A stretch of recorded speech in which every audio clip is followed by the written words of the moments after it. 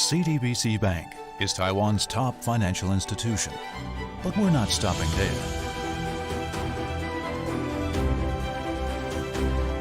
We're crafting an international brand and already have over 370 outlets in 14 countries. We are by your side, ready to embrace the future.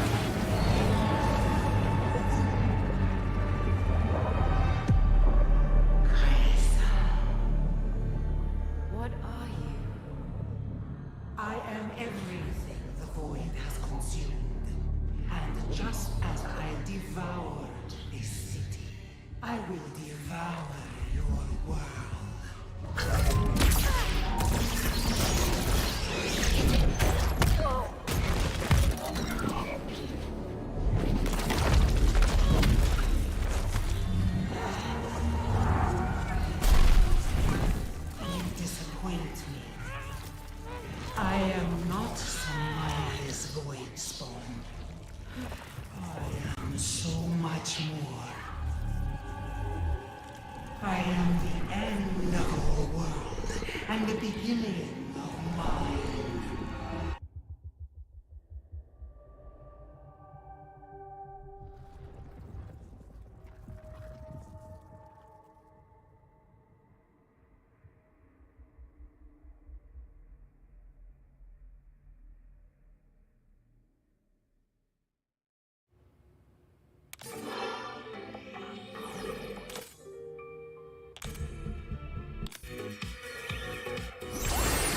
Hit hard, hit fast.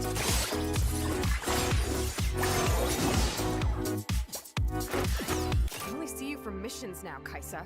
What happened to best friends forever? Akali, I know I've been...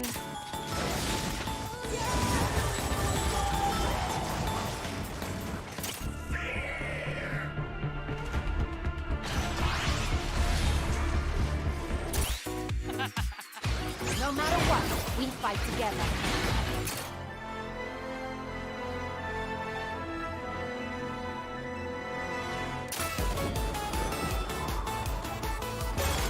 Never be afraid to listen, this little girl.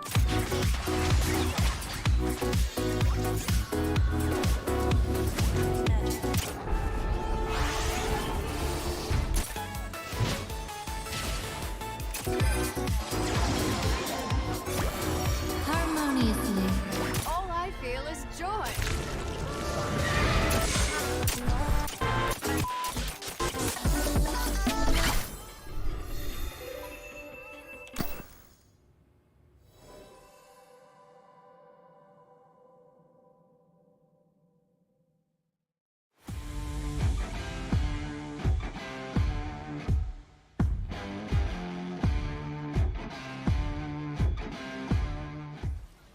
Cut you off, okay, arrow, blocked here, and everything used now for Wako. Base call, but it takes the support away, he flashes out, the AoE enough, almost, the depth gun takes him live, Zenbomb, the blind man, when it matters, he comes in to count his debut game, they set him up to succeed, Zenbomb Sakura, Kageyoshi for the triple.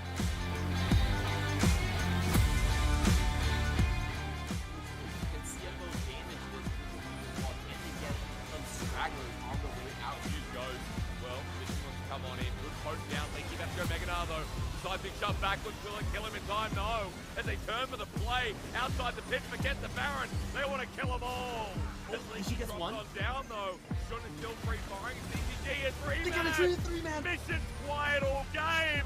Then he pops up and hits them with that one.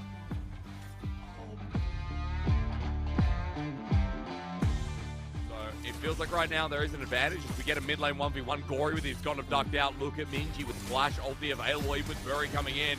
Minji dodges away, goes to the side, jumps in, and he's dead. In an instant, Subjugate's stolen as well. So Gory's now taking up as the Sonic Wave resonating strike turns into a double.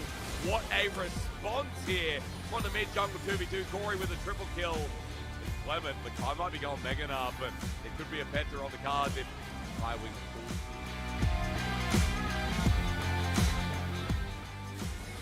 Damn, Hanabi was actually about 40% extra HP over YSKM, and YSKM still wins this. He starts off with a precision protocol that was already charged up. He gets the true damage portion to go in, and then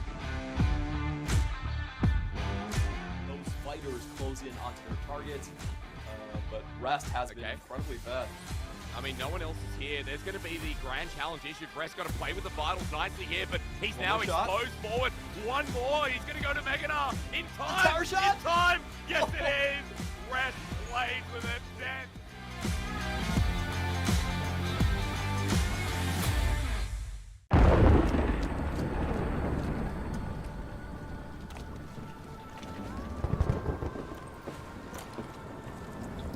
Evils, ancient and deadly, exist in every corner of the world. They have made themselves comfortable, taking what is not theirs, gorged on the suffering of others. I will face them all and crush them. Lord of the waters, grant me swiftness for this trial.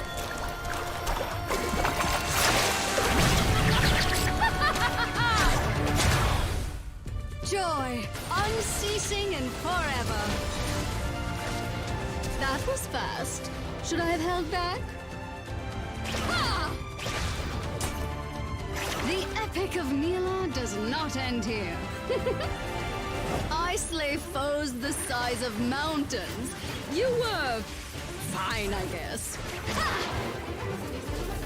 Give me 5, demon! Ow! That was way too hard!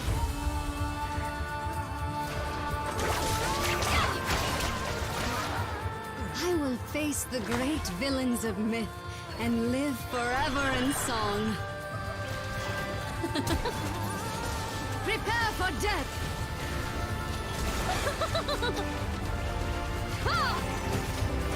Now you know what you're up against.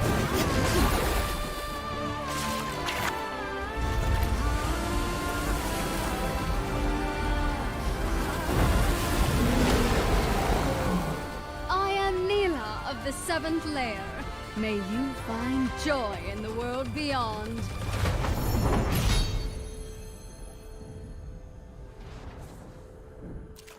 I hope the heavens are watching. I hope they're nervous.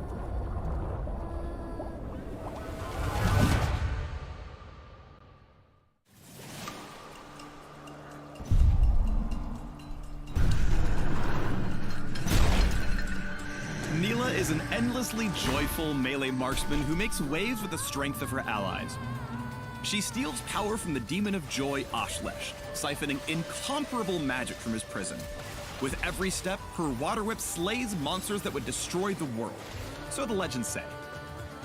Welcome to the Neela Champion Spotlight. Joy, unceasing and forever. Neela's passive, Joy Unending, makes ally heals and shields more powerful on her, increasing their value by a small amount. When a nearby ally casts an ability that heals or shields Neela or themselves, Joy Unending buffs both of them for the bonus value. See, everyone's happier when Neela's around. Joy protect you! Though she's quick to crush foes, Neela is a caring friend. When she last hits a minion, she'll whip up some bonus experience and split it with the nearest ally. Such happiness! Use Neela's Q Formless Blade to attack enemies with her Water Whip. Roll 3d10. Wait, no, that's not right. Formless Blade strikes in a line, damaging all enemies hit. Hitting an enemy increases Neela's attack range and attack speed for a few seconds, and her basic attacks will splash in a cone, dealing additional damage. Formless Blade has a short cooldown. If you hit it consistently, your sustained AoE will wash enemies away. My waters cut deep. With Formless Blade's passive, damage against champions will ignore some of their armor and heal Neela for part of the damage dealt. This effect scales with a crit chance and can overheal, granting a shield. Neela's W shrouds her in Jubilant Veil, where she briefly gains bonus move speed and dodges all incoming basic attacks. She also takes reduced magic damage to really rain on her enemy's parade. Touching an allied champion hides them in the Veil as well, but they'll be protected for a shorter period. With her demon hunting responsibilities, Neela must be swift as a coursing river. Her E, Slipstream, lets her dash through a target unit, damaging all enemies she passes through. Neela can hold 2 charges of Slipstream at once, and she'll always move for a set distance, so get ready to go with the flow. Cast Formless Blade during Slipstream to pull a wave in your path, dealing damage and activating your empowered attacks. Neela unleashes a surge of power with her ultimate, Apotheosis, lashing her whip in an area around her. With the final burst, she pulls enemies in toward the center. Apotheosis heals Neela for part of the damage dealt, converting any excess healing into a shield. This effect scales the crit chance and is granted to nearby allies. After all, joy is meant to be shared. Now you know what you're up against. In lane, longer range opponents can easily poke Neela out, so rely on Joy Unending to keep you healthy and gain extra experience. Neela's self-healing and armor penetration scale with crit chance, so you'll need a few items before you're really whipped into shape. When you're ready to dive in, managing Neela's mobility is key to giving your enemies whiplash. As a melee marksman, she has to be especially alert to stay out of hot water against tanky frontliners and bruisers. Slipstream has a long cooldown, but it holds 2 charges and targets allies as well as enemies. It's a powerful tool for maneuvering around a teamfight, if you use it wisely. Jubilant Veil can also ensure Neela's survival by blocking basic attacks, and you can even use it to protect your teammates in a pinch. There may be an I in Neela, but there isn't one in Team. She wants to be the star of every fight, but be sure to stick with friends who can keep her alive. Without support, your tail might end up with an H2 oh no! Remember my name. Neela's true power lies in mid and late game team fights when your foes are grouped up for cutting down. Activate Formless Blade's passive as often as possible and you'll topple the greatest of giants. Clump up enemies with Apotheosis, then use Formless Blade to empower your attacks and deal tons of damage. Combined with ally heals and shields, you'll slice through the enemy like a whip sword through butter. Joyous. With skill, grace, and a water-bending whip sword, the Joy Unbound will slay with a smile. Continue the epic of Neela at the links below. And how strong are you?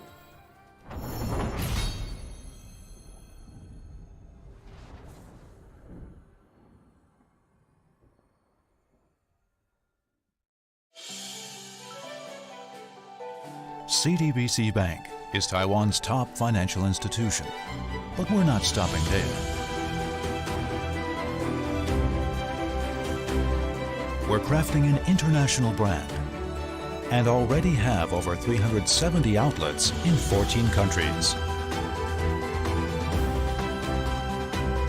We are by your side, ready to embrace the future.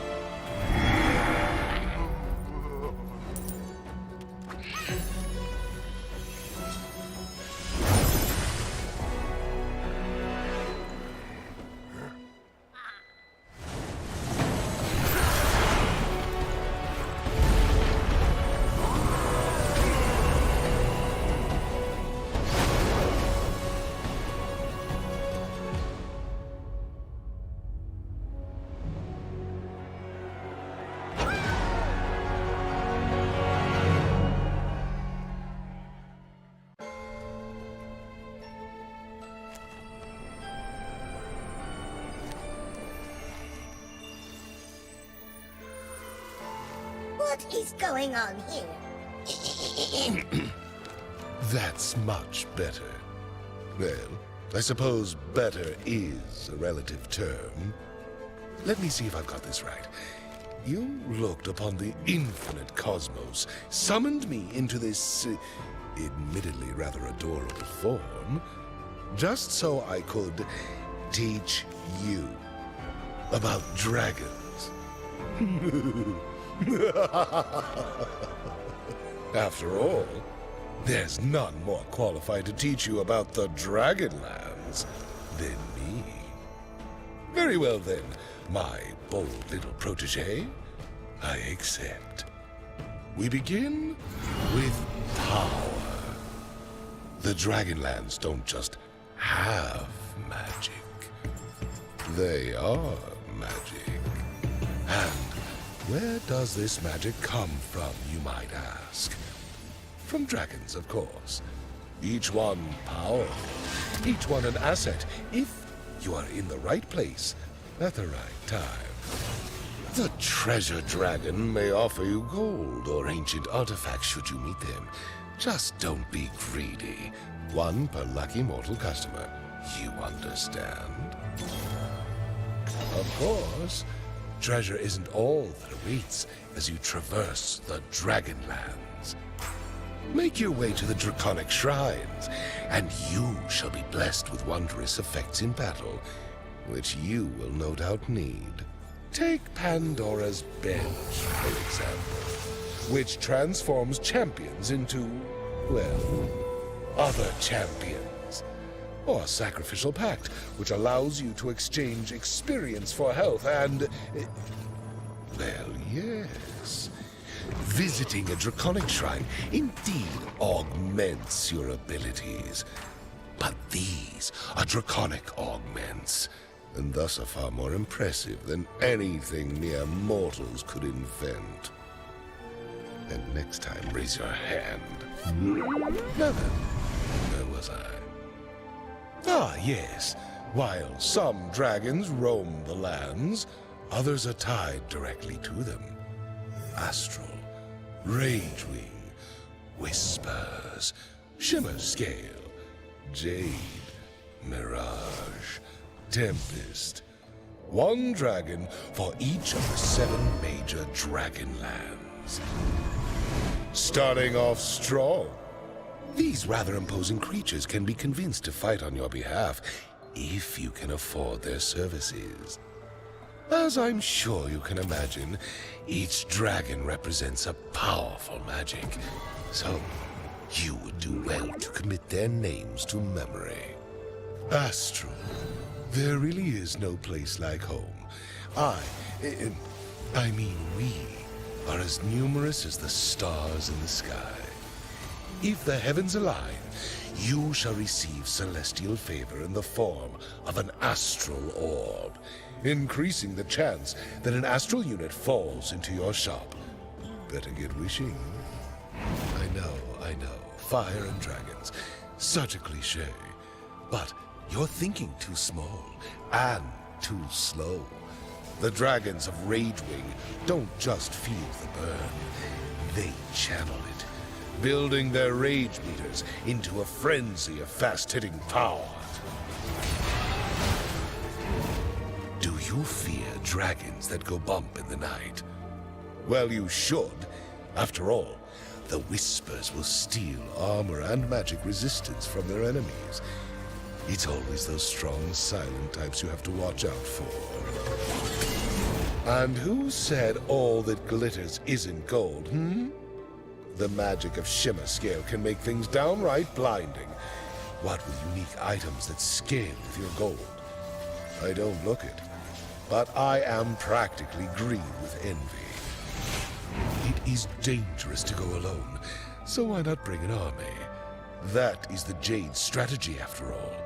Jade statues protect even while asleep, but attack them, and they are bound to wake up.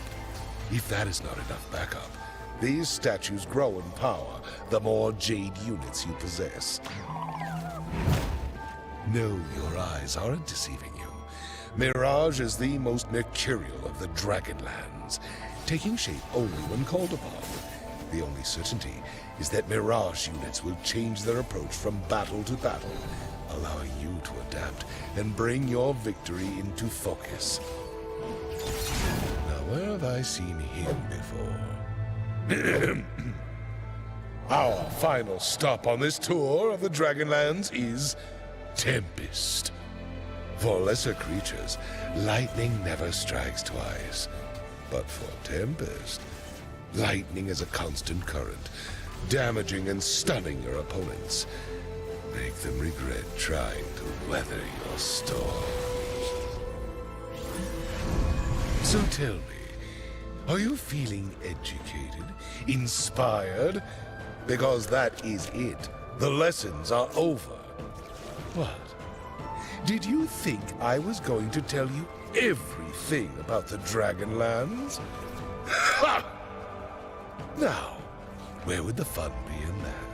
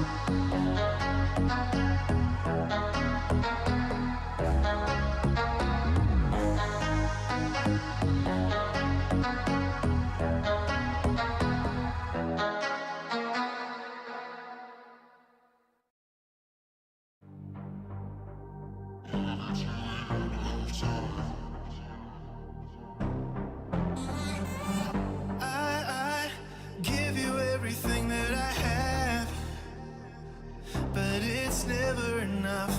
I try to take you through to the end and love you till the end of time. You always get what you want, that I won't stop fighting till you understand, that I'll love you till the end of time.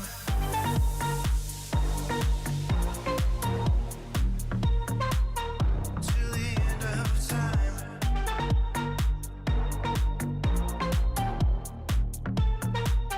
Till the end of time. Girl, I want you every night. Come on over. Girl, we do this every time. Come on over. You always get what you want, that I won't stop fighting till you understand, that I'll love you till the end of time.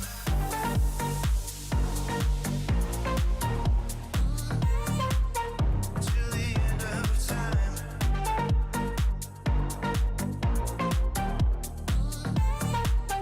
Till the end of time.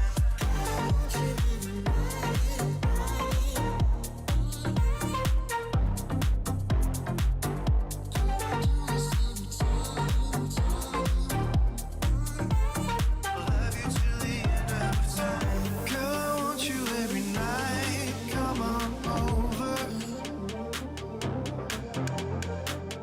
Girl, we do this every time. Come on over. Love you till the end of time.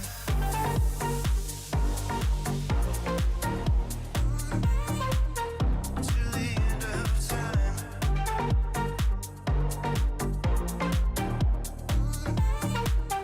Till the end of time.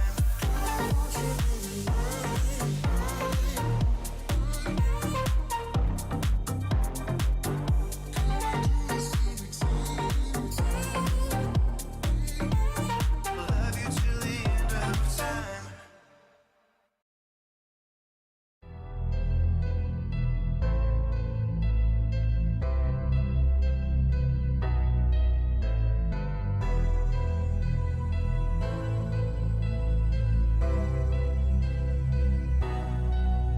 I had a dream I was chasing, I was facing intimidation, but I stuck to the basics. None of that public relations, the rest of y'all was out on vacation. No debating, no conversation, no invading this sovereign nation. I was tested, invested, and blessed, and you guessed it, I made it.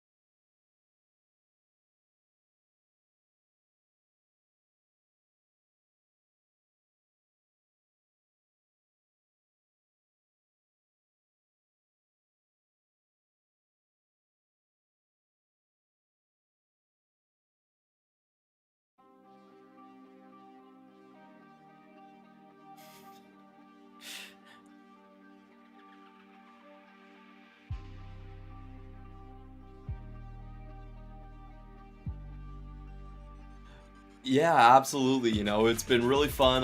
You know, we might be having a bit of technical difficulties right there, but what I wanted to say is that our sponsors are very, very much appreciated. CTBC, especially right there, just filling in the gaps if there were some things that happened right there. And you know, I'm gonna be solo casting for a while. Welcome back to week 6. This is the final week. We're on day 2 right now, and today again we're starting early at 4 p.m. We're going to be taking 6 games throughout, and we're going to be starting with a J team matchup against PSG, a game that is very fun because J team has not yet taken down the top of the ladder just yet. And okay, I guess I'm going to continue on for a while as we do have some technical hiccups right here. I'm really sorry about this one. We're trying to deal with it as soon as possible. But I will look at yesterday's results right here. And the big thing is that, of course, J-Team finally coming back after being absent in week 5. They won both of their games. And yesterday, unfortunately, we also saw a Jewish team dropping out of playoff contention. We're not able to close in on the 5-win mark. So with that, we have our top 8. All of the playoff teams are now locked into the postseason. And then we have the top 6 versus top 7 and 8 divide, as we see right here. Right. We had really fun games yesterday. Let's see if I'm coming through. Are you able to hear me? Is everybody able to hear me? I can hear you. I can hear you. For taking a little bit of a rough start to things. Hopefully this is all going out, but thank you for taking over for the start of it. We did have quite a lot of interesting stuff happen yesterday. I wanted to get deep into that, but we're already moving forward. And the crazy thing about this standings is it's still up for grabs. Anyone can take that #1 seed. That doesn't usually happen in a league with PSG talent. Absolutely, and that was what I was just harping on about. It's that the top 6, they can still actually overtake each other. They're still within striking distance. Everything's going to come down to these last 3 games in here. So we'll see what happens in today's standings. Unfortunately, Impunity and Meta Falcon, they're not going to be able to catch up to Mega Bank Beyond Gaming at 6th place because of the 4-game difference right here. But if we look at the top, it's super fun. We really have a super contested top 4. Also, to remember, Type 8 J Team can still catch up to the top 3 that we see here because they've actually played less games. So don't count them out. The really important thing is probably to look at the number of losses that these top teams have. So it's really a top 4. And then we have a 2-man step between Frankie Esports Beyond Gaming, and then another 2-man step between Impunity and Meta Falcon Team. I'm just going to continue to go on a little bit. Please do take over. Apologies for the technical difficulties. We'll try to get that sorted out as soon as we can. I'm just going to keep on speaking for now until we get confirmation that Pyra is back, of course, here. And I do want to remind everyone of our playoff format. We're going to be taking a break after this week, and then we're going to be heading into postseason. Top 8 into playoffs. Top 2 get a bye in the upper round bracket, and then we have 4 teams starting on the top side, and then 2 teams in the lower bracket. So no elimination chances for them. Today's matches, we're going to go into it. Again, J-Team are going to be playing 2 games, and this is the most important day for J-Team because they have to beat PSG Talon and CTBC, who are the top 2 teams in our standings. And I will continue to go on just a little bit more. If we look further down, I think a couple of the big matches here is definitely going to be for Mega Bank Beyond Gaming and PSG. These matches, you know, in theory, they should go into their favor, but, you know, Mega Bank, their legendary run to the top of the ladder is still there, so we want to pay close attention to that. And DCG versus Jewish Team is also interesting because the last time these teams actually faced each other, it was Jewish Team that came out with the lead. And wow, Pyra, you have gotten far more handsome and much better dressed during this technical break. I wonder if you're back. Talk to me if you're back. Okay, looks like Pyra is not back, but we can look at his beautiful bust right now. This is definitely the Pyra I remember in my dreams. And we're going to be heading on to the first game here. Of course, it's going to be J-Team versus PSG. Last time these teams faced each other, we had J-Team come in with a very adaptive, innovative strategy. We actually saw the Seraphine and also the Swain Vi combination that really kept Gory down. It was probably Gory's worst game in terms of just raw statistics, and that's the strength of Uniboy and Kongre. But at the end of the match, Hanabi came in and saved the day with his unstoppable Kale. So J-Team definitely looking for revenge there. They're going to be starting with Rock today into the top side. The rest of the roster remains the same. Kongre, Uniboy, Little V, and Enso. So I think if we're looking at this team, the biggest selling point is definitely still Kongre and Uniboy. In my opinion, best duo that we have in the PCS. And I would say better than Gory and Bury on the other side too. They played much more of a two-man game. There's much more synergy between these two when they start roaming towards that bottom side. Another big thing to note is Rock cementing his place in the roster. We started this season looking at Rock as kind of the, the pub stomp player where he would come in versus Jewish team versus 7-9s. But I actually think he's overtaken Driver right now in their priority. He's had some really good games outside of the gameplay, which is important to note. He has a 20 KDA Gnar, he has the 14 KDA Gwen, and I hear that we have Pyra back, so I don't have to monologue. Pyra, are you there? I appreciate it. Hopefully, everything's working. I am ready to be back into this one, so we'll see if it sounds a little bit better, and thank you all for being so patient. And Clement, thank you for heavy lifting on all the roster stuff as we get into this one, get underway. I know you were talking about J-Team, and I feel like it is a lot about that jungle mid, and for PSG Talon, it's kind of all about that new mid in general, because Gory has been the new hotness for the squad, a lot bigger of a carry than their previous mid laner Bae. Absolutely, and we saw yesterday that PSG are just going back to the default Azir first pick. They tried to go with the Talia first pick, it didn't really work out, and they were like, we'll just scratch this. If Gory Azir has carried us so far and has done 50% of our team's damage in yesterday's games, what's wrong with it? So if I look at this draft between these two teams, the most important thing is who gets the Gnar, which is 100% win rate between both of these players, and what do they decide to do against the Azir, which is a late game champion that can sometimes be exploited by Uniboy's champion pool, like the Ahri, like the Lissandra. Yeah, that's the thing, right? Like, I think Uniboy's pool is going to be a little bit healthier with regards to that, but when you do compare these two, it is worth noting that Gory's doing more heavy lifting on his team in general because he doesn't have somebody like Kongye in the jungle. He's got Bury, who's kind of sitting back and relaxing a little more. So Uniboy's stats look better, but I also think it reflects his role on the team. Absolutely here. Uniboy actually has had a pretty interesting split. He's hung back a little bit more. He's tried to roam a little bit more. So we've actually seen, in terms of his stats, a much less lane dominant season coming out from him, but still, I would say a much more successful one. Of course, that bot lane strength is something we have to pay close attention to. Enzo yesterday had a great Nami game, was able to interrupt a Lee Sin Q2 in mid-air to give them a team fight win. So we're gonna go right into the draft. And J-Team, I wanted them to challenge Gory's Azir, but it looks like they're not looking forward to it. No, that's the thing, right? Like, you could let them have it and you could put all that risk on you, but why do that if you don't have to? They ban it away. They ban the Poppy as well, which has been a very, very strong staple across the world at the moment for its ability to just reset fights and give you numbers advantages. PSG ban out the Lucian. They ban out Renata as well. Enzo definitely has been playing that incredibly well. Also the Sylas ban. So a couple of targets towards Gory. I do think that makes a lot of sense, identifying a potential strong point there on the roster. I like this from J-Team. What they're doing is they're calling out the fact that PSG is far too over-reliant on Gory as a playmaker. So you take away the Azir, the Shurima shuffle, and then you take away the Sylas, who has been the main engage tool for PSG, and then you force someone else to step up on their side. I like the strategy, I like the throwdown here, and they also select a strong bot lane for themselves. Yeah, they give themselves the Kalista. That's a champion that hasn't actually lost for J-Team this split. It's been 3 for 3 in Lil V's pocket, but PSG, they're going to answer with the most played for Unified. It's Aphelios. I mean, yeah, I guess he's played as many Zeri games, but it was open, and he opted into this instead. It is worth noting that. It does seem like PSG are just going to go with tried and true, just slow, steady strategies, have hyper carries again here.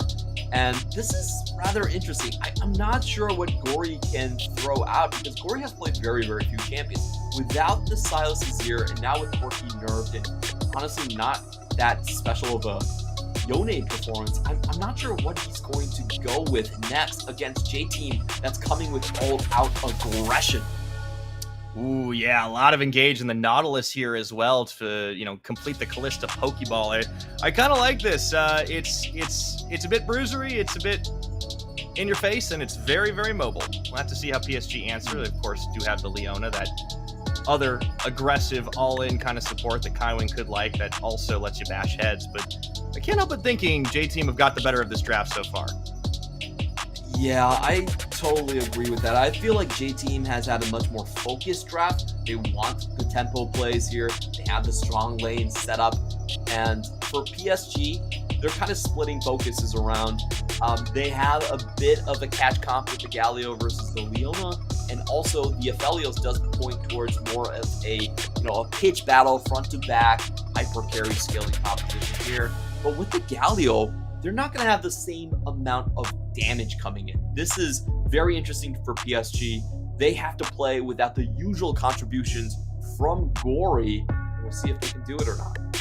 I wonder if this speaks to a bigger Hanabi carry role, right? Because the last time these two teams met, you have to remember that was the ill-fated Vi for Kongye, and it was Hanabi who was just basically solo carrying on Kale. I could see it again. Yeah, that would be a pretty fun composition to run.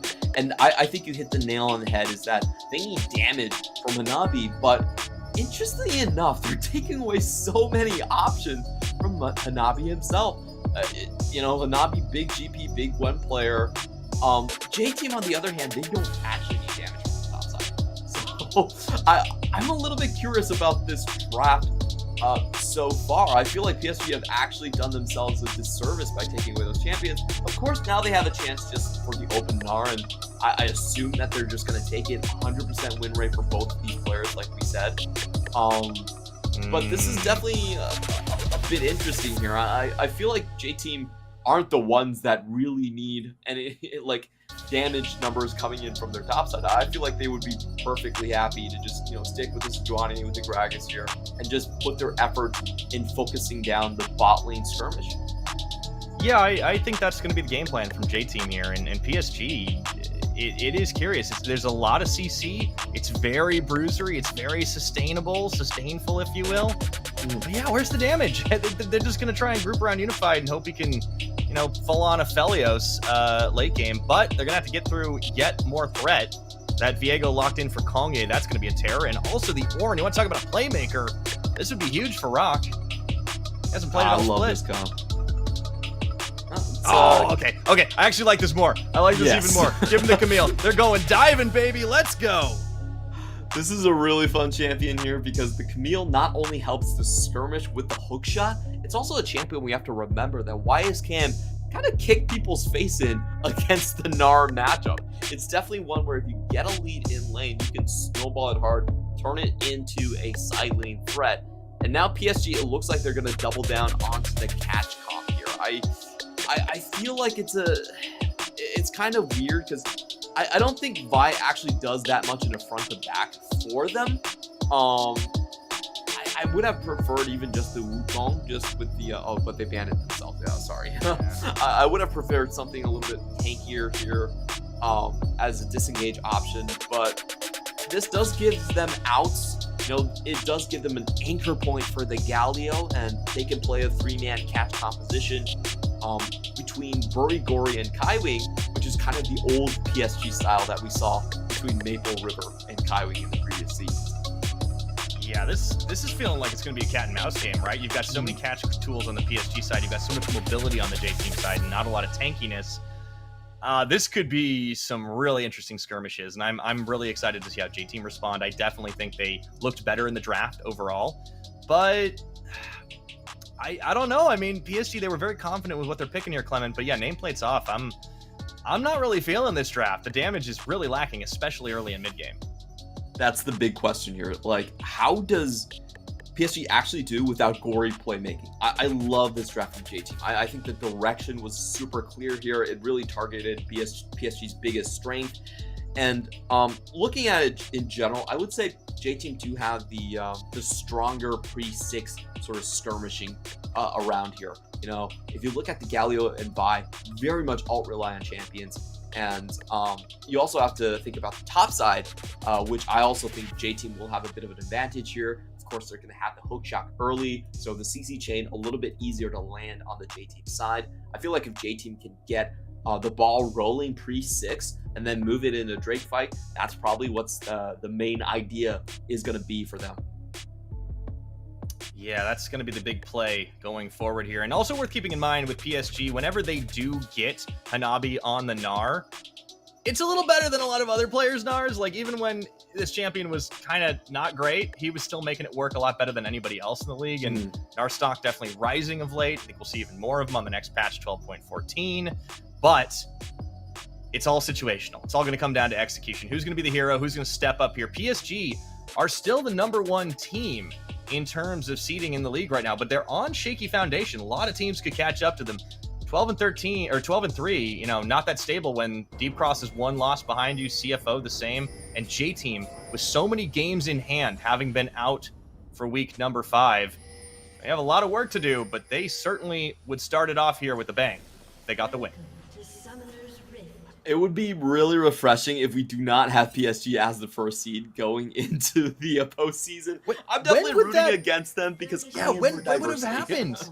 I'm trying to think back, like the last couple of splits, and it kind of feels like, yeah, they're always the #1 seed. Every split, though, a team gets closer. A team knocks them out to the lower bracket. We saw it happen with CFO in spring, only for them to come back in such a close series. The gap is closing, Clement, at least here in the PCS domestically. Absolutely, and we're going to be taking a look at the Summoner so far. I want to point out, very interesting, Unit Boy has actually gone for the first strike over the Electrocute because of the matchup versus the Galio. He knows he's going to get a lot of free damage, a lot of mileage out of that Keystone Rune here. And also a fun little start here coming in from Bury, as he did drop a ward and then go back for the Sweeper. Comes back alone onto this red buff that he should know that is warded. It's a nice bit of tech, but he's just going to put, obviously the ward's down itself. I don't know if he's going to want to sweep it because the information's already gained, right? So see what he can do with all of that as we get underway here. Uniboy up against Gory. This will be curious to see Gory on a champion like Galio. We normally expect the big playmaking potential out of him, and Galio can do, but he's not exactly the assassin type of champion. Yeah, it's really interesting to see Gory's instincts play out here because he usually is a backline diver. And we also have the J-Team patented level 2 gank it's Kongye, let's go. Coming in from Kongye. We see this so often for J-Team. Like, if J-Team start on the bottom side, it's almost a sure bet that Kongye is going to try something like this. They also know where the buy is, but we did get pings from PSG and Bury, so I think Bury might be catching him in the act. No! Ooh. He's going to avoid the encounter with Viego, but that's his blue buff. Yeah, that's going to be gone. If he doesn't sniff that out soon, he's in danger of getting 3-buffed. And not only that, his Grom's getting taken. Enzo roams up as well. Even Lil V was up river. PSG have to know something's up here. And I'm really keen to see if Bury gets the memo. Well, he's going to spot it. There we go. But unfortunately, he's lost out on his buff, and he has a level disadvantage. So now the chase is on. Spectral Law goes through. Bury down to half health. Going to be forced to use his flash in this case. Says denting blows off, but there it goes. Not a great start for the PSG jungler. Yeah, beautiful punish from J-Team. They catch sight of Bury early on. They invade with the strong Kalista bottom lane, and this is guaranteed 3-buff here. It could be a situation where we see 3-buff into double scuttle if Kongye does decide to go for it. He's going to go for the top lane, knowing that Bury just based, and he still has that winning mid and winning bot to go for a double scuttle if he so chooses to. Bury's not even going to really try and contest the other scuttle. He's just getting his Krugs to try and get the EXP back. Yeah, he's going to be set behind for the moment and not going into a dangerous situation. So Kongye gets a lot out of that roam. He has spot lane backing him up, and it's not going to reflect in the gold for a little bit yet, but that makes a huge difference, especially when you're talking about a very ultimate dependent champion like the Vi. you're not going to be able to do nearly as much, and I kind of feel like that gives J-Team the go-ahead to just have free reign on the map in the laning phase. Absolutely. I would say Vi is definitely one of those champions that feels like she can have very binary results.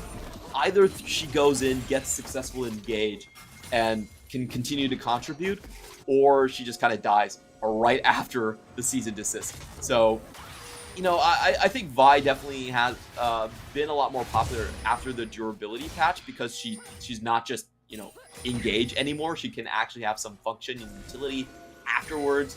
But with this sort of a start where you're already 3 camps behind, good for him to picking up the scuttle, it does mean that you have to be extra careful with your engages. There are a lot of situations where you just go in, you get evaporated before the Galio even lands. Yeah. So J-Team definitely off to a good start here by setting Bury behind. I did want to talk a little bit about J-Team and how they had struggled in the previous week we saw them play a full week of League.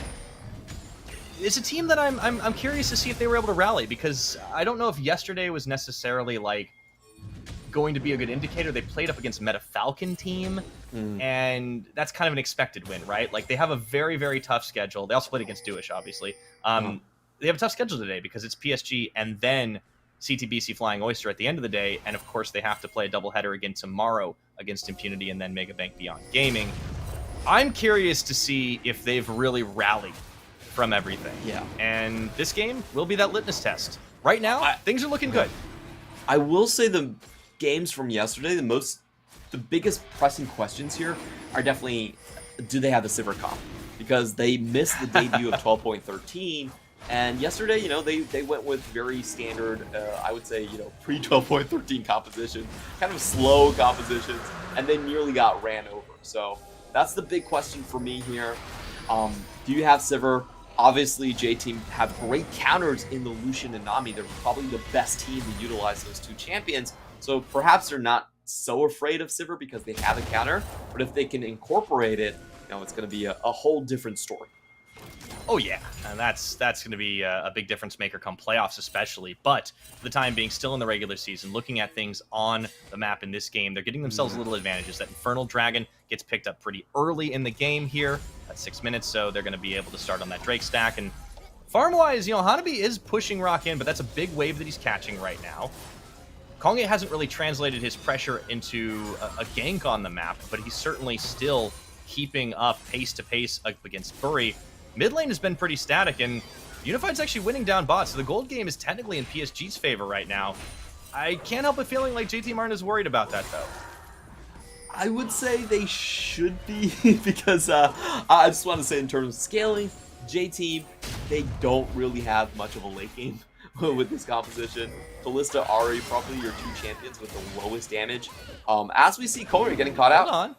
Yeah, he has to use a Spectral Maw to try and get out of there. Hanabi chasing him as well, and now you can see Gory going for a wraparound as long as Kaiwing. The flash is burned on both sides. Looking for the first blood. They're going to get it. There we go. Hanabi with the long chase joined by Bury manages to get that kill, and Konge set behind himself. Yeah, not a great flash being used right there. Bury great with the Q hold into the range. They also had the Galio to chase up there, so unfortunately for Konge, they're just caught at the wrong place at the wrong time. Ooh.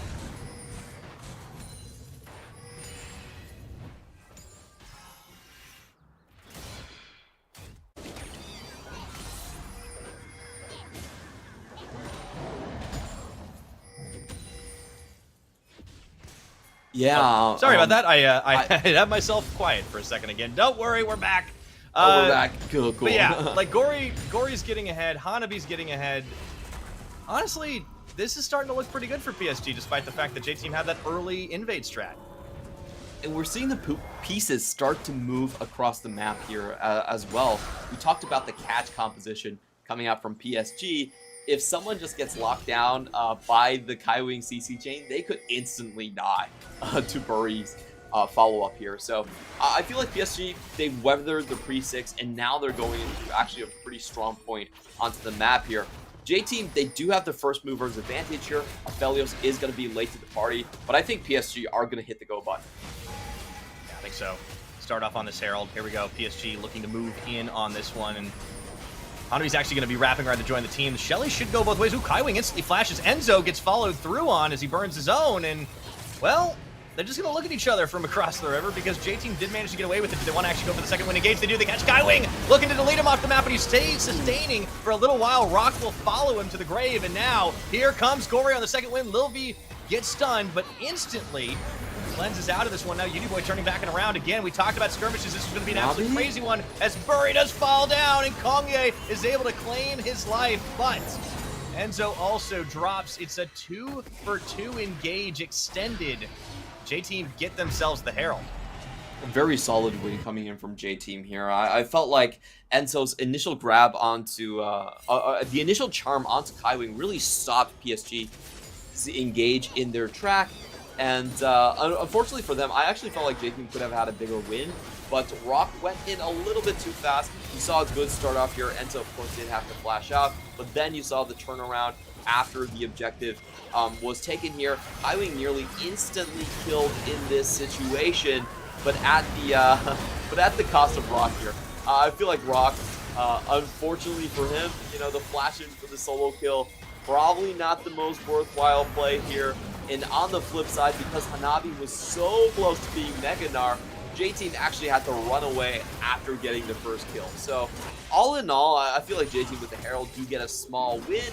Could have been a bit better.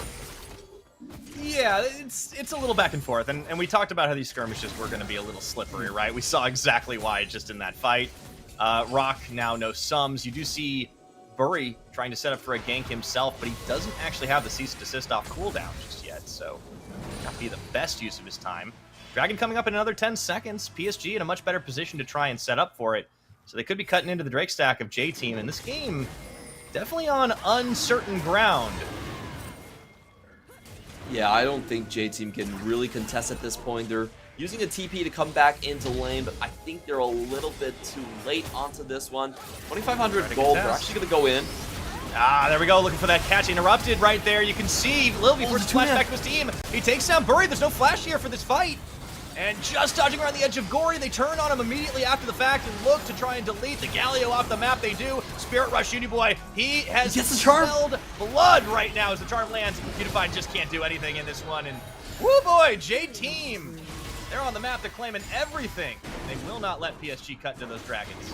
Oh, what an amazing turnaround coming in. I thought J-Team was a little bit too late to the party right there, and we saw Kaiwing with a beautiful start onto Little V, but what really changed was the interrupt from Enzo. As everyone was charging at the Kalista, Enzo was able to knock everyone up with the Death Charge, keep his AD carry alive throughout all of that. You know, let's watch this again as he does manage to get the Death Charge onto Kaiwing. They manage to kill Vi, and then they get the ultimate into the backline. Gory just finds himself left alone here, and Uniboy uses him as a surfboard to reset into the backline. So I've got to say, Enzo has been so damn impressive throughout most of this week, and that's another great demonstration. Ooh, Hanabi. Yeah, we're going to see more Exec Ultimatum now, and Kongye, the Rock blinded up. Kongye looking to set it down, but nice hop and a flash. Let's see if he can get away from this one. He's burning and burning and burning. The hook shot coming through, and they cut him off. Rock will claim the kill on that one. And well, the action just keeps on going, but Clement, all of a sudden, it's a pretty big swing in J-Team's favor, and you said they needed to do it. Well, they've got it now. They're definitely on the snowballing path already. They have the Drake pressure here with the Drake stack and the Herald and the super strong winning bot lane. Gory? Gory? He just walked up. I mean, he got to tower. Sometimes a straight line is not the fastest way to your destination. Gory is just completely isolated. And even the teleport getting spent by Hanabi, they can dive this again. They're going to do it into the taunt. He's got no Gnar bar. And they're just handshaking into death. What was that? What just happened? I was looking at that, and I did not think that Gory was going to walk through that path. That was the weirdest decision-making I've ever seen from PSG.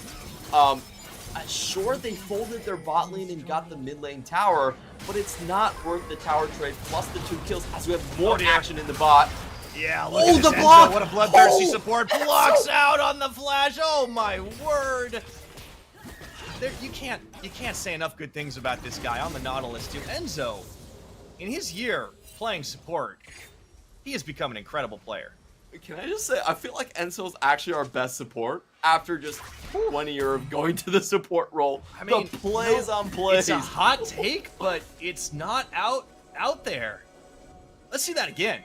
Oh, that was so sweet coming in from Enzo. So we have the 2v2 right here. He does get the bush gank here, and watch this. After the flash, blocks the Q, knows that the Vi can't hold it in that long, and gets the finish. My goodness. PSG getting themselves knocked up and all around the map, and the gold lead is about 3,000 and some change. Next dragon spawning in a little bit. We haven't even talked about how it's going to be a Hextech Rift this time around, so a lot more mobility even added for J-Team. Mythic's pretty much completed on everyone at this point. A pair of Divine Sunderers up top side. The Immortal Shield Bow for the Callista down bottom. PSG are going to have to hold out hope they can get to late game here, or maybe get a few miracle catches as they do find Lil V. He cleanses, but the follow is there, and the Goon Squad collapses on him. So they will get shutdown goal if Bounty falls to Gory. Exactly the three-man setup that we were talking about. Not sure what Callista was trying to do there. His team's taking her Herald in the meantime. Definitely a mistake by Little V. But it doesn't look like PSG can actually answer with a tower take of their own. Navi's coming in with 0 Mega Narbar, and that could be very dangerous for the Ancient Yordle here as we see the wrap towards the tower. Yeah, J-Team actually getting more out of it despite the kill going over to PSG. Yeah, it just feels like you got to go back to the draft, because the champions that they opted for when there were a lot of other choices available, they just didn't do enough damage. Sure, they can catch people, but these sustained engages, they just don't do enough. So Herald gets dropped in the mid. Kongye does get rooted, but they can't really follow onto him. Losing that inner tower is going to hurt too once Baron starts to be a viable opportunity. But we're still about 16 minutes into this game. And the most criminal thing, I think, is that Uniboy hasn't got a kill. Oh, true. Yeah. It's quite a suave agent, though, 007. We did have a 600 gold bounty going the other way, with Little V falling there as well. So PSG definitely having some comeback moments here. I will say it's a little bit early, but I'm going to be very upset if J-Team win and then you still don't give the MVP to Enzo, okay? Enzo has been playing out of his mind for the last 2 games. He's had the highlight plays in both. You know, I don't care about the KDAs. That's not fair to supports. So if J-Team win, it's already locked in, okay? Production? You hear me? You know, it sounds like something. That sounds like something a support player would say. I do play quite a bit of support. That's definitely as an AD carry, I'm like, I think I've heard that before. All right, we got the dragon fight. Double teleports expended. Dragon gonna be procced out of the pit right now. Unified looking to join up with the rest of the team. Here comes Gory on that TP. J-Team gonna back away as they know they don't have the numbers advantage yet. I would say J-Team actually have very good positioning around this one. Hanabi holding onto his Mega Narbar just right. Yeah. The problem here is, Heartbreaker expended. That's actually pretty big. But J-Team's still feeling themselves. They're still feeling strong. Keep your eyes on Kaiwing, though. That Solar Flare is going to be the big difference. Yeah, and they don't see him, so he can just pop over the wall here if he lands the E. Charging. What a tense Dragon Dance. Charm does land, but the Galio's already out. Had that buffered. On the Justice Punch, it's going to be started. I think PSG, here comes Kaiwing. They cleanse out of this one, but they do find a pretty big Narsh, just pinballing the team. And now PSG are on the roll. They get 1, 2, 3, and they are out of there. Kongye forced to flash back to the safety of his tower. PSG going to make a big play to come back into this game. Yeah, that positioning was just way too good for PSG. They had the Mega Gnar holding in the right condition. They also had the Leona across the wall. I don't think J-Team could have engaged from that angle. Like, that was a little bit too rough for them. They have very short range carries, and PSG had the wombo combo in line. I don't think Little V got a single auto attack off there.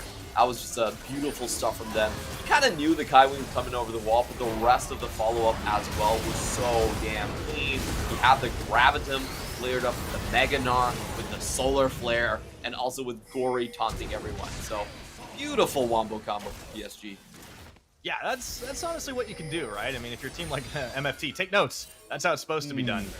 I really like the layering of the crowd control. That was really, really solid execution. It does speak volumes about PSG's coordination, something that we know has been a big point that they've wanted to develop more with their newer players, with their Korean players who have been hard at work studying Mandarin, making sure that they have a little bit more on the up and up. Obviously, Gory, already had a bit of a head start, but all the same, it's never going to be 100 to 0, or 0 to 100, I should say. And it seems like all the reps they're putting in are paying off. Absolutely, PSG, it didn't feel like they had any communication problems at all. If you look at the other Korean imports, especially with Impunity, it's pretty evident that sometimes the calls are not going the way they're supposed to. And PSG, I just think they're so experienced with their management and their coaching staff that it really didn't show. Like, if you told me Gory and Bori both spoke Mandarin, I would totally believe you. Yeah, and it also just, I think, it's speaking volumes about the effectiveness of their practice as well. Because clearly these are 5 players that trust each other. From the PSG core, I mean, that much is obvious because we've seen that time and again over the years. But even when they make changes to the roster, bringing in new players, I think this has worked out well for them overall. Not without some issues. They have had a couple of concerns in this game so far. We'll see as an engage starts on 2 fronts here. Kaiwing looking to start onto Uniboy. Enzo and Lil V finding a little bit of damage. Ooh, there's the stopwatch pop by Gory. Moonlight Vigil as well does zone out Lil V and Enzo. And Furry going to be caught quite in the middle of everything, but they spend a lot of tools defensively. Shut down onto Rock does mean that Unified's going to get some serious gold in his pocket, and J-Team are going to take that as a retreat. Yeah, I feel like J-Team are just kind of running themselves into a brick wall at this point. Their composition can't really take PSG front to back.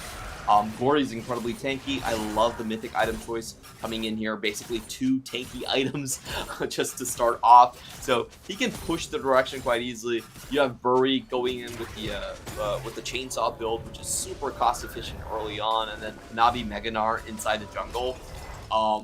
That seems like a recipe for disaster if I'm on J-Team's side. So I feel like J-Team, the target selection here was a little bit odd.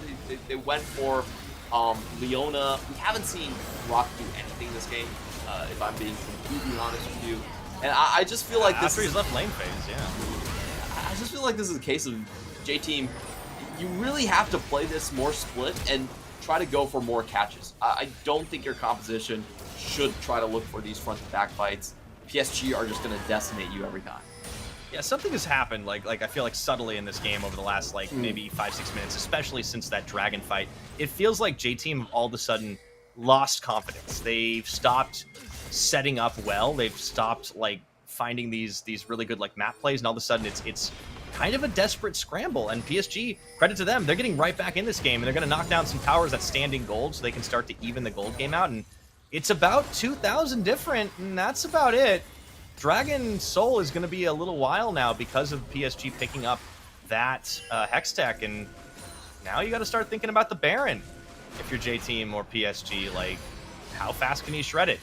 Probably not that fast if you're PSG, but you can win a fight and take it all the same, so J-Team have to be aware.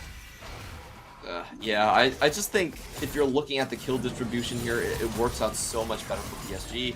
They actually have all the kills on their damage dealers, one going over to Gnar, it's just fine. And PSG have an incredible front line in this one. Gory is going to be out-damaging Uniboy. Aphelios is already out-damaging Little V, so that means you just can't take the 5v5s anymore. J-Team, they need to think of more creative ways to pull people across the map.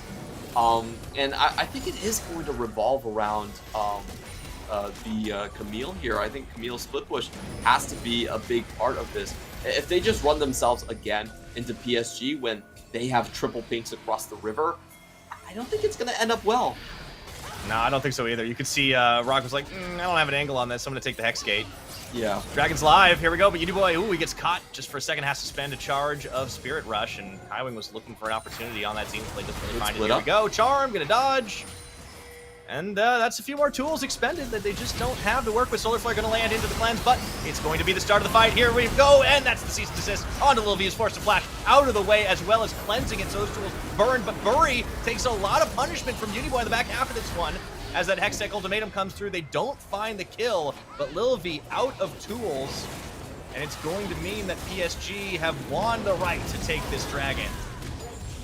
J-Team just don't do enough damage. You can see how crazy PSG's engage was. They walk up a ramp, they go through a choke, and they still have Bury alive throughout all of that. This is the problem with J-Team's compositions, that they do have rather short tempo windows. Ari and Callista, we said in the draft phase, their damage does drop off quite precipitously, and we are getting a taste of that. So I wonder how J-Team are going to try and play this out. I suspect the way that they need to do this is they need actually close to a Flame Horizon on Rock. They need Rock to be able to duel out Hanabi for sure. They already have the 2 items on him. It looks like he's going to be going for GA next, which to me is a little bit worrying because that GA isn't really a split push item. It shows that J-Team are still very much geared for team fighting, and that is cause for concern. Not sure about that read. Yeah, I think a 4-1 would be a lot better. I mean, it's possible that he just has the stopwatch just for the stopwatch's sake, but it's not very efficient buy, right? So, teleport's available. PSG can always threaten on to the Baron, but of course they just clear the vision away. They're not going to go for it right now. Gory's sent down to the side lane to actually deal solo, and I like this adaptation because he's the one that has the TP. He also has an ultimate close to being off cooldown, and Rock knows that he can't really fight into that right now. Yeah, Rock does. I think he's close to winning the duel at this point, but it's going to take way too long. The rest of the members are going to rotate in. So, J-Team, I think they've heard us. You know, they are sending Camille off and splitting. They know that they can't take the team fights right now, despite still having the gold lead. And I just want to see how they try to play the map, shift PSG across these 2 sides, and maybe try to find picks here and there. They still have a great burst combination in. Coming with the Viego burst, the CC chain between the Ari there, the reset combo that we see so often from this team. But it's difficult to execute. They need those blind spots, and they need those face checks from PSG. Yeah, that's going to be the big thing, is forcing the issue. And I think PSG, they've gotten into a controlled rhythm. They're feeling pretty happy about what's been going on, despite some early game setbacks. As you mentioned, they have the scaling, and the kills have gone exactly where they needed to. The onus is going to be on J-Team to try and set something up, try and find a bait. I feel like they have to do it around Baron. It's still going to be a little while before the Dragon comes up, and their angles just haven't been that good there. If they can pull PSG into a fight, that might be the difference maker, but they're not doing it. Yeah, they're still pretty content to farm up the Camille. However, we do have that confirmation it is going to be a straight GA build. Oh boy. I'm not so sure about this one. I think, they want the 5v5s, Clement. They shouldn't, but they do. Run into PSG. We'll see. Like, maybe Unify gives them an opportunity in mid lane. If J-Team are going to go with these builds and this idea of how to play it out, then I feel like their only win condition is actually to catch PSG when they're not good. That's going to be hard. That's going to be hard. And PSG, I mean, they're pretty good at grouping up when they need to be. Right now, it's a 1-3-1 split, but just to make sure the waves are clear, J-Team very clearly trying to set themselves up for a better Dragon take because they've given away 2 of these Hex Techs to their opposition. Would like to be able to grab that quickly, but PSG, no. Still about a minute and a half left before that's going to become a reality. Nobody's up topside, which means Gory has free reign to push. And sure, you're getting a lot of good counter jungling, but it's a little late in the game for that, Fongye. So they'll go back and reset. All right, we'll see if the GA does come out for the Camille. Yes, it does. And how they're going to use this one. With the way teamfights have been going, Rock has been dying first. That is definitely true. But his teammates also follow him to the grave so quickly that I'm not sure the GA actually matters all that much. It really has to be about catch. And if you're thinking about catch, I would have much preferred something like a Death Stance, a better split push item coming in here. Oh, but J-Team, this is their They do chance. actually get a catch onto Kaiwing, but he's very tanky here. The teleport going to be spended, and Enzo immediately flashing, looking for the depth charge. Will find Unified, but he's already getting way out of the gap. The charm, they do land, pulling him in, looking for the knock and bop, but that's the stopwatch, and that means that PSG have bought themselves some time. Unified looking for a little bit more of the Moonlight Vigil, but he will finally fall. J-Team looking to finish this one. They take Kaiwing out of the fight. They've lost Enzo already, but still, they have a lot of damage, even into the charm. It doesn't matter, Gory taken so low here, and the timing window, it's not quite there. The shutdown falls, flashing away. Rock looking in the backline, finding Hanabi. The damage not quite there. They look for it. There they go. And it's going to be J-Team with a 4-for-1 trade moving in to the base of PSG talent. That was an amazing play from Enzo. He flashes forward, cuts the teams off from each other. He sections Unified on the top side of that one, and we have J-Team now rushing to finish. I don't think they can do it. A lot of low HP bars here, and yes, they're going to turn around for the Drake. I think that's a much safer play. Oh, the control, it wins out in the end. They know that the timers aren't that long just yet, but here you go, PSG. They're not going to let him get away with it for free. Kaiwing and Bury are going to try and stop this. It could come up to a 50-50 flip here, but no, with the Callista, they're able to secure it. Uniboy doesn't have, there we go, the Spirit Rush. No, he's going to just back in the pit. He's fine, he's safe. J-Team, they get away with it. Let's see the start of this long chase of a fight. Yeah, I think it was a bad idea for Kaiwing to go there, and this is the critical play. The TP plus Enzo's flashing cuts Unified off. He flashes away only to get hit down by the charm. Even Galio coming in doesn't save him, and the big difference here is once Viego is able to take down Unified, he takes away all his gold, gets his items, and then turns into a second carry against the tanks that are left on the side of PSG. What a ballsy play, a smart, decisive play coming in from Enzo to make this happen, and even Rock gets to show off here. Yeah, that was actually really, really nice. I love the flash from Rock, and you could see Kongye knew his mission was to just dive in as deep as possible to make sure no matter where Unified went, he was right up in his face, and it was all the value, being able to take over him after the fact. So J-Team, 30 minutes into this game on Dragon Soul Point for the next time it spawns. Baron, of course, still a very real possibility, and despite the fact that the scaling's not necessarily on their side in terms of damage, they do have a Callista. J-Team could be feeling pretty good about their Baron take. You know, they essentially have those double smites. They have a very fast Ren stacking here coming in. So PSG right now, it's going to be a little bit hard for them to actually react on multiple points across the map here.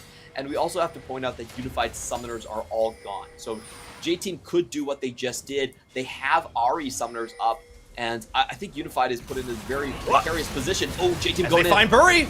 What a range on that hook. The Moonlight Vigil does come in as the para teleport's going to get expended. Uniboy looking for a charm, fishing, doesn't find it, but they will force the back away. That is going to be at least a start of the Baron attempt. As Uniboy's still around the side here, you see Bury's going to have to run fast back if they want to get to a smite fight. The charm, Uniboy does manage to find onto the Gnar, but the bar's coming up here. Hanabi looking for him. Orb of Deception just buying time. They take the Baron before Bury can get back. J-Team fully in the driver's seat here, Clement. They've got the timing window to work with. Really smart play from J-Team. I was a little bit suspect of all the ultimates going down on the front line, but the most important thing is they escort the smite back towards PSG's own base. They have 2 smites of their own. They rush it down, and you can tell that PSG, they knew they were kind of beat on that one. There's no one that could actually cross up into the Baron pit. You also had Bury not having the flash there, so the best they could do was just kind of watch. The GAs, now that the second one's been completed by Kongye, do make a little more sense in context because it seems that J-Team are very, very fixated on trying to force objective fights, or at least trying to get the objectives, and if they need to fight, they need that little extra recovery. I do think it makes a lot of sense on Kongye, because as long as he kills Unified, his items don't really matter, do they? No, not at all. So I feel like the first GA from champion. Camille, I don't think it was really used at all, but the next couple of GAs basically indicates that they're all inning on the 5v5, and they are going to survive the ult-focused first rotation from PSG. So PSG, what they want to do is they want to rush at you, cease and desist. They want the Galio ult to go down, Solar Flare, Mega Gnar, everything. It's very crowd control heavy. It's a lot of cooldowns, and they need to kill multiple people with it. With the GA, that basically means those people are going to revive and continue the fight afterwards. I don't think PSG realistically has a chance to win a team fight until the Infinity Edge is up now for Unified. They're basically waiting for that big damage number because the rest of the team can't finish on target. Yeah, they're gonna want to be able to get to that 4th item for him and be able to do a little bit more. You do see Gory has been stacking up at least a little more damage with Void Staff completed, in addition to the Zanya's Hourglass, but he's still, you know, a bit defensively minded in some ways, with that Banshees and of course the Crown of the Shattered Queen. But they can do some work. It's just gonna be a matter of getting that angle, getting that fight, that layering of CC. But now they have to go through so many of these GAs to do it, and yeah, it's going to be tough. Like, they win the late game, but J-Team are looking to close this out soon. They'll have Soul if they take this next Dragon. Yeah, and this is not one that PSG can afford to give up here. The chase potential coming in would be far too great. J-Team know it. They're about to set up the ambush, waiting for PSG to walk in. Hanabi is already transforming to Mega Gnar.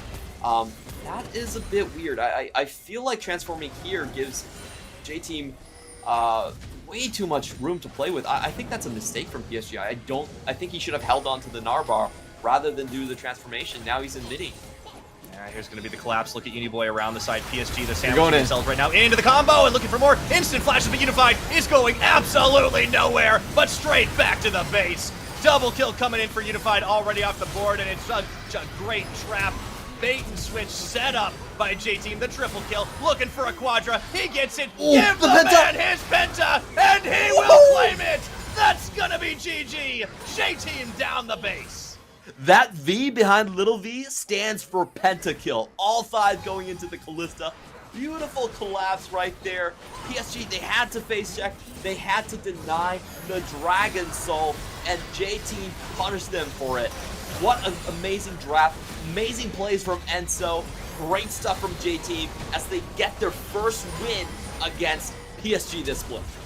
Oh boy, I asked the question if J-Team have rallied, and have they ever?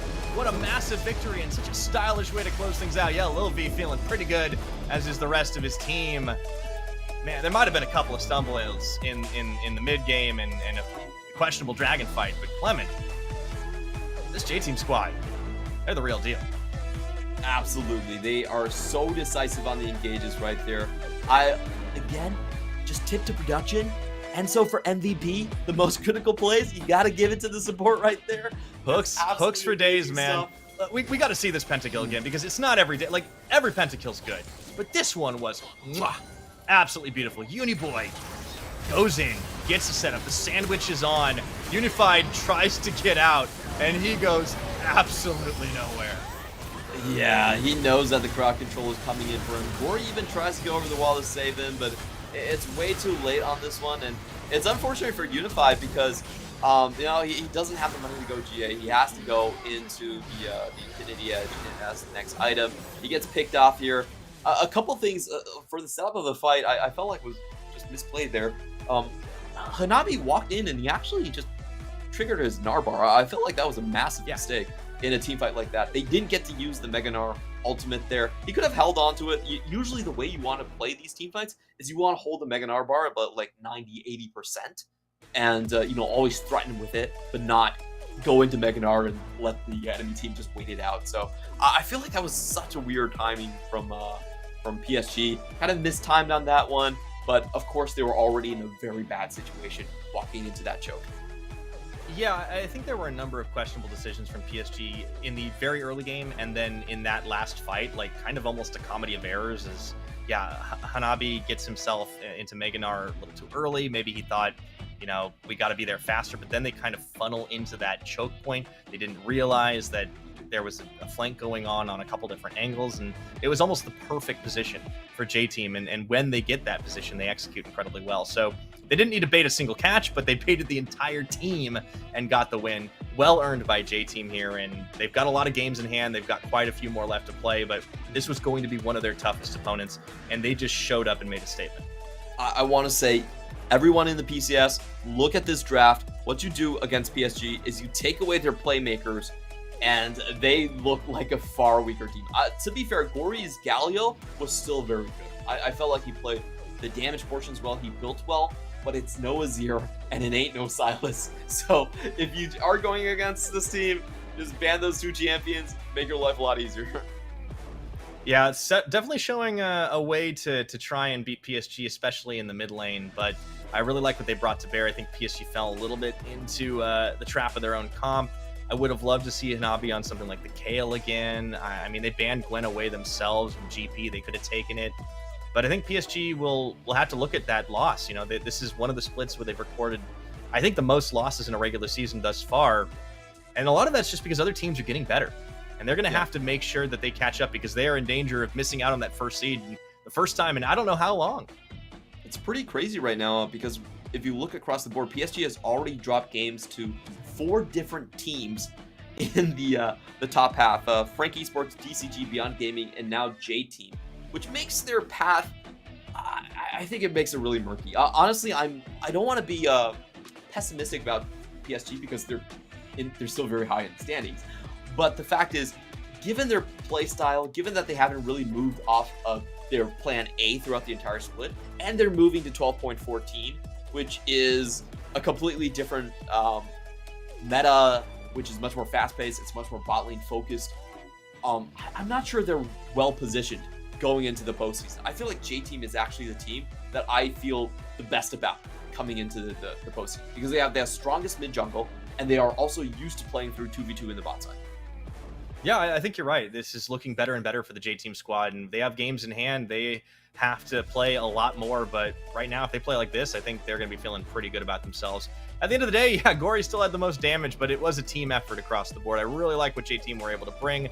Kongye did exactly what he needed to, showing up and just making sure Unified just didn't have a safe angle, a safe corridor to do his thing, and once he was out of that, PSG didn't have enough damage to follow up on anything. One of the reasons Unified's damage numbers are so lower is because he wasn't alive for that long. Lil V, pentakill, feels great. Also did a great job of positioning, and Enzo covered him 100% of the time. This was some big stepping up of some of our other names on the J-Team roster. For sure. I was a little bit hesitant about Rock throughout most of the early to mid game, but in the final 2 team fights, he definitely did his job. Just straight up walk down on Unified, you kill him, and the rest is done there. His own wombo combo. Oh, there we go. Yes, yes. There you Enzo go. finally deserves Enzo. it. I mean, he absolutely does. He set up so many crucial, not only dredge lines, but also depth charges. Like that one that Unified flashed and Gale forced away from. Like, it still follows you. It's still going to knock you up eventually. You just got to get in range to do it. And Enzo had the eye of the tiger for this entire game. And he was even able to protect his carry quite well. The thing that is so impressive about him is that he is using all of his tools to perfection in the right context. He was disrupting the wombo combo in the early Drake fights. He was sectioning off Unified by himself in the mid to late game. Everything he did was super impactful, and I'm glad that Enzo is showing that, hey, junglers can be great supports too. Yeah, there you go, man. You called him the best support. Maybe Caspiel will be on a similar role in the years going forward. Maybe that's the new meta. But Enzo definitely showed up, and I think he earned an MVP for sure. But that is going to be this game done and dusted. We're going to be going on break. When we return, Frank Esports taking on MFT. Don't go anywhere. CDBC Bank is Taiwan's top financial institution, but we're not stopping there.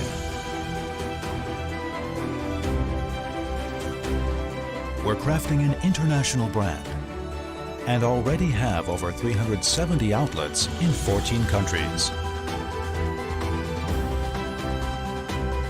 We are by your side, ready to embrace the future.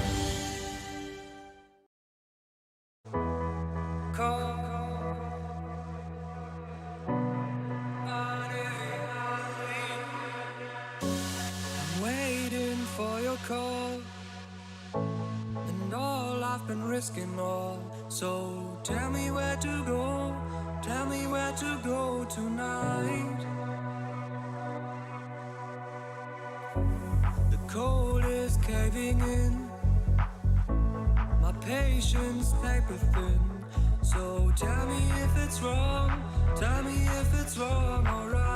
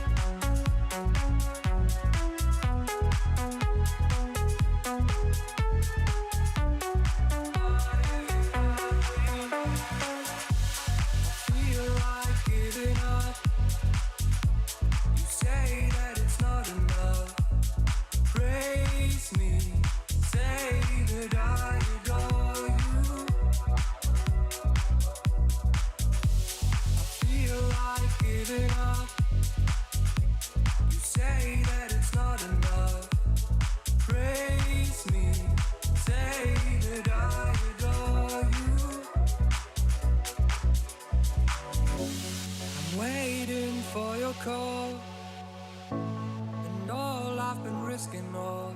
So Tell me where to go, tell me where to go tonight.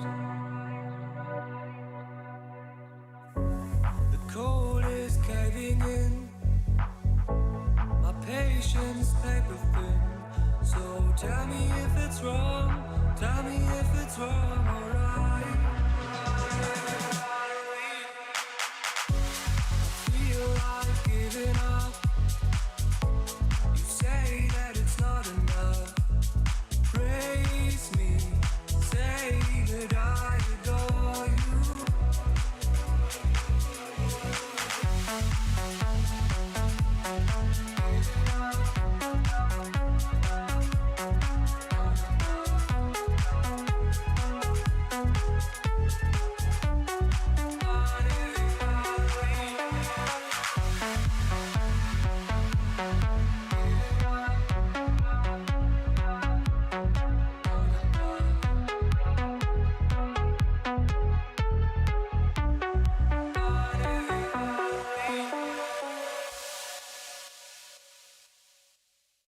All that you love is a feast for the lions. What does it feel like? Hold my hand, I can be your eyes.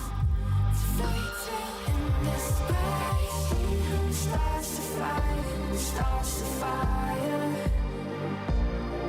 We'll keep the heat on high, and we'll let it simmer, let it. We'll fly the line, break the rush, turn the tide, 'cause we're big enough. We'll find a time, and still alive. Yeah, darling, forever give it up. Yeah, darling, forever give it up. Yeah, darling, forever give it up. The boiling point as we know it is close to frozen. What a time to feel alive. We'll be by the river when the floodgates are open. I think about it all the time. Stars to fight, stars to fire. We'll keep the heat on high, and we'll let it simmer, let it.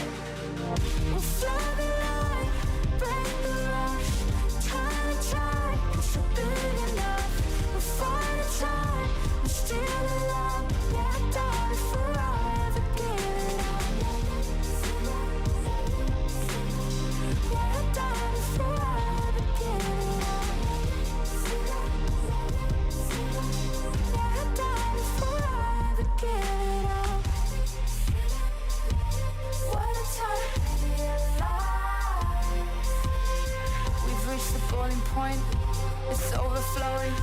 We'll climb the gates, we'll tear them open.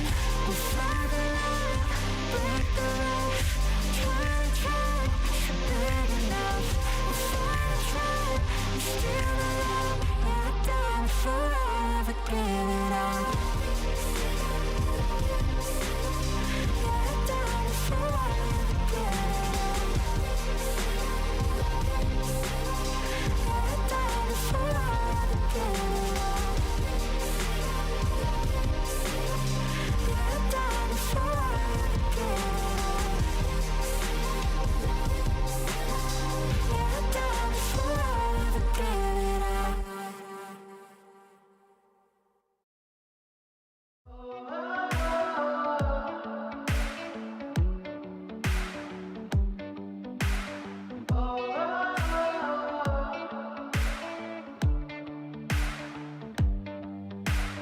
They've been trying for too long, but they could never stop me. They could never stop me. Don't they know that I'm too strong? Nothing's gonna stop me. Nothing's gonna stop me. So don't get in my way. The dams are about to break. I don't care what they say. I'm more than they can take. But they don't see the struggle in my mind.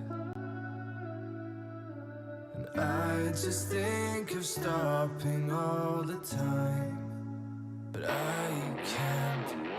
I'll make my journey through the hellfire. I'll just tear down another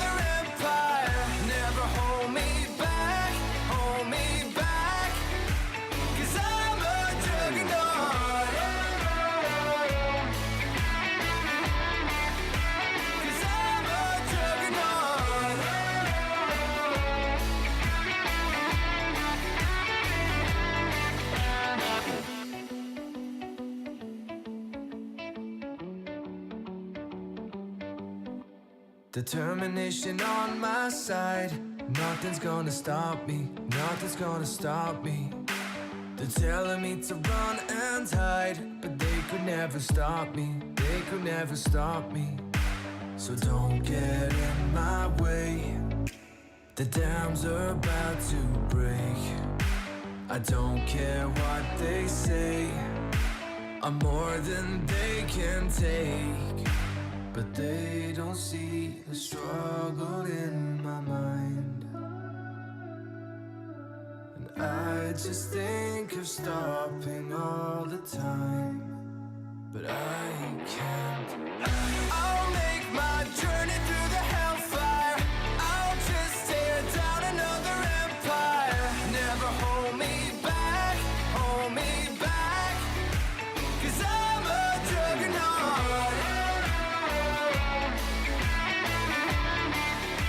'Cause I'm a juggernaut.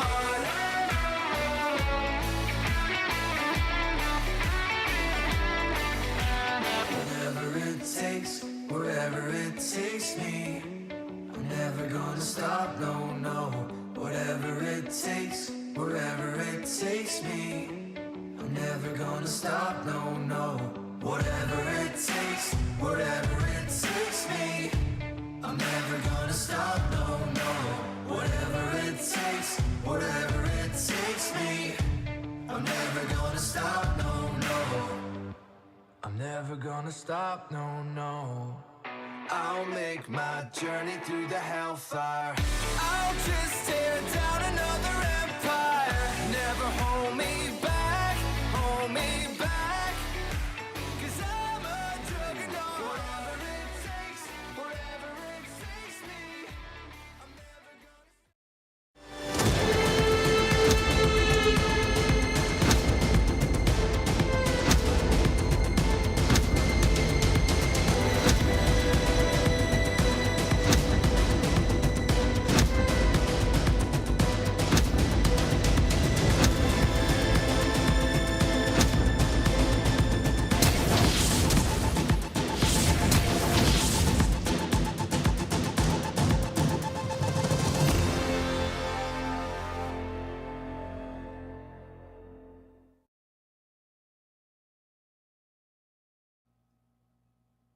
And welcome back, everybody, once again to the PCS Summer Week number 6.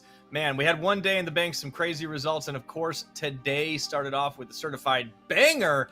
We'll see if we got any more in store for us, but before we do that, I do want to give a wonderful shout out to our sponsor, CTBC Bank, because we are family after all. Now, Clement, are you ready to rock and roll for game number 2? We have got Frank Esports, who have been looking pretty darn hot lately, taking on MFT, who, well, not as much, but they have made a handful of changes. Absolutely, you know, I'm looking at MFT, and this is a playoff team for sure, but they have not defeated anyone in the top 6 just yet. If they want to prove that they're contenders, this is the time to do it, as Frank Esports are, you know, they're on the lower side of that top 6. They're going to be our 5th place team so far. That they are, although I think Frank Esports have been showing quite a lot of strength recently. I think their team fighting has definitely looked good. They've been rolling over lanes, which it's one thing to do against the bottom half of the bracket. They're doing it against other teams too, as they've been able to knock off some top squads in the last couple of weeks. I do think Pretender showed up against his team as well. Talk about PSG. Let's take a look at this team though, because YSKM definitely has made quite a splash up that top side. He's joined by Holo, Pretender, Eminem, and Carries, and this is a team that has quite a lot of star power, and they're flexing it. Absolutely. I have seen some weaknesses being shown yesterday, as they did find a comeback win versus Newish team, but honestly, if you look at it, you kind of expect Frank Esports to have a much better showing there.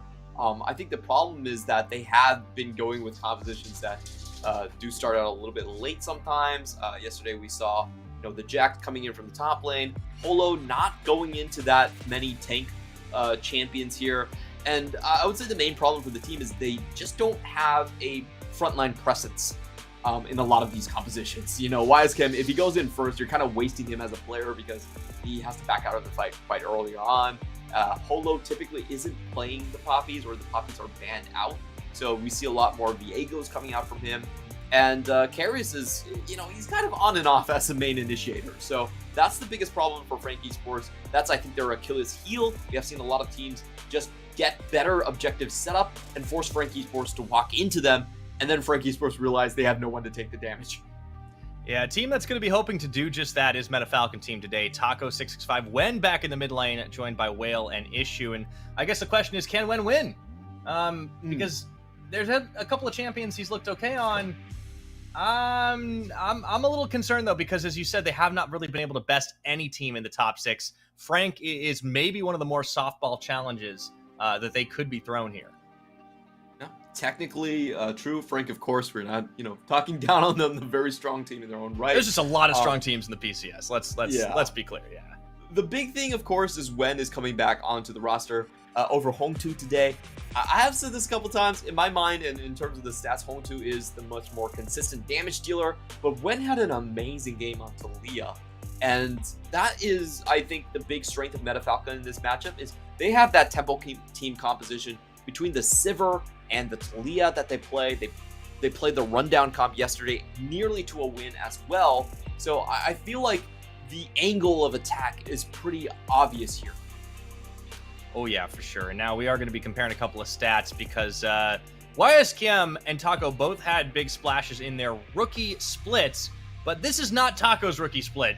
He has definitely looked not nearly as clean, not nearly as killer as he did in spring, but YSKM is the absolute hotness. Look at those solo kills, 17. This guy is an absolute monster. I feel like you can just leave him. If you're Frank Esports, just let him be in the side lane. Let him do his thing. You don't need the 5v5. Just let him just win the game on the side lane. Taco has been really good in terms of the split pushing in his own right. We always talk about the 1v2 play versus PSG. However, I think that because the mid jungle is weaker on his team, he doesn't really get the time to develop as much. And in the laning phase, at least the last time we saw, Taco was actually crushed by YSKM. So we'll see if Taco has a better showing this time around. Taking a look at the ban pick, Frank Esports are pretty much aware of MFT's gig. They're going to try to run fast and play it engage. So Talia and Kalista instantly on the board. Yeah, done their homework for sure. You have to expect this here for MFT. They banned the Yuumi, they banned the Xin Zhao.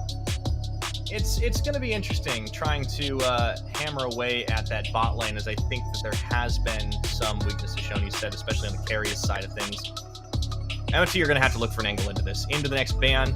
See if Frank keep going with the Poppy. Is actually banned by them, not by 665. Okay. So I think we're going to have a fight with a lot of with a lot of like skirmishes going around here. 2 of the major tank supports are already off the board. So no Poppy and no Xin Zhao. These are champions that we have typically seen paired with hyper carries to reset the fights. That's not going to happen here. So I do expect a lot of close quarter combat, and I would love it if they pick that in. This too, I'm fine. YSKM, I mean, the Draven, I can see it. Hearts. I can see it for Eminem, but please, I won't get excited. I'm excited. Yeah, there we go. There we go. Silence it up. It's been a big pretender champion. Wouldn't be too surprising if they wanted to pick this one up early. And they do. For sure. I would say this is a good takeaway against Wen as well. Also one of the few counters against a Gnar. So it could be possible that this is also a YSKM flex. And I think that's what Frank Esports are trying to do. They're trying to instill that seed of fear into MFT. And, if MFT balk to it, then they can go for something different. I will also say that Urgot is a Taco champion. That was not a random flash.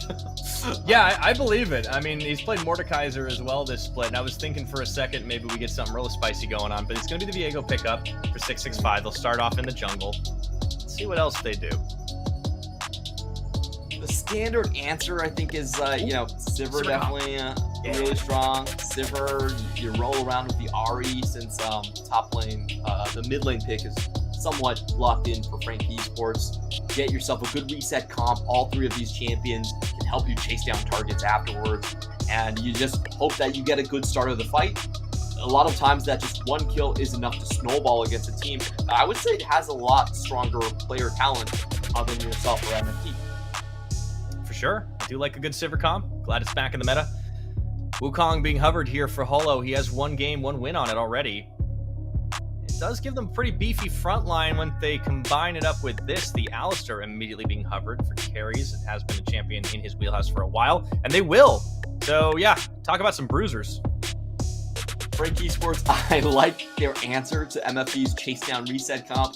They're just saying, you know what? If you're going to target us, we're going to target you instead. And when we go at you, you can't kill us. We're too tanky.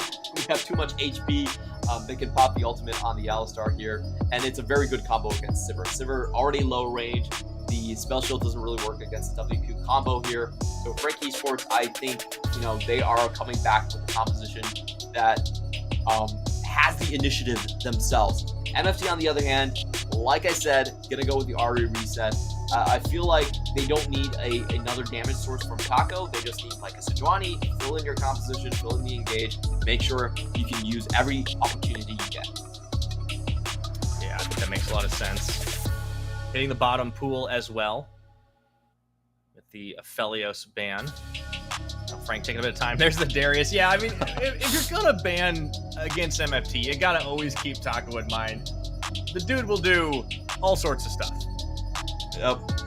And I do want to mention, this is, you know, not us messing up Taco or No Name. Taco actually has played the Darius before. Yeah, he's not the only Darius player in our league, which is a statement. But yeah, his Darius I love the PCS. I'm just gonna say that right now. I love this league. Me too, Pyro. His Darius last time around was a bit tragic. Just got kited along the board, but if there ever was a time to play Darius, I would say that Sivir comps are where it's at. Same line along with this one. Yeah, I'm curious to see what Taco does end up doing. I feel like it could be a Mordekaiser game. Oh, yeah, I actually think that's not a bad option, but they're gonna go with engage plus reset. I think Gragas is probably definitely better. Gragas, you can knock back the triple dive that's already being picked here by Frank Esports, and it also gives you a lot of damage if you go the AP route. So love the pick so far from MFT. Love the theme. Okay, Frank Esports. Let's see what they answer with. We're gonna have to see the bottom lane shown entirely here. It's been hovering on the Tristana. I'm curious if Eminem actually does go with this. They're not. They might do it last. Yeah, Fiora picked up. Okay. YSKM, let's go. Oof, this one's a rough matchup against the Gragas. For the Gragas, I should say.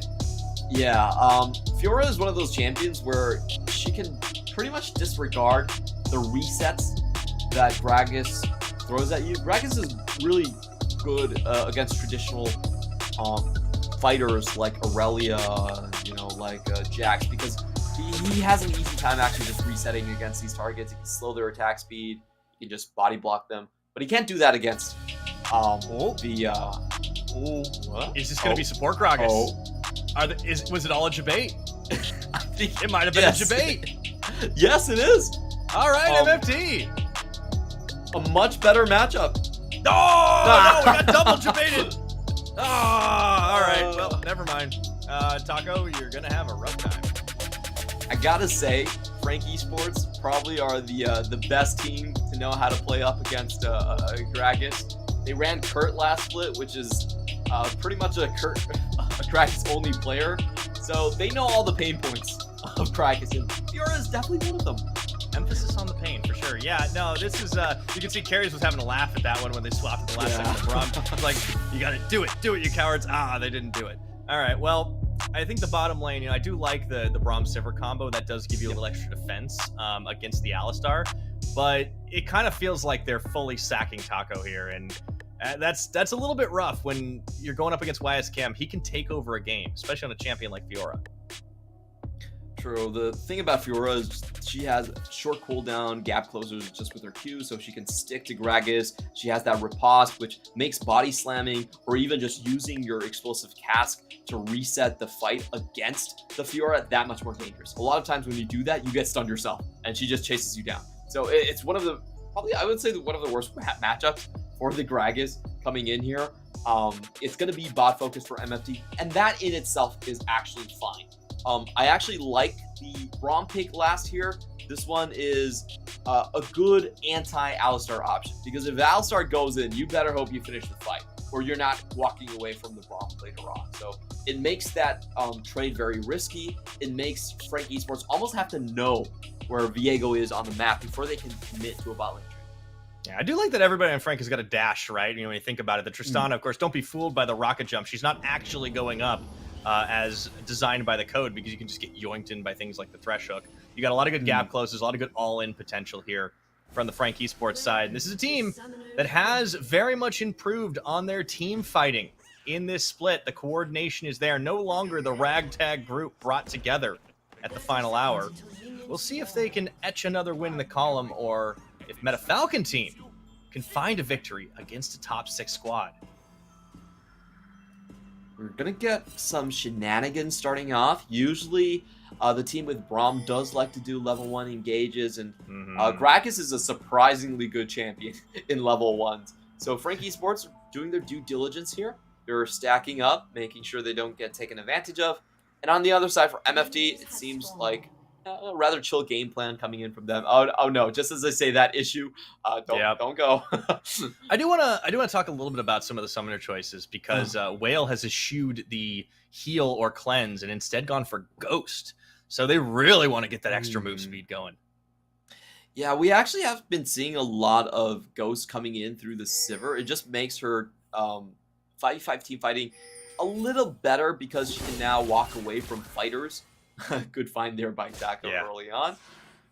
Yeah, it's nice. It's still bold, but it definitely works out in those situations as we see everything else around the board. Starting off, YSKM and Taco up in the top. So, well, MFT will be bot focused. You have to think Frank are probably going to want to try and snowball YSKM.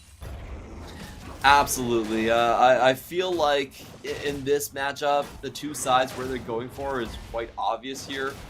Frank Esports heading to the top lane.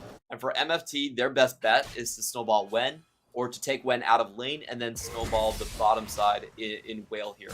And we just saw, YSCam with another good trade. Already off to a great start. And this rookie player has just had such an incredible performance so far. It comes in, plays Jax, he plays Camille, he plays Fiora, he plays Aurelia. Like, he's barely played champions that we would consider like the base standard. He does not play tank champions as far as we've seen, because he hasn't had to, and because that's not the identity that this team is building. They have a aggressive side lane threat, and I think all the other top laners in this league have had to take notice. For sure. YSCam trading so well between these turret shots right here. Some high-level trading tips there we go. For all of you out there. The big question for me, for Frank Esports going into the postseason, is how they adapt to the patch, because they haven't been the strongest of 2v2 matchups here, and 12.14 is going to be a bottom side focused patch. I feel like Frank need to think about how they want to actually play the map out. If they focus on the top side, sometimes it could actually be to their own detriment. Yeah, if they over-index, for sure. You don't want to lose out everywhere else on the map. And speaking of, you do see that MFT have got a nice little push going down there in the bottom, but full game pretty close. You can see Whale going for that Cole to start things off, try and just get himself extra gold as it goes. Good combo out of carries, and we'll stop the push in its tracks. 665 down here on crab control. We'll see where he ends up making the first play. Level 4 on the Viego. Definitely a more passive Viego than somebody like a Kongye. But he does spot Holo out on Krug Camp. That's useful. And does know that he has the open track onto Pretender. Just going to zone him out while he heads for the double scuttle play here. So MFT 665 off to a pretty good start. And this is what we've been seeing from a lot of Wukongs, is clear speed. Much slower on this patch. You know, you are paying a lot for that Cyclone. And MFT should be aware that, Wukong could be down here, so I don't think they're going to overcommit, and Karis does end up losing a lot of HP.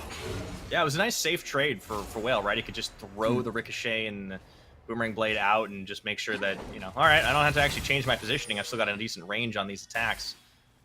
YSKM actually gets traded on pretty well by Taco there. Still struggling a little bit in the farm game, but has been able to grab a lot back for himself. So kudos to this first strike Gragas. Yeah, is getting up the CS pretty nicely right here. He had a couple of good trades. I think the important thing is that he's just faking out YSKM on some of these, going forward and actually getting the body slam during the Q, which YSKM didn't anticipate. But Taco is in a rough spot here now. Yeah, he doesn't know it yet, although that ward might come in handy as he steps up, trying to pressure on YSKM.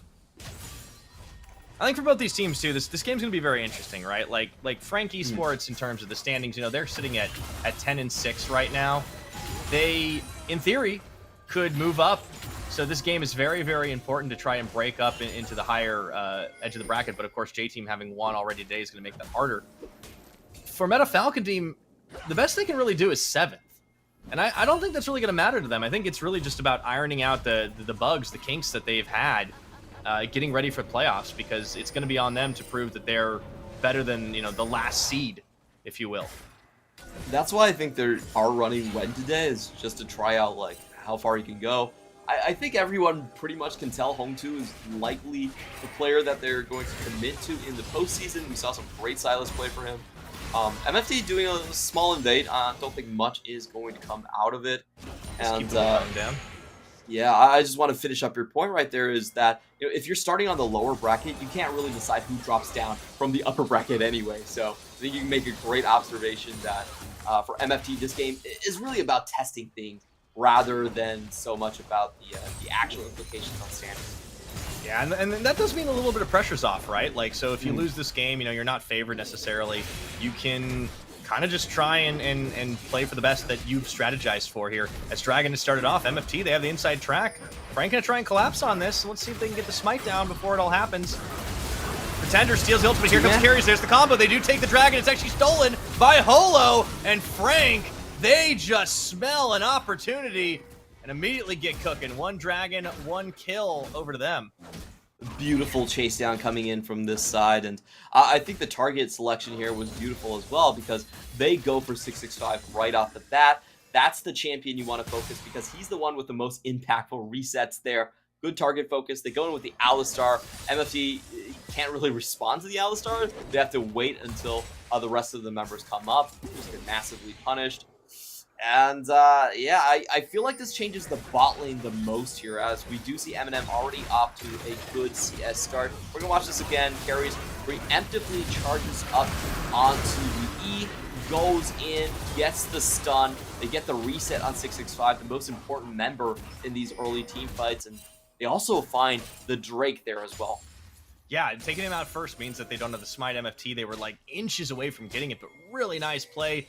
Carries, we have talked about as a player that, sometimes hasn't always been on the same page. This time, he sets it up brilliantly with the headbutt pulverize combo into the flash as well. That's how you play an Alistar. And Frank were just so good in that skirmish. It's something they've really, really developed over the course of the split. The objective fighting.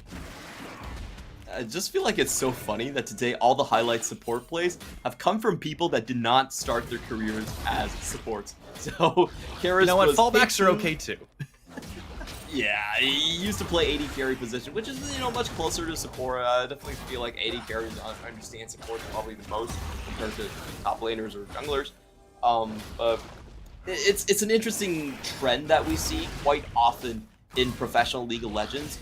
It's that support is very much about experience. A lot of it is about shot calling. It's less mechanically demanding in most situations. So we usually see, as the league develops, more and more sort of veteran players move over to the support role. Now we have Caspiel, K2, and Enzo all playing that way. Yeah, and it's been good to see them really find a home on these squads, and especially when paired up with a lot of hot shot AD carries too. I mean, in Carries' case, he has Eminem, who has just an incredible upside, and I think being able to unleash that, being able to unlock that is very, very important.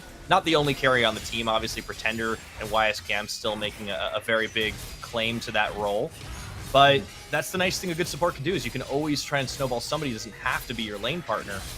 665 is going in for a little bit more chicken stealing. And Frank Esports, they have the lead in this game so far based off that fight, but MFT are doing pretty good to rotate around the map, try and keep Holo down on the farm game, but they've not been able to find a kill back for themselves. Looking for it here as 665 and Holo both going to be in mid lane soon. I don't think either side knows that the jungler is here, so we could have a 2v2 as both sides try to bait the other to make a first move. Now Holo does show himself here, as they also suspect that 65 is around the corner. MFT going to be the one to roam up here first, and they do have more vision control. So I think the most important thing here for MFT is actually to find a fight where Alistar isn't in the front line. If Alistar is there, he can cancel out way too much from the combo. And I think MFT are doing the right thing here by just moving across and trying to catch them in a situation where Karis might still be in the bot side. Yeah, MFT doing a pretty good job of moving around this map, trying to deny any Frank moves that could come through here. Ricochet going to be able to help clear that wave away. Of course, quite a lot of wave clear on both sides down in this bottom lane, actually, when you think about it. The Tristana explosive shot, that's going to be huge. Here comes Holo in for the lane as he wraps in. But with the back away of the Braum, I don't think Whale's going to be going aggressive anytime soon. So that's just going to get a reset. So many wards from MFT, by the way, to spot out just about everything Frank do in the outside of their own jungle there. Yeah, and I think this is, quite necessary if you want to... Ooh, Taco! All right. He's playing really good into this matchup. Yeah, I'm actually honestly quite surprised that he's able to get this much done. Getting a lot of Qs onto YSKM here very unexpectedly. But I will say this is still a matchup where the further it goes, the more you expect the Fiora to eventually come out. It's not much you can do as the Gragas, especially AP Gragas, when Fiora is charging you down. So I think, MFT are playing on a bit of a timer. There's going to be a time where Fiora just becomes too difficult to deal with, and MFT do need to snowball this Ahri Viego combo. That they do. Also, Dragon live again here. And a potential bot lane play could be coming through. 665 on this Viego. Waiting in the brush, but Eminem and Carry is playing pretty safe on the side. Both teams actually playing a little more cautiously in this game as they see the possibility for a fight not on their own terms, and they kind of just opt to back out. Frank have been winning the objective war, though, as they got that Herald, one charge down the mid, and of course the Dragon in the fight. Pretender, he does go in here, dodges the charm, nicely done when having a hard time dealing with them, as that Chain Lash comes out. Stolen the Spirit Rush, doesn't use it. So something very important that just happened was we did have YSKM going straight back to lane. So it looks like Frank Esports are content with just holding onto the lanes and only reacting to objectives when MFT goes for them. I think this is actually quite a smart move. If they go in preemptively, it's much easier for MFT to find the team fight of their choice here. And it does give YSKM obviously more time to just kind of farm out and get that monster Fiora status. Yeah, I think Frank know that they have time on their side. They can just play around with it. Mythic complete, of course. You got that Divine Sunder coming through already. YSKM, it does feel like it's only a matter of time before he starts to try and make those plays. And there goes the Grand Challenge into the riposte. And yeah, Taco knows his days may be numbered. YSKM going forward, and he pops the Fat Man. Now MFT going to try and get a Dragon off the back of this. 3-man. Fight down, but the headbutt hold combo. Exhaust on Holo, but it's not going to slow him down as the rest of MFT come way too late to try and make the play when and Whale scattered. And Frank Esports, 3 kills unanswered across the map. Dragon does go to Meta Falcon team, but that's a consolation prize. I feel like that I was getting deja vu. MFT, once again, with their positioning, give Alistar such a good engage. Everyone gets knocked up. We have Pretender closing up from the top side as well. And I just feel like Frank Esports read them like a book. They're waiting for MFT to go into the Dragon Pit themselves, start it themselves, pull them out of position. And this is not the strength of MFT. MFT do not have good opportunities and just front to back. We will watch this YSKM play. Of course, it did start with Taco missing both abilities right here. That was what I was talking about in the Fiora versus Dragons match. Very easy for Fiora to actually just cancel out the ultimate. And just watch this one. MFT, what they need to understand is with the composition they have, their best win scenario is not front-to-back teamfight in front of River. They actually want to catch people as they funnel into River. They have to, the way they should be playing is hard push through mid and then try to transfer to bot. I think that's a much better strategy. Instead, both times when they have grouped up in front of the Drake, they have given carries dream opportunities for engages. Oh, yeah. YSKM, speaking of dream opportunities, I think he sees another chance there. Oh, immediately. no. 1, 2, 3, 4. Taco, he throws out the big barrel. YSKM dodges to the edge of it and doesn't get the kill this time. But he certainly scares the living daylights out of his opponent. And I think we are in for a YSKM storm coming up soon. It was bound to happen, but you gotta love how cleanly YSKM played that. He dodged the W, he dodged the E, he wasn't touched by the R coming in from Taco. So, I don't know what to tell you, but Taco essentially is playing with one ability against YSKM, against the 4. Okay, good stun up into the wall, but YSKM, he's able to dodge up and taking too many more dashes back in once again. Whew, man, you gotta watch those vitals proc, and yeah, he just is so brilliant watching this guy play. Holo getting that uncontested Rift Herald does mean they probably will just go ahead and take this tower. What I think MFT needs to Wait a do... minute. Oh, well. Whoa, I thought we were getting full on in, but they don't full send it. They go back. Nice combo there. The headbutt pull this time onto Issue. Tower drops up top, and with the Holo's help, that's going to be all she wrote. 665 coming down to the bottom, but yeah, Clement, I think, yeah, Taco's, he's having a hard time, and as we were expecting.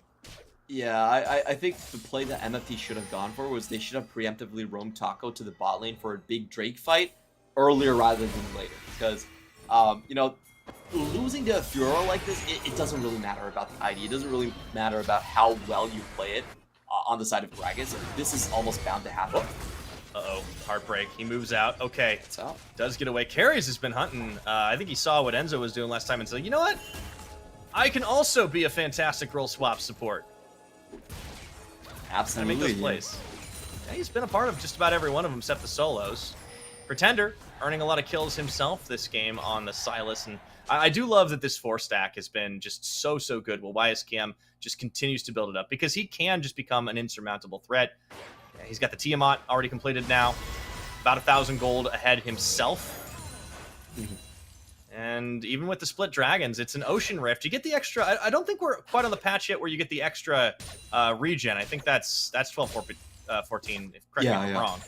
But all the same, still decently valuable for a squad that in these extended engages is going to just look better and better anyhow.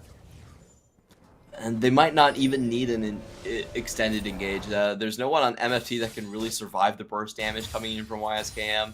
So I feel like the window is very short for a comeback. MFT, they have to shove out top, have Taco just walk straight bot lane, find a big team fight win where Ari finally gets on the board. That is their win condition. It's very narrow. It's super difficult. And right now, I don't think YSKM is going to let Taco leave the lane. It almost feels like Taco might need to leverage his tower, just give up the tower in hopes to find a big team fight. Yeah, MFT, you know, they're going to be running short on time as things go. We're 18 minutes into this game. They've not been able to find a kill. They've not been able to find a tower. Can't be a perfect game because at least they got that Drake, but still, Frank looking to set themselves up in this river. One of those other things about the Ocean Rift is you got so much more brush to work with. Which is very deadly for teams that don't want to face check. Miss. MFT. Oh dear. When taken low, taken out a half HP, the charm does land. Pretender doesn't even need to finish the play. They're just going to chase him out. Meanwhile, what was happening down bot? Eminem was being chased down by 665 and Whale, but they're gone. Interesting fight here because I feel like Whale actually went for that one. The place where the battle actually happened was far closer to Frank's tower than it was to MFT, so we'll wait for a replay on that one, but it does look like MFT tried to take advantage of the absence of Pretender and just got the fight turned around completely. So Frank Esports win everywhere on the map. They get mid, they get bot, they get the Drake, and MFT, you gotta group. You gotta group. You can't do this and just bleed out. So we'll watch this again. It does seem like it's Frank Esports were the one that started it, indeed. And it was actually Whale that was just knocked back. This was a chase down opportunity for 665, but he doesn't get it as Eminem is able to heal up throughout that one. Got the Phantom Dancer. No, sorry, you got the Kraken stack at the end there to get to just take 665 out of commission. Yeah, man, talk about kicking a hornet's nest. Issue just sends the Winter's Bite into the brush, and immediately everyone jumps out ready to fight. Frank Esports 6 kills to 0 right now. MFT just have not been able to find an answer, and Another Rift Herald on top of that Dragon, also getting dropped now in the mid. 665 caught out. Holo chasing him out of his own jungle. The charge does go through. Almost get rid of it, but no dice. And for Frank, you know, it just keeps going from strength to strength, getting better and better. Keep in mind, the stakes for this team's win are a lot higher than MFT's. This is a team that's trying to crack into the top 4. It's not going to be easy, but they could do it. Yeah, and the most wins they can get right now is 18, which to me says that they can't catch up to top 1, but they could still have a chance of going up to top 2. It's kind of crazy to think about that, but currently the most wins anyone has is 12, with PSG's loss earlier today to J Team. So, you know, still a lot of opportunities here. Frank Esports are able to claim both of these wins. They still leave that door open for a bye in the upper round. Well, there we go. That's going to be a door closing on MFT right there in the mid. However, they've actually turned it around. No. Was caught for a second. He actually is going to drop. Then takes him out. He's on the board. That's the turnaround. Oh, man, I spoke too soon because 665 now taken over. Looking for Karis, who is not got a flash or anything, charmed up, and they carved themselves up a side of beef and immediately try to transition into the Baron. Pretender, I don't think he can stop it. Look at YSKM. He's still pushing on that tower, but he knows he's got to back away. That was an MFT turnaround. And all of a sudden, Clement, things are not so certain. And that's the play I was talking about. Taco, if he joins these fights, he can swing a 5v4, but how many are they going to give to YSKM? Into the charm, he buys a little time with that stopwatch whale getting chased away. They will have YSKM getting the kill off, but look at how low they are. And I think YSKM's just looking for cleanup duty. He finds one, looking for 2. Has some help from Pretender. Oh boy. Well, MFT gets the Baron. Keep the Baron alive. Keep the Baron but alive. Only Taco. Only Taco lives. Woo. If I'm the MF team, I'm actually decently happy with that result. You know, I got a couple of shutdowns. I made sure the Baron's not going over to the enemy team. Yeah. That's an okay win for me. Yeah, they were very far behind, make no mistake. They get on the board. They do lose the Baron on everybody else, but you're absolutely right. They take away a crucial objective. There isn't going to be another one on the map for a little while. 2 minutes until the next dragon spawns. It's not even going to be soul, just soul point. So while Frank can just shred towers, that's the last of the inners. This was a great play by MFT. Yeah, and it all came off the fact that Frank Esports, okay, they kind of overcommitted here. But the big thing is they thought that Taco was going to be in bot side. They just assumed that was the case, and Taco got a great play off right here. Canceling the jump in from MMF. That's very difficult to time against Tristana. And then you have the chase down kills on Karis. This play here, I think it was, I actually feel like it could have been a faster TP coming in here from YSK. Yeah, YSK could definitely have TP'd a little bit earlier onto this one. But all the same, he comes in and he gets the triple cleanup kill now. On the map, we have MFT finally pushing in, trying to find a combo. As we're still watching the... It's a long replay. Chase down. Yeah. That tower dropped. That tower dropped in the whole replay. It's gone. MFT get on the board. Good objective bounty coming in here. I want to take a look at the items and see if we have the kill threat here from MFT. A couple interesting buys here. Blade of the Ruined King is out for 665, so he understands that he needs potentially some damage. This is going to help him chase down the Tristana with the speed steal right here. But overall, I would say if Taco finds a very good knockback, like he knocks one target back into his own team and takes everyone for Frank Esports away from theirs, then there's a chance that MFT can get that first snowball kill. Yeah, he's just started to group at this point. I think this is what they need because they need to force YSKM to not be on the side lanes to try and react. And Fiora's going to be much more comfortable when she's solo pushing. However, here's the 5v5. Dragon about to come up here. Frank securing that one. They can do it pretty quickly and get themselves onto soul point. Pretender steals the Gragas ultimate. And MFT are backing off. I don't know if they can fully contest this right now, but they do have all of their tools available. Ghost just about to come up for a whale, and that'll be pretty much every summoner. They can try to catch someone out here, but Karis is not spotted. It's going to be the big barrel. Karis is trying to get the interrupted issue forced away. Whale does stay alive. Here's the second win effort. Do they have enough on the MFT side? No, they get knocked up by the Cyclone into the exhaust. Doesn't matter. Do they have the damage? M&M takes out issue. Right back into the fight, looking for Taco.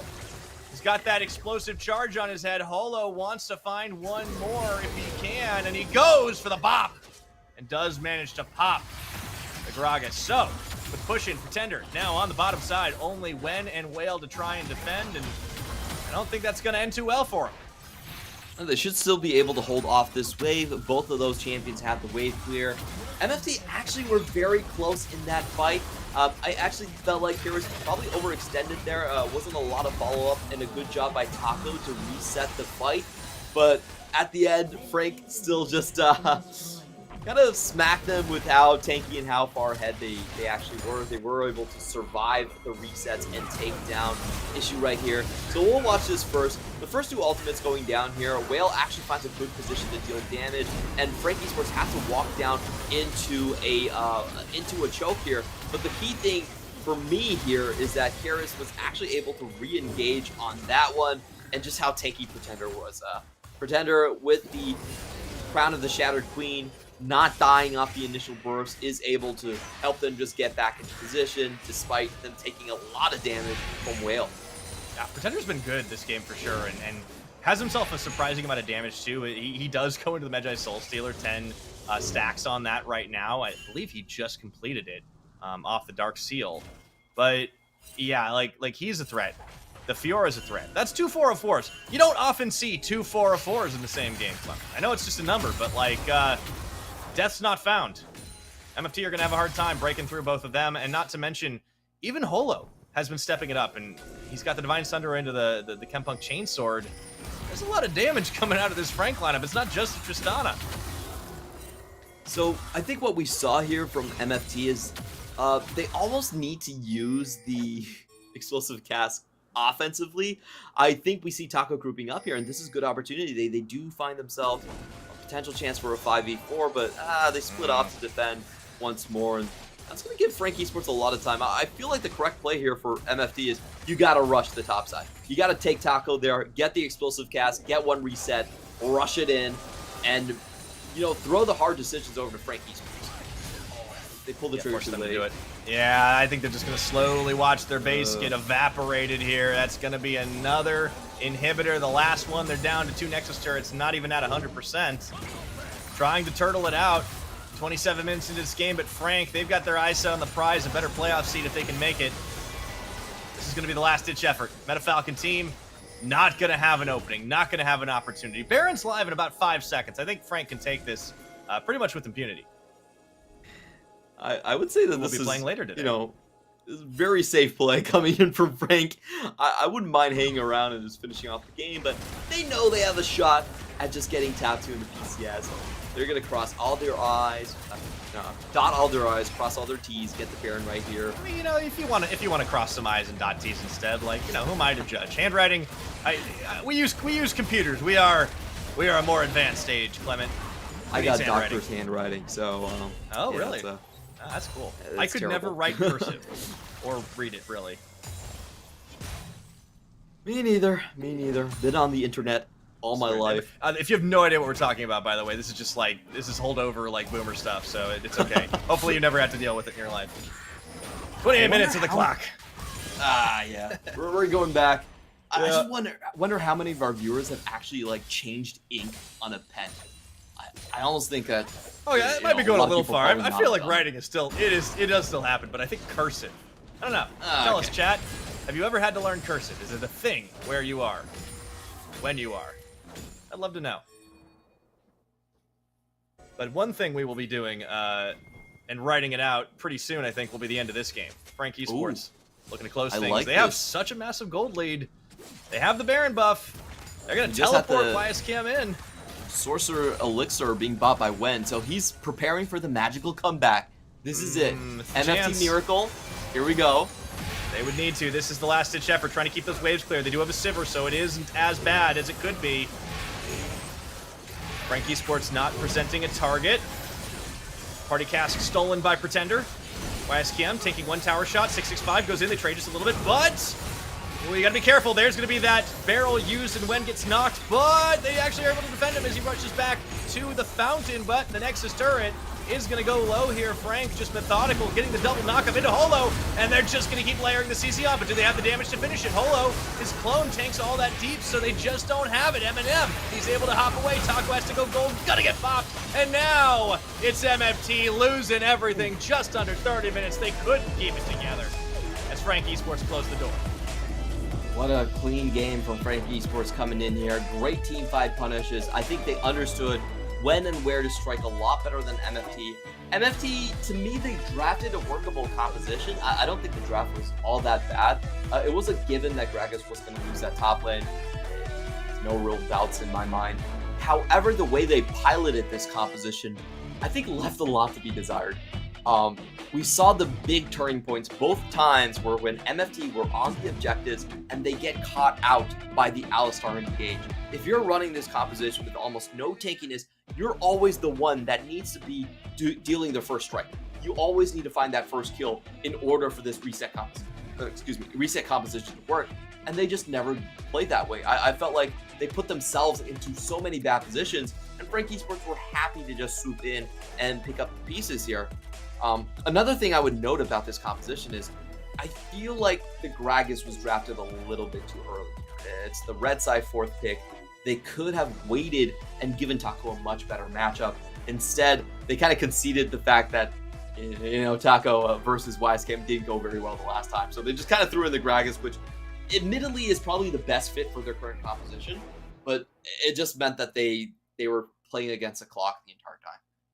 I do think in the 1v1, up until the solo kill, it really wasn't bad actually for Taco. I think he held on quite a long time, but obviously, as you were saying, the game just very quickly got out of hand for him once the Fiora had all of her tools available.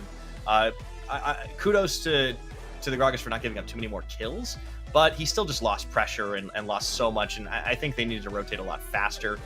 That was definitely the issue with this MFT squad. You talked about execution compared to draft, where they tend to draft pretty good and pretty interesting compositions. Mm-hmm. This is the same story as in the spring split, but now they're just facing stiffer competition. They just don't really have the time to try and make those changes. So they're getting a little bit of practice. They know they're probably not going to improve their playoff seeding really any significantly. So putting Wen in, I did like it for this game. I think he had a couple of moments that were really nice, but just getting outclassed across the map in terms of execution. And MFT are going to have to find some way to level up if they don't want to crash out of playoffs. I would just say have more patience around objectives. MFT has been very adamant at rushing objectives. This is exactly how they played in their initial split, but I don't feel like they have actually drafted the compositions where, they should be on the objective first necessarily. I cannot count the amount of times where MFT rush an objective, the enemy team just walks in and slaughters them. Like, that has happened so many different times. I feel like MFT think about the first step. They have a general idea of what's good in League of Legends, which is, you want to set up first, you want to start objectives first, but they don't have the follow-up kind of deliberation on what happens if the enemy team walks in, what happens if the enemy team engages us in River. In this game as well, I feel like if MFT rotated Taco earlier, like you said, and just waited around until they could beat back one of the flanks or just get one kill on one of the flanks, the fights would have been completely different. Yeah, that may have changed quite a lot as well, and it might have forced more of a response out of Frank. That Fiora on the side lane might have been called down to try and help defend a bit more. Mm-hmm. Oh, there's a lot of what ifs, right? And I think that's the thing is the MFT, it's not a situation where there's just they have no chances, right? Like it's never. I don't feel like they ever have a draft where we're like, okay, well, they just got completely gapped. It's all coming down to just making mistakes that we know are correctable. But for this game, a player who made almost no mistakes at all is Pretender. 30% of his team's damage on that Silas. He was here, he was there, he was everywhere. And he was flexing on Wen in the mid lane and stealing ults and having a great time too. Pyra, you know what? If you read his hand gestures, he's telling you where Frank Esports is going to end up. He's going to go second into the postseason. Well, are you sure that's second or are you sure it's 4? Because there are 4 fingers. That's all I'm saying. I think 4th is actually pretty attainable. He's saying number 2 twice. That's okay. So they're going to play second and then they're going to get second in the split. I mean, you're the Pretender speaker. Just second and regular. I mean, it's possible. All the seeds are up for grabs. It's such an interesting split. Like, especially with PSG dropping a handful of games here, we're seeing so many opportunities for other teams to rise up. I cannot wait to see what happens. And really, for Pretender, what a well-earned MVP. Beautiful stuff. I love the close-in that he was doing. And the funny thing is, he was actually taking a lot of Ahri ultimates just to chase back into the back line and make sure he gets the kill. That was actually really fun to watch. If you thought Sylas with 3 dashes was annoying enough, well, you have you now have a Sylas with 11 dashes. So there you go. Absolutely. Well, that is game 2 in the books. We're going on cooldown. When we come back, Deep Cross Gaming take on Duish. Don't want to miss it. CDBC Bank is Taiwan's top financial institution, but we're not stopping there.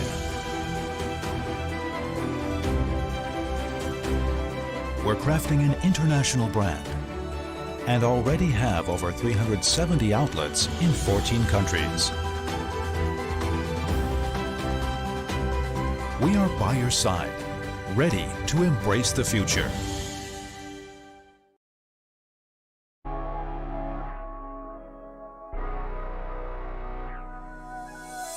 Ooh, girl, you look so good. I've been thinking about you lately. I'm thinking that we should. I won't say nothing, baby. Nah, where you been, girl? I say you looking hotter. You know I could always do you better. Switching positions whenever fed up. Let me show you. You look so good, let me see you work it. Proposition on the side, you deserve it. No competition, girl, you 5-star service. Think we could meet up after you finish working.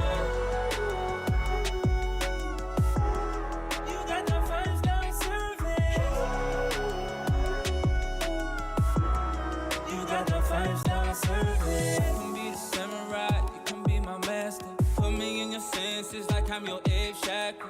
I can feel your vibes flowing around me like a rafter. Coming so strong, you love it when I go faster. I'm loving your interior, no I wouldn't change it. Body is superior, other ones are basic. Thought you was inferior, wrong, you're amazing. Hey, nah, where you been, girl? I saw you looking hotter.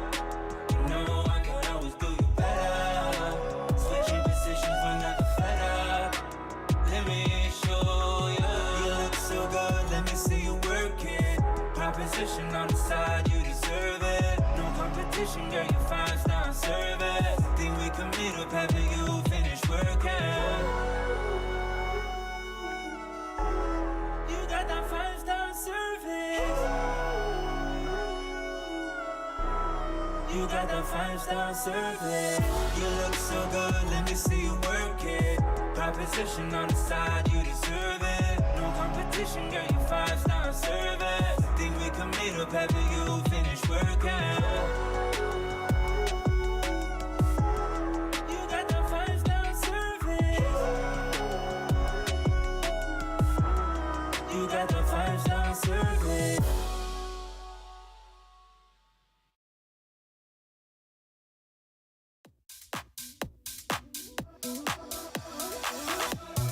Tell me what's this feeling? Tell me why I lost my self-control. Why's my heart still beating? For you, for you, for you. Yeah, I told myself I don't deserve it. I don't deserve the hell when you leave me hurting. Yeah, I told myself I don't deserve this. Don't deserve you. Love it, love it, love it, love it, love it. Don't myself, don't myself. Love it, love it, love it, love it, love it. Don't myself, don't myself. Love it, love it.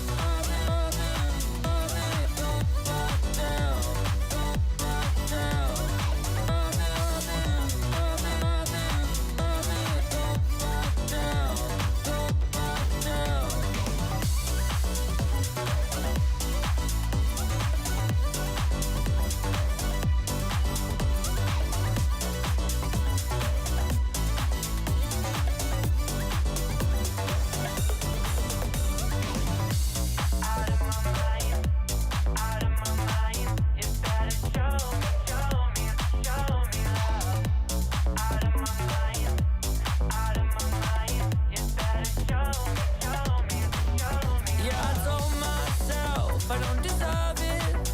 I don't deserve the hell when you leave me hurting. Yeah, I told myself I don't deserve this, don't deserve you.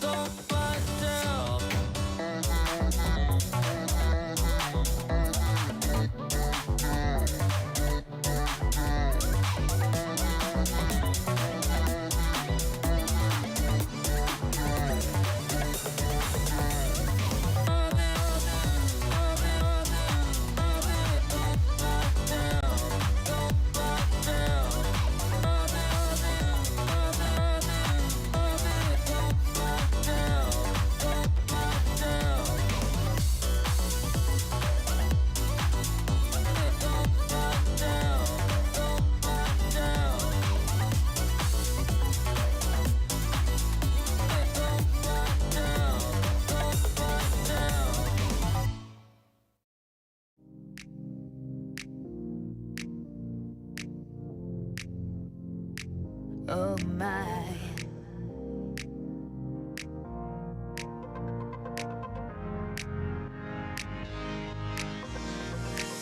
I've been all night waiting for you to come home.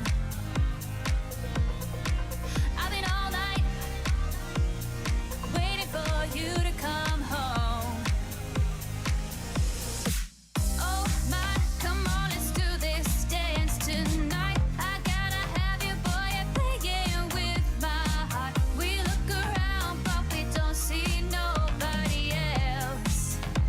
Nobody, nobody. Give me your loving, give me your loving, give me your loving. Oh my. Give me your loving, give me your loving, give me your loving.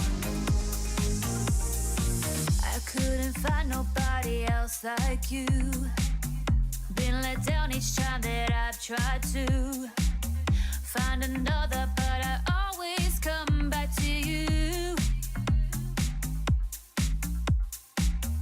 We're a perfect match made in the fire. You know you can't fulfill my desires. Many try, but I only got you in my eyes. In my eyes. Oh my, come on, let's do this dance tonight. I gotta have you, boy, you're playing with my heart. We look around, but we don't see nobody else. Nobody, nobody. Give me your loving, give me your loving, give me your loving. Oh my.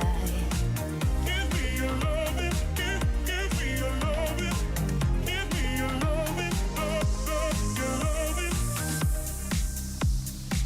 Oh my, your loving. Oh my. I've been all night waiting for you to come home. I've been all night waiting for you to come home. Oh my, come on, let's do this dance tonight. I gotta have you, boy, you're playing with my heart. We look around, but we don't see nobody else. Nobody. Nobody. Give me your loving, give me your loving, give me your loving. Oh my. Give me your loving, give me your loving, give me your loving, your loving.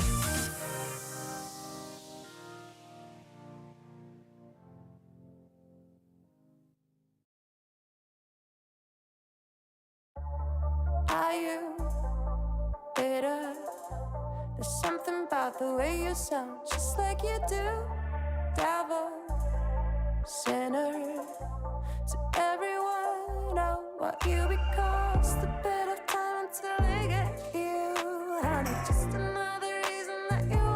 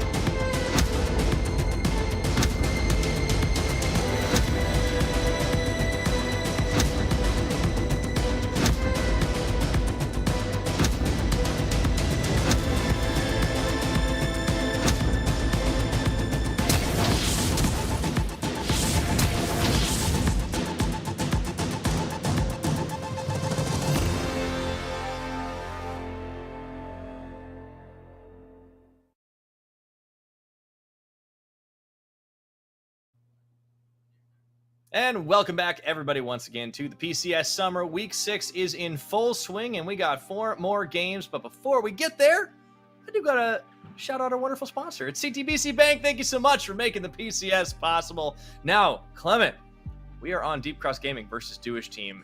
For the former, for Deep Cross. Wow, I tongue-tied myself there.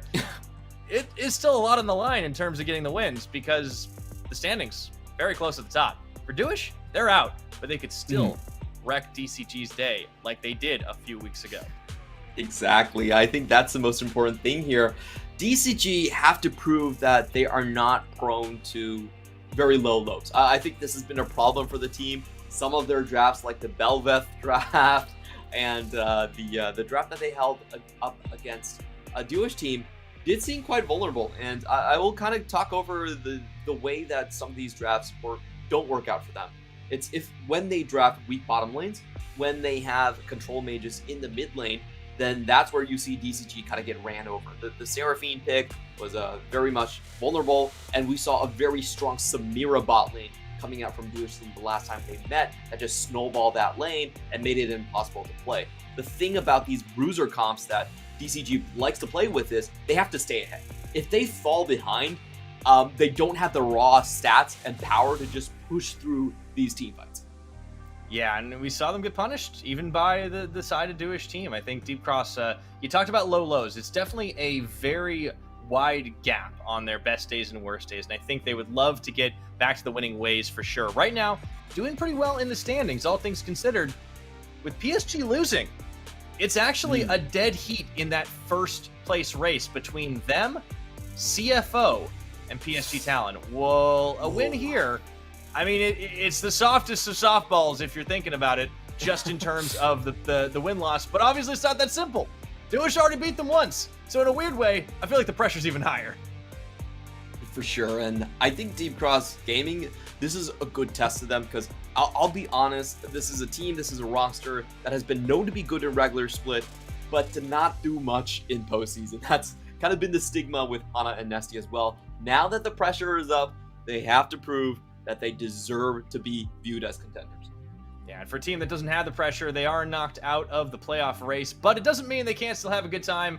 It is going to be Doish Team, or the artist formerly known as Hurricane, formerly known as Alpha Esports. Take your pick, but they do have some changes, of course.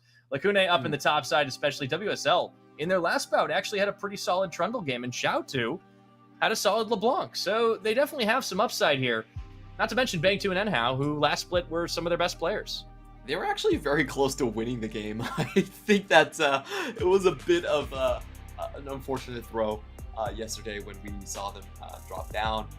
And again, I think this is a team that is going to play more towards the tempo side, more towards the Sivir type of rundown composition that you've seen. They do like to play with things like LeBlanc and Zoe coming out from Xiao2, and the Trundle and the Lease, those early game picks, even the Lee Sin for WSL. So they're definitely a fun team to watch. I would say their weaknesses fall very much in the same category as MFT, where a lot of times their team fight setup leaves a lot to be desired. They do throw team fights kind of weirdly in situations. So we'll see if they get a good early game strategy. That's almost the most important thing for a Doish team. Yeah. Now, we've been comparing top lanes a fair bit today, as we did last time around with the rookie and the sophomore. We're doing the same thing here, but the tables have turned a little bit, and that Leaky, in the more experienced role, has been looking a lot better. He was definitely a big highlight of spring, and he has certainly not let up here in the summer split, doing a significant amount of his team's damage. Obviously, the numbers will be a little skewed on any roster that has, you know, somebody like Nesty on it. But at the same time, Lakune, he came in, we were expecting maybe not some incredible things, but definitely looking forward to seeing what this young player could bring, and has been a little bit of a mixed bag. Not been able to get serious laning leads, but has had a handful of standout performances. We think what's fair to say for Lakune is that he has a very wide champion pool. We've seen stuff from the Shyvana. He's definitely willing to be kind of a toolkit for the team. But in terms of raw laning state, the stats definitely prove your point. I would say he's definitely categorized as below average. So Doish team typically does not try to play through his lane. They have him playing very defensive setups. Usually stuff like Strati, the Dragons that can survive earlier on. And as we take a look into the draft, the most important thing here is DCG understand that Duish team are all about the snowball. So they take away both the Samira and the LeBlanc that have been deadly to their bottom laners. Just ban what beats you, Forehead. It's an easy strat. But with the Poppy left open, Hana gets his hands on it, so we'll see the Poppy unlocked. And on the Duish team side, of course, they ban the Kalista, they ban the Sylas, they ban the Yuumi, kind of just going a bit roundabout. It's a little bit more general, I feel. Deep Cross, though, you want to talk about deep champion pools. This is a team that definitely has a lot of depth to them as well. Nesty, you never know what he's going to pull out. Azir going to be locked early on for Xiaotu. It'll make his third on the split. And, ooh, okay, you're playing with my heart a little bit there, WSL. But yeah, Zeri left open for Bang 2. I think that would be a solid choice. You don't want to give that to Kriskata. This feels like Duish team doing a PSG impression. And, I commend them for it. If Azir is open, let's get Azir. If Xiaotu is generally considered our best player, then why not give him the tools to actually be our main playmaker as well? You get both the late game hyper carries, and it makes DCG's job a little bit difficult here because they first picked the Poppy, which is more of a defensive pick. And if you look at Azir and the Zeri out, Poppy doesn't have a lot to do here. Poppy would much rather be engaged in these situations where, you're not going to be out damaging this backline and you have to chase him down. Yeah, this is actually a really interesting setup in the draft, too, with the Lucian Nami coming in for DCG. They're going to be trying to take it to Bang 2 and Nenhao early game, which could be a big win condition for them, but Hana definitely going to be a little frustrated by some of the things he won't be able to do as effectively now with this Azir and Zeri. The Lulu joins in as well, so if they can survive out the laning phase, that is a very powerful combination to try and get some hyper carry potential out of Bang 2. And I think the bans here from Duish team are absolutely on point. There isn't a champion left here that gives Nessie an easy way to roam down to the bot and get a tower dive here with the Poppy and the Lucian Nami. So right now, DCG are actually put in a pretty difficult position. I feel like their game plan is still to go for a mid-game oriented and just objective brawly sort of situation where they take Duish team out before the Zeri and the Azir ever come online. But it's going to be hard to do. I don't really know what Nesty has in store in the champion pool. I feel like the next big pick for him would be the Swain. Yeah, I mean, if you want to talk about roaming, there is always the Galio potential to come through. I feel like they're going to be a little short on damage if that happens. We'll see. WSL offering a very aggressive pick and locks it. The Kazakhs coming through. Interesting. I love this one. I think this one's great against Lucian because Lucian typically does try to charge at you. And if you just sidestep a little bit, you can use that jump, you go invisible, then Lucian's going to take that damage. There's almost no way that he gets out. Whoa. Great pick here. Oh, okay, so the Ahri in and of itself is not like the craziest pick, right? But Nesty has not played at this split. Nesty's not an Ahri player in this summer split, but here we go. I almost forgot about that completely. Very interesting. He did play it in spring, so I know he does have the champion in his pocket. Not massively surprised here, but DCG, if you look at this composition, it actually has pretty narrow win conditions. This is all about charging in the mid game, finding your damage there, or else if you go into the late game, I don't think your front line does anything for you because your front line is not going to be used to tank. You actually need your front line to engage and chase down the Azir and Zeri. I love this composition the Duish team have built. Let's be honest, they do not have any stakes. They cannot make playoffs at this point, but they can absolutely make sure Deep Cross don't get the seeding they want. They got a Mordekaiser up top for Lakunai into the Sejuani of Leaky. WSL is going to go hunting on the Kazakhs. Xiaotu snags the Azir. They get the Zeri for Bang 2 and even the Lulu to get a little bit of a chanter beefiness there for them. I really love this. This is just a fun composition, and even if they go down, it'll be swinging. This comp is built to kill Lucian. Like, there's not much that Lucian can do in these type of team fights. He goes up, you have that Kazakhs just behind you, and if he goes into auto attack range, that's instantly going to be taken into the Death's Realm, and the main damage is gone. If you look across the board, DCG are already running a comp with not enough damage built in here. So if one of them just gets picked off, and I think it's almost impossible to avoid in a straight 5v5 to get Lucian killed, it's going to be hard to finish the fight here. So I really like what Duish Team did. Their first rotation was so smart, and it really punished the Poppy pick here. Poppy, a great defensive pick, but doesn't really help you when you need to charge into the enemy comp. Yeah, this is it's a really fun adaptation from Duish Team. I think it is too bad that some of this stuff is coming when it's a little bit too late for them to make a difference for playoffs, but I do appreciate that they're going to be giving us one heck of a show, trying to deny the utility of this Poppy that has been quite ubiquitous, especially on this patch across the world.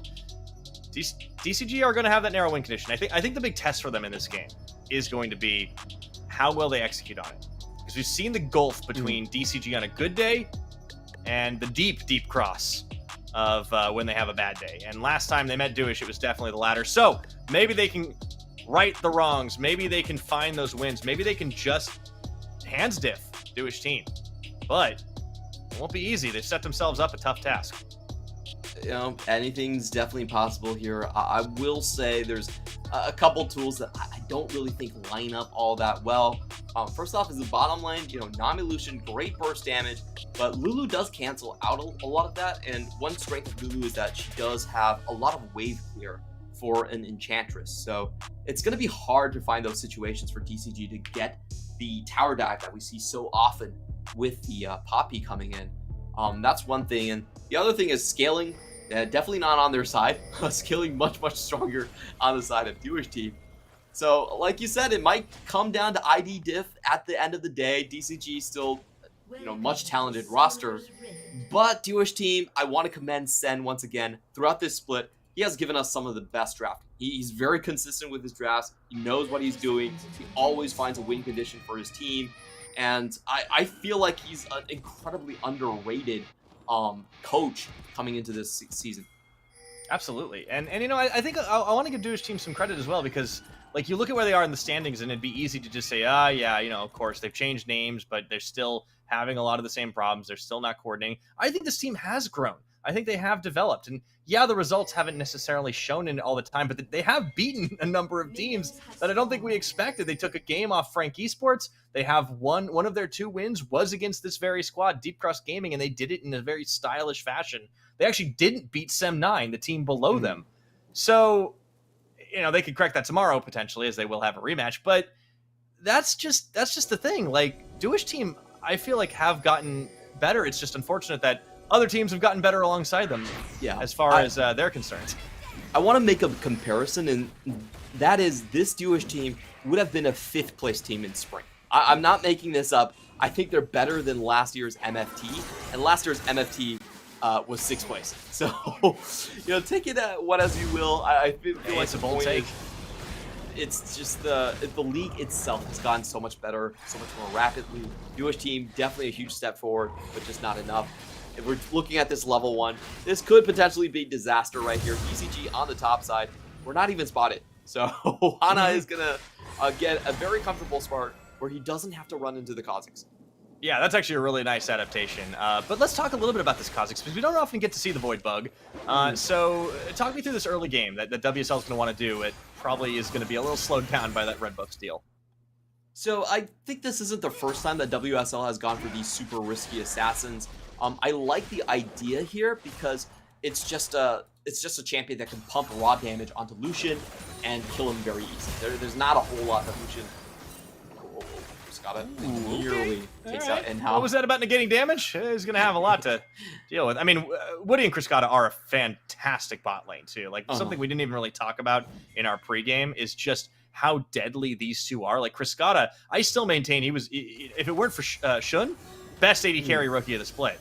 Absolutely. But that's, you know, a whole nother story. WSL is here down on the bottom side for the level 3 Kazakhs gang. Now the red dash forward into the exhaust. Bang 2 turns around. Let's see if they've got the damage. Here comes WSL. They see it. They need that Aqua Prison to land. He flashes immediately. Tastes some fear. And, ooh, a nice body block. The minions doing extra work. And here comes Hana now. Says it's my turn. Yeah, no isolation damage here being taken by Kriskata, so he's able to walk out just completely fine here. Good attempt, and they do get multiple flashes. So this is super important. I feel like this is a massive win for Jewish team, because the most important win condition for DCG is they need to snowball bot lane. If they don't snowball bot lane, they're kind of just dead. So fairly telegraphed too. Yeah, playing without summoners, big question marks on DCG and how they can exit this. Okay, ooh, taking a little bit low here against Leaky. That's dangerous. Playing without health bar, yeah, he gets out. You're right though. Yeah, not having the summoners does mean that the repeat gank is very much a possibility to trade a little bit more efficiently as well. Worth pointing out too that the ignite and the heal swapped. Lucian, Nami, I love it. Aggressive plays, aggressive decisions. And WSL is going to find this blue buff. I will say he's very far behind in the camp department. I can tell that 3 camps behind already. But Hana's not going to spot him. Yeah, that's actually really lucky for WSL. Maybe less lucky for Zhao though. He's a little bit low. Eats the charm. Oh, and it looks like it's too easy. Steadfast presence. He just walks in to deliver first blood to Nesty.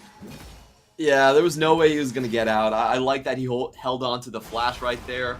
With the red buff being applied, he was a dead man. He knew that too. So just going to teleport back into lane. All the same. Nice rotation by Hana. He is going to realize that he gave up a couple of camps in exchange for that as he walks through. And, uh-oh. The bamboozle. There's a bug. No. Well, at least he's got his Mark Wolf as well. So, jungle a little bit, trade back and forth. WSL gonna have a lot of pressure to try and make the play. And ooh, look at that. Hana knew exactly where WSL must be based on that info. Question mark pings on the Krug camp immediately. A good timer is being collected right there, so this should mean that Leaky is completely fine. And looking at this bot lane, this is what I was worried about. The Lulu versus Nami matchup actually favors the Lulu in most instances, because Lulu can just shove you in, and you have Bane 2 already with the Vamp Scepter, which means that unless you all-in him, he can just kind of sit the wave, shove it in again, and just heal up over and over again. Very easy way to play this. So if Jewish team, they just have vision in the bot side, and they keep Nesty in lane, they can safely scale up. That's a pretty solid game plan for them. Yeah. I think it's nice. I mean, yeah, they wanted to try and stop the snowball or maybe make one of their own with WSL, but they still have a lot of late game potential. I think the struggle might be if Lakunai gets the bad end of another trade there, but oh my goodness, what a wallbang flash from Hana, delivering another kill to Nesty. All right, all of a sudden you got to start looking out for, I can't believe I'm saying this, but the snowballing Nesty Ari? Yeah, that felt weird. That's gonna be a big one right there. I love the way that that Hana actually played that one out. He held the steadfast presence. That means you can't use the E. So Xiaotu doesn't even attempt to use the E first. He's trying to walk out, and then you see Hana just flash in. A lot of mind games being done right there. Really nicely played. Either way, Xiaotu was in a bad position. He either had to burn a preemptive flash, and still most likely be chased down right there, or he was just going to run into a steadfast presence and get knocked up. Oh, Hana no. seems to really like this spot. He likes his chicken. Oh boy. All right. Setting up a tent in this mid lane, although Leaky is going to be coming in as well. Xiaotu, come on. Xiaotu, 1v3, Glacial Presence, Steadfast Presence, no chance. Tries to get the Emperor's Divide. He actually gets away. Fool me once, fool me twice. The third time. Oh no, he stayed. The autos. Oh, he's gonna. Oh. He's fine. He's fine. He's fine. He's fine. Whew. I'm sweating it. Xiaotu. Gotta be safe, man. Little bit unfortunate. Hana actually pulled the trigger too quickly on the E there, so he doesn't get the second stun, and it was just a reposition. Ideally, he could have let Strani hit the crowd control and then look for the wall bang. A little bit of crowd control overlap there. It does allow Xiao to walk out. Realistically, he should have been a dead man. I'll be just completely honest there. That was more about execution, mishaps on PCG's side rather than Xiao 2. Down bottom, what's happening there? He's getting the racks here. Hana, they get spotted on the ward. Okay. Yeah, I mean, at this point, Chris and Woody, they're pushing in so deep, they're just dirty farming. So Enhao and Bang 2 have to back off. They know that there's a huge amount of pressure. But if they don't give up a kill here, WSL's actually started off on this Herald, but wait, Enhao and Bang 2, they go forward again, eating a culling. Here comes the Poppy. Steadfast Presence, they get a little extra hits, but not enough for the execution, not close enough for the wallbang. Xiaotu gets charmed as he was backing, not even in vision. I think it was just a pure guess by Nesty there. and he's going to get the solo kill. WSL can't get there to help him. Definitely was a educated guess. He had the ward in the backside. He knew he probably was going over to a river. So WSL, I feel like this Herald was way too costly. He showed himself topside, so DCG instantly go for the 3-man tower dive. Bang2 and Enhao are now behind a full level, and they haven't been able to farm. They also gave up 3 plates. And then you also had Xiao Tu dying mid. So I really don't agree with WSL's play here. I feel like the Herald was way too costly in this situation. Thinks he's playing Belveth, man. True. They are both from the Void. They are. You know, it's they could be related. I don't want to make any assumptions one way or the other. Here's the replay. Nesty. Yeah. Okay. So he actually. No, he didn't have vision of that. No, that's just global. Okay, yeah, no, it was a really good guess actually. Nesty just game sensed that. Yeah, no chance there. WSL is just way too late. Doesn't want to give up. He could have gotten soloed as well. I mean, Nesty's very far ahead. This is really weird to see because he hasn't really played Ahri all summer.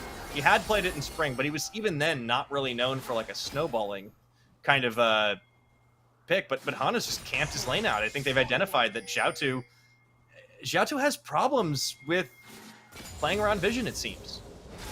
Yeah, I think Xiao Tu he shoves out a lot of times when he has no wards on his left or right side. It feels like the coordination between him and WSL definitely off. WSL not really covering for him. And DCG, it's so weird because I feel like if Jewish team just didn't make any moves, they would have been better off. But the Herald play and now the tower dive feels a bit inevitable. It's just, I think WSL should not have shown itself.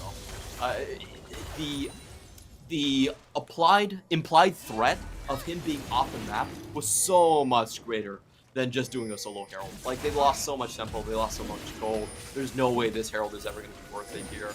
And they also gave the snowball to Nesty. Now Nesty can just roam bot lane and also get the Lucian fed. It's going to be the Dragon start here for Deep Cross 2. A little bit later in this game, and they really haven't needed to focus on those objectives, so the Hextech will go over, uncontested. 11 on the clock now. WSL spotted but jumped on immediately, and oh, what was he even doing there? He should have been able to see them coming a mile away. Yeah, the positioning was weird. I feel like WSL thought he was in the brush, but he really wasn't in the brush. So he gave up great positioning. Easy find, and now Nesty is on the roam. Oh, Glacial Prison does go a little bit wide. However, Nesty should be able to close this one. They use the charm out to the right, and Lacune just doesn't move. Kind of counter predicts it there. They still should be able to get the kill. Took a little while as Nesty was forced to pop his stopwatch. And here we go again. A familiar scene down bottom looking for the poppy dive. Enhao and Bang2 are going to be clinging for life here as they do spot the poppy. No wall bang, do turn it around, but this tower is not long for the rift. Yeah, we do see the Herald being popped the other way out of necessity, just down the mid lane here. Oh, lightning crash into it. They just actually get the bang into the tower, but Hana, he goes too deep. The tower falls a little late. Now WSL on the charge with Bang2 and Enhao just behind. They can probably turn this one around. The double kill, the triple kill, and all of a sudden, Jewish team has a Fedzeri. What was that? That was... Oh, Okay, this is either the most impressive fake out that we have seen, or it's just DCG just kind of inting. One of two possibilities, and it could be both. Why can't it be both? Why can't it be both? I feel like they full sent it here. Hana really, really wanted this kill. Yeah, he took a lot of damage coming through the first time already. You know, he took a tower shot here. And let's see if he actually lands the crowd control. You know, Bang2 actually just gets out of the Nami wave, and Hana chooses the worst moment to re-engage. Wild Growth saves Bang2, WSL comes in, Triskata has to run. And I think what happened right there is DCG, because they saw the Herald mid lane, they knew it was on WSL, they didn't expect him to arrive there so quickly. They thought WSL must have been around mid. That's the difference, right? Like the threat of the causes, but also I do think it was a good fake out, but I also think Deep Cross tunneled super hard on that kill. So as it stands, they still have a gold lead. They still have the gold lead, but they give over enough to complete that Immortal Shield bow first onto Bang2. Meanwhile, the swap comes back up top. This is a 2v3 with Nesty here. They flash. away from the charm. They're going to be able to reset, though. Yeah, this is the magic of WSL. He has the worst early games of any jungler. Give it to he take comes back and saves it all. It's so beautiful to watch. His portrait is on screen right now. You got to look into those eyes. Those are the eyes of a stone cold killer. You cannot predict what this man will do. Absolutely. He is so stoic in his approach to the game. He is unperturbed by losing lanes, by losing flashes early on. He will do what WSL does. It's so weird, but he catches people off guard so often in his games. It's really fun to watch. It also feels like he's untiltable, too. You were talking about how he's stoic. Like, I feel like if you're on a team that is usually down very low in the standings and has been for some time, like, it's very valuable to have that, like, rock-solid mental. Because you can just rally and come back in these unexpected situations. Tower does fall up top, so Deep Cross are able to eventually get rid of it. Jewish team can't hold on to it. WSL, this is probably not a red you want to fight over, but then again, Lacune is here to close the trap. We're going to get a full-on 5v5. WSL just take a full face of culling, and that is going to be him out of this one. Unanswered, Nesty looking for something himself, does land the charm into the Orb of Deception combination onto Zhao2. Woody taking out some of the Zeri damage, but I don't think Douche Team are just up yet, and Lacune gets hit mostly vertically as Bangtu gets charmed up for days. Deep Cross, they're looking for more here on the reset now. Lacune isolated, and that's the double kill for Nesty. Snowballing on the Ahri, looking for the triple himself. Charm doesn't land, but doesn't matter. They still will be able to pump the damage into the Azir. Not enough to finish the job. Oh, Jewish Team had an opportunity to swing that fight, but Bangtu walks point blank right into a charm. Just dies. He's the most fed member, and they lose the team fight straight afterwards. So, you know, DCG with a much better engage plan. They come from different angles. WSL, what can I say? I don't think Don't praise him anymore. Was a good idea. You praise him, something bad will happen, like this. Yeah, so that's one member down, one ultimate down. Bangtu tries to go for the heroics, and he nearly makes it work here. Lacune does a good job with his angle of attack, but unfortunately here, look at Bangtu. This is just inexcusable. He just walks to his death here. Doesn't get any of the auto attacks down. What they were looking to do was to probably chase down onto the Poppy, and Lacune actually had a pretty good ultimate, canceling the Keeper's verdict to make sure they could chase. Oh my goodness, we're right back into it, and all of a sudden, I didn't see the setup happen here, but Lacune going to be popped down, in goes the tower as well. Deep Cross Gaming, I think they've realized the switch can be flipped. Charm does land onto the Lulu. Enhao gets blown to smithereens. Talk about the burst damage coming out of the Lucian Nami. That's kill number 10. People forget that Nesty actually plays Ahri. I forgot for the entirety of the split, and now he shows it. That gives them something to think about if you go into the postseason against DCG. It's not just about the Talia, it's also about the Ahri. Yeah, and he's just doing so well this game. I mean, it was great setup early for Hana, just taking advantage of just the positional difference that Zhao2 was presenting constantly, allowing Nesty to get a few kills, snowballs, and of course, on this Ahri now has a 13-stack Medjay Soul Stealer. We're two out of 3 on Medjay's today, Clem, and I don't know what that says about these games. Bangtu, you're spotted. Bangtu, please. Okay. Zeri is a very mobile champion, but that doesn't mean a thing if you get CC'd for days. Yeah, Bangtu, you really need to step back. If you look at the map, the mid jungle is setting up a death brush in the top lane. This is not when you want to poke your head out too far in mid.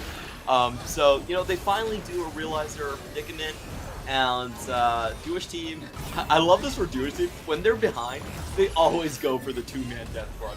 They have the Shanghai connection, these two players, they're, you know, connecting overseas, and they just go into a lane, someone waits in a brush. I have to say, it's actually worked out a lot of times, more times than I would bother to admit. Probably more times than it honestly should, but yeah, you know, hey, if it does, don't knock it. As DCG will be able to knock down the Rift Herald for themselves. 18 minutes in the game. They're also building that Drake stack. We haven't really talked about it, but the Infernal will be sole point coming up in about 3.5 minutes. So in terms of objectives, really favoring what Deep Cross can do. And after that oopsie, I want to say, down bottom, Bangtu is looking better than Kriskata, but it's flipped back and around, right? Yeah. Kriskata gets a handful of kills himself, and all of a sudden, well, he was in the item deficit. Now he's the first to 2 items with the collector completed. So DCG are going for full burst at this point. You know, they're not even trying to play a late game. They do have the gold lead to go for this anyway. They're 6,000 gold ahead. So the question here is, how do Duish team actually stall this one out? I feel like WSL actually did a very smart thing, which is he went for the Void rack enhancement here as Lakunai. Hold on a second. Okay. They get the wall bang, but it doesn't really do all that much, and the Poppycopter gets reset. Lacune, they actually have the chase down here. The teleport can be forced on both sides. Here comes Nessie over the wall. Doesn't land the charm into Bang 2. However, Lacune going to be left for dead here. They have to get something out of it. The Glacial Prison goes down, and even though they thought they had the turn, they lose Lacune and Enhao, and the charm once again into the wall bang. Knocks, box, locked and loaded, and everybody's going to town. Hana will lose his own life, but DCG still trade out better. The most critical thing here is they actually kill the jungler, so there is no chance for fast Baron playing to close. It'd be a very fast Baron if it came down. We're still 35 seconds away. True. From it spawning on the Rift. The Crest are playing fast and loose right now. Yeah, but they should be able to get this tower. WSL, I think, very cleverly did go for the spike racks, which gives you a massive slow against isolated targets. I think it's a 90% slow.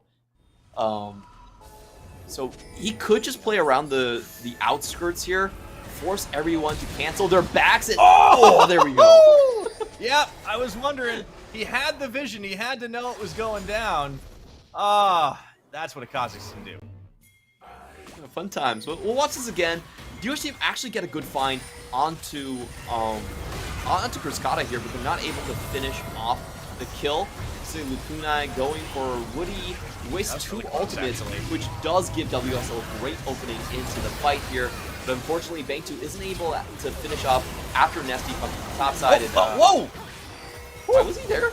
I don't know! And how? He's gonna go down too. Nesty looking for where the wild growth popped on himself. And oh, Nesty, he sees the kill. He wants the kill. He won't get it though. Not that one, anyways. Duish team, you guys really need to play the 1-3-1 a little bit more laid back, especially when Xiaotu's taking tower by himself here. Bang 2's got to stop face checking, man. He went right back to the scene of the crime, where he knew that his top laner had just died. Yeah, this is gonna be Baron. WSL has to jump over. He doesn't have a flash to make it there. There's a Sejuani. There's a Sejuani in front. Lakunai. This is actually not going that fast. Kill. They will land in the charm, but yeah, that's gonna be the combo. He didn't even get a chance to really do much. There's an opportunity for a steal, but Leaky doing a great job of body blocking. Xiaotu trying to get something for his trouble here. WSL gonna try. He maybe has it in. He's gotten charmed for days in the wave. He's gonna be waving goodbye to that Baron buff. Took a while for Deep Cross, but they secure it on 5. Really good setup from DCG. You know, they have Leaky across the board. Great pinpoint accuracy on Nesty. Once again, he lands the charm. Nesty with the outplay on Xiaotu. I don't think that Sun Disc is a very fun disc. Nesty dashing around the sides, Spirit Rushes and flexes on Xiaotu. Nesty just making all the correct plays right here. We're going to get a recap of what happened to Bang 2. Looks like it was Enhao face checking here. He had the body block for Cryscata, which left him in a bad position. But Bang 2, okay, it's time. All right, that's inexcusable. I'm sorry. But no, what are you doing? What are you doing, Bang 2? There was no reason to stay around. He already saved his support. Oh, calling! Cryscata! Pops the Lulu into the Shelly charge. Didn't even come through. You know, this... I was wondering why this felt so weird to watch, and I'm not just talking about Nesty's Ahri. This feels weird because ever since the durability patch, I'm not expecting health bars to pop that fast. Definitely not. Wow. Enhao didn't expect that either. The Collector caught him off guard there, and WSL trying to cut the wave. Isolation damage works the other way, my friend. You're the one who's isolated. Oh boy, that's going to be another push in. 18 kills to 5. Duish team. This game has gotten out of hand fast. Bang 2 had an opportunity with a misplay by Deep Cross and overforce down bottom early on, but it's been squandered. Duish team still find the fights every now and again, but they just are getting bursted way too fast. Poppycopter wind up, Hana won't take it. Well, DCG, you know, I think they can just take Infernal here, play it super slow and safe. They have a massive gold lead at this point. Just play the objectives on the rest of the map, and I don't see how Duo's team really approach this. The problem with Duo's composition is once they don't have anyone that can face check, they're relying on Agent WSL to get the job done. The map control is purely on the Cockroach. So, yeah. Well, he was able to do it on Trundle last time against the team, but it was a very different set of circumstances. This is starting to look a little rough, and I think Deep Cross they have to be feeling good about how this game has gone, not just because they got the kills on priority targets, not because they had everything work out, but because their execution has been good, but for a couple of mistakes. And I think those are the types of mistakes you learn from. This is one of those wins where you'll still take away a good amount from the tape, right? They have to close it, but they are well on their way. I just don't think that Duo's team expected DCG to actually perma-gank Nesty. Like, that has not shown up on any of their replays or their No, video it's usually the opposite. Nesty usually doesn't stay in lane at all. Yeah. It's crazy, man. So, Duo's team, shout to giving over 3 kills early on Nesty. I think a big part what blew the game open. And then, I would say, I feel like WSL would have been better served. Oh, it's slam. Goodbye. WSL gets popped. Bugs flat. The only kind you want to see in a game of League of Legends. 24, almost 25 minutes. Duo's team down. One member. Bang2 forced to flash away. The dash man just burst it through him. And they're just dropping like flies at this point. Lacune, he can take a little bit longer, but I don't think he's taking anyone with him to the Death Realm. Deep Cross just staggering on that, and they burst it out, and how about that? A 10th kill in this game, I believe. Oh, boy, that's going to be Xiaotu going down. Chris Scotta finding the legendary, and they're just having fun with this one. Deep Cross Gaming, they may have lost the last time against Duish, but they will not make the same mistake twice. At 25 minutes, Duish team, they're going down in Deep Cross Gaming. How about a nice sip of Nest tea? A full stack Naja's to boot right there. Good execution from DCG. They gank Xiaotu so many times. They win the bot lane handily off just knowing where WSL is on the map and applying pressure on the other side. There's a couple things that I feel like Duo's team could have done to just keep themselves in the game much, much longer. And it's just the Herald play early. Like, if they didn't go for the solo Herald on top lane that wasted so much time, I felt like bot lane would have been fine, and they would have been able to scale up much later. In the other cases, we just saw team fights where Duo's team, honestly, just got outplayed a little bit. Bang2, he got caught out 3 times that were completely unnecessary deaths, in my opinion. There's this one time in mid, he was just walking about, he dies. The second time in team fight, he goes head first into a charm, dies, and then we saw another where he was trying to cover his support, dies again, and that just I hate to say it, but you know, Bang2, I felt like he just gave away way too much tempo to DCG. I think we saw for a number of individuals, like a lot of the mistakes were on an individual level from the Duish team side. I think we really saw that there is just sometimes lacking map awareness. Whether it's Xiaotu not playing well around, not putting vision down, pushing his wave too far forward and knowing that he could be ganked. Whether it's Bang2 just running around the map when he doesn't have eyes on the rest of the team. And even early game, like WSL had a pretty good impact at this one, but he let himself get 3-buffed, basically, and didn't really have much he could do early on and got denied, got set a little bit further behind than he would have liked. I think that this is one of the biggest issues for this squad. It's not so much always communication, because I do think they've improved on that. It's the fact that they're not always aware of what's happening on the map, and teams like Deep Cross that always come in with a game plan can take advantage of that. It feels like they're just, 5 disparate fingers, and they're not really connected to a palm. They're just kind of floating around in mid-air, and their laning phase has a lot to be desired from. So, I hope Duo's team don't lose their spirit. They can continue to improve. I feel like they're making a solid stride in the commitments that they've had to their player. And once again, I would say that Duo's team has massively improved. They'd probably be almost 6th or 5th last split in spring, but this split, different times, everyone's gotten better. They need to catch up as well. Yeah, they certainly need to do quite a bit of work. They may be out of playoffs for this time, but they can certainly learn a lot and move forward to their last game tomorrow. For Deep Cross Gaming, though, this is definitely a much better look and a very different look. Who knew? Nesty Bestie on this Ahri, a throwback from spring. I mean, he's a player that just plays so many different champions, so many strange and sometimes unorthodox picks that seeing him on the Ahri and getting fed, of all things, it's no surprise that he wins the MVP award. The crazy thing to me is that his charms just don't miss. He was so good on the charms all game long. He didn't really feel like a first-time Ahri player to me at all this split. And that's always the most important thing about the Ahris. You know, we've seen Ahri players all over the board, but a lot of them cannot find those kisses whatsoever. No, and that does make the difference, but also set up, he can be an absolute terror to deal with when he gets fed. We often think of Ahri more of a utility champion, but certainly can be the assassin when needed. Good reset combinations. Now Duo's team has leapfrogged over the group. Now oh boy. We'll see if they can hang on to it. We are going to go on break, but as we're getting to the halfway point, we will be right back with Sem9 versus Beyond Gaming. Don't go anywhere. CTBC Bank is Taiwan's top financial institution, but we're not stopping there.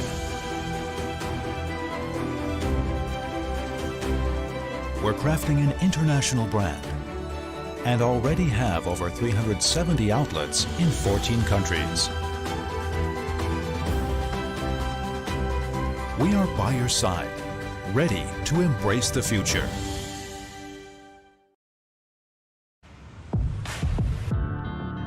Taking my pain away, nothing else more to say. Everything that I have, I'll give. First, you gotta pick a side. Now you got a team and you're rolling with the pride. Wanna play the game, make it to the end. I wanna bring it back again. I feel it inside. I'm reaching my stride. I'm standing my ground. I won't give in. I'm moving ahead. I'm back from the dead. I'm ready to fight again. Raising the roof, raising the roof, raising the roof. I'm raising the roof.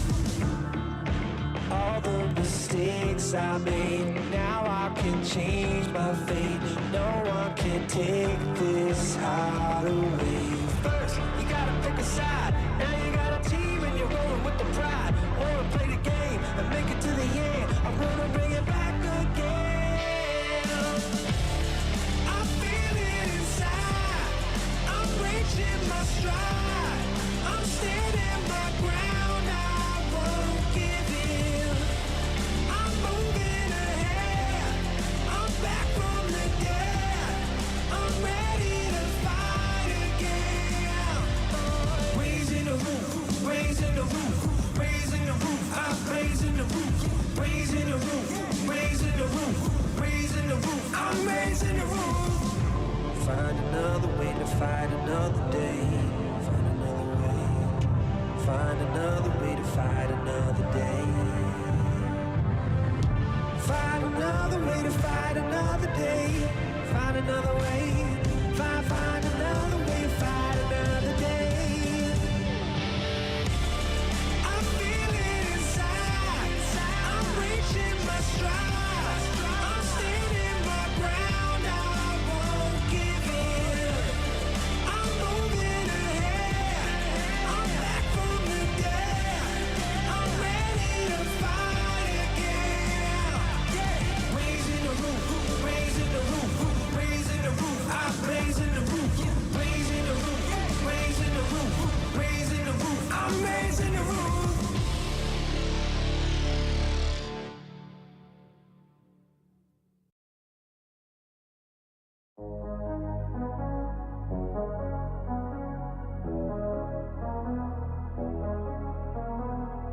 Show me love, show me love. Taking this pure heart of mine high above, high above. We go off in the night. We leave in the red lights. Man, let 'em need. You can see right, see right. We go.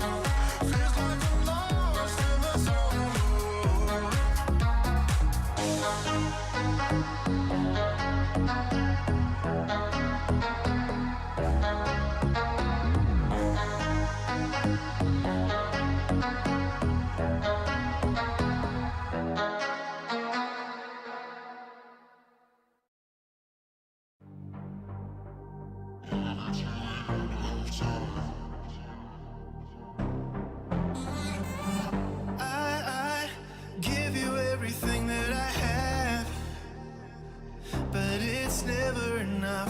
I try to take you through to the end and love you till the end of time. You always get what you want,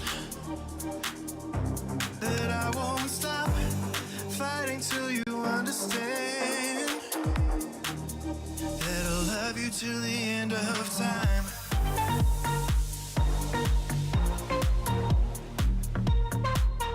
Till the end of time.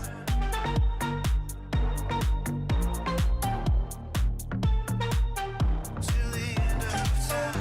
Girl, I want you every night. Come on over. Girl, we do this every time. Come on over. You always get what you want, that I won't stop fighting till you understand, that I'll love you till the end of time.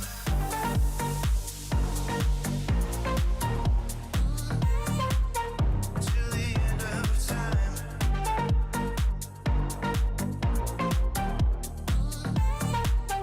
Till the end of time.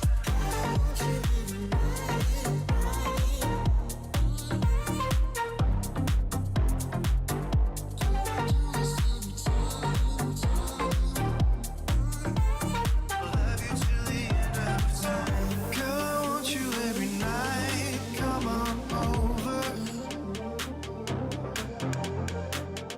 Girl, we do this every time. Come on over. Love you till the end of time.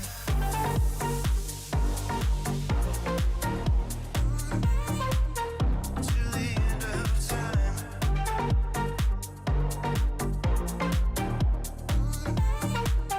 Till the end of time.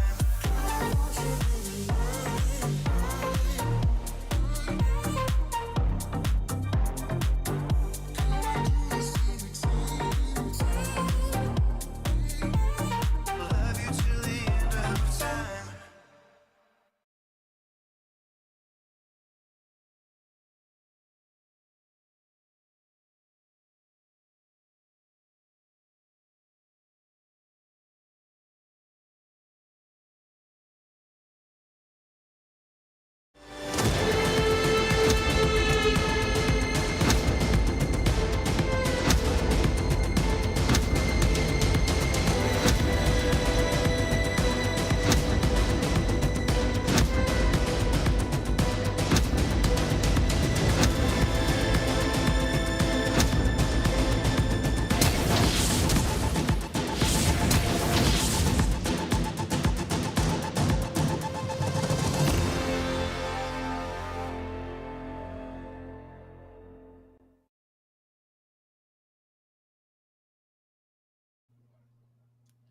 And welcome back, everybody, to the PCS Summer. It is week 6, day 2. We're looking to finish out the regular split, I should say. But we still got about a day and a half worth of games to go. Before we get there, I want to once again give a shout out to our lovely sponsor, CTBC Bank, for always being by our side and making sure that the PCS is possible. Now we've got ourselves clash with quite a lot on the line for one of our two teams. Sem9 are taking on Beyond Gaming, who are hoping to move up the standings. And Clement, we crunched the numbers in the break. They have a path to get up into top 4, but it is not an easy one. Absolutely, and the most wins they can get is going to be 11 wins, and so far we have a whole host of teams already at 12, so they can't catch up to the top 3 anymore. Top 4 is the only open slot, but in their path is Frank Esports and J-Team, who, J-Team Frank Esports won 2 games ahead right now, and J-Team still have a lot of games to play yet. So it's not impossible, but certainly the deck is stacked against them. They need J-Team to basically lose all their games, and they need to ensure they win all the remaining ones of theirs. Yeah, it all starts today, right? They've got to beat Sem 9, and I that's going to be the easy part compared to everything else. Is a lot of it's out of their hands. So they will be hoping they can move on up, but they may very well be our 5th or even 6th place team. And I believe that's the lowest that this Mega Bank Beyond Gaming squad has ever actually done. So it just shows how much strength is actually at the top half of the table. And just like we were talking about last game, everybody has improved. Everybody has gotten better. And Sem 9 are one of those teams as well. So this won't necessarily be an absolute team of pushovers, but they are just playing for pride at this point. They'd like to get another win on the board. And here they are in blue side this time around. No Name, Arashi, Lazar, Jidodo, and Caspiel down in the bottom. So this is kind of what they've settled on, it seems. I mean, Asian is back doing the pick bans. I like Caspiel in support. I will say that much. That's not a bad look at things. I will say the biggest issue here is are they going to commit to these lineups? I feel like that's an interesting question to kind of look at. Of course, after missing the postseason, it's going to be a long time since we see Sem 9 again. It always feels like almost half a year. So a lot of things can change between then and there. I hope Sem 9, of course, stay with us in the PCS. But the big thing is, after they've changed back to this standard roster, they actually haven't found a win with this sort of lineup just yet. The lanes themselves haven't been going too well, so hopefully they can do better against Beyond. Yeah, their opponents, Mega Bank Beyond Gaming, Likai, Husha, Minji, Wako, and Kino. I know we were talking about this lineup. They have had a number of struggles, and it has been a little bit up and down during the split, but they've also been able to take wins off some big ticket teams. In the first game of the split, they beat PSG Talon, and this roster has definitely seemed to be the one they've stuck with. It's been much more Likai than Liang. Minji, I think, has been able to flex a little bit more outside the comfort zone. We typically had him pigeonholed as a main assassin player and thought that post durability he was going to struggle. He found some other champions that worked really well for him, the Silas, the Talia. Those are very, very good. The problem is those are two champions that are very bannable. Absolutely, and they're also first pickable, which I think makes things even worse for Mega Bank Beyond Gaming, especially if they fall on the red side. I feel like this team is pretty much dedicated to being a blue side team because their champion pool is pretty limited to start with, so it's actually just better for them to pick up what they know earlier on. However, I will say they have been so incredibly dangerous, taking games off PSG like you mentioned, and also beating DCG yesterday, so you're not going to be too happy drawing them in the playoffs. They could definitely be a threat to higher seeds. Let's take a look at our head-to-head. It's going to be in the jungle this time around. Arashi and Husha. Husha's definitely had a pretty big impact on some of these aggressive junglers as well. They share a similar pool, and that's because a lot of them have been playing some of the more standard stuff, with exceptions. Arashi has been known to pull out things like the Kindred, even had the Talon game as well. And I do think there's upside to this player. Arashi, one of the better players on the Sem 9 squad, to the point where we were talking about, oh man, it's a shame we couldn't get him and Caspiel in the same game. Well, Sem 9 found a way, and we are into picks and bans. Away we go. It is interesting you mentioned Beyond being better on the blue side, Clement, because that is where they have had most of their wins. 6 of them, 6 of the 9, the blue side. And I do think that is something to think about when they are on the opposite side of the rift. So there's a couple different ways that this draft could go. I would say both of these teams are very much focused on the Sivir pick here. Sem 9 loves the rundown. They just showed us my favorite comp personally this split, the no-name rundown Darius comp. Sure, it didn't work, but it was fun to see. There was some close moments right there. Hey, they're giving us some entertainment value, and you can't take it away from them. No Name has played so many champions. Like, we have had the most interesting pool of top lanes, I think, this split anywhere else. It's like everybody plays all sorts of champions, or they're just like incredible standouts, or they're just like rock solid on a handful of champions. Like, we have such a stacked top lane talent pool in the PCS, and also just some fun players. For sure here. And Sem 9, we saw this draft yesterday as well. They're banning away Sivir counters specifically, but we also have to remember that Beyond Gaming, there's no way they're gonna first pick that. I mean, it would be a bold strategy. It would. They don't have anything to lose, I suppose, except this game. And now it's gonna be the Gnar. First pick Gnar. That's all right. All right, No Names. This is an interesting way to draft. I mean, they banned out the Sivir counters, and then they give over the Sivir priority to Beyond Gaming. This could be a trap. There are some other Sivir counters, like we just saw from PSG, the Alistar plus Tristana combo.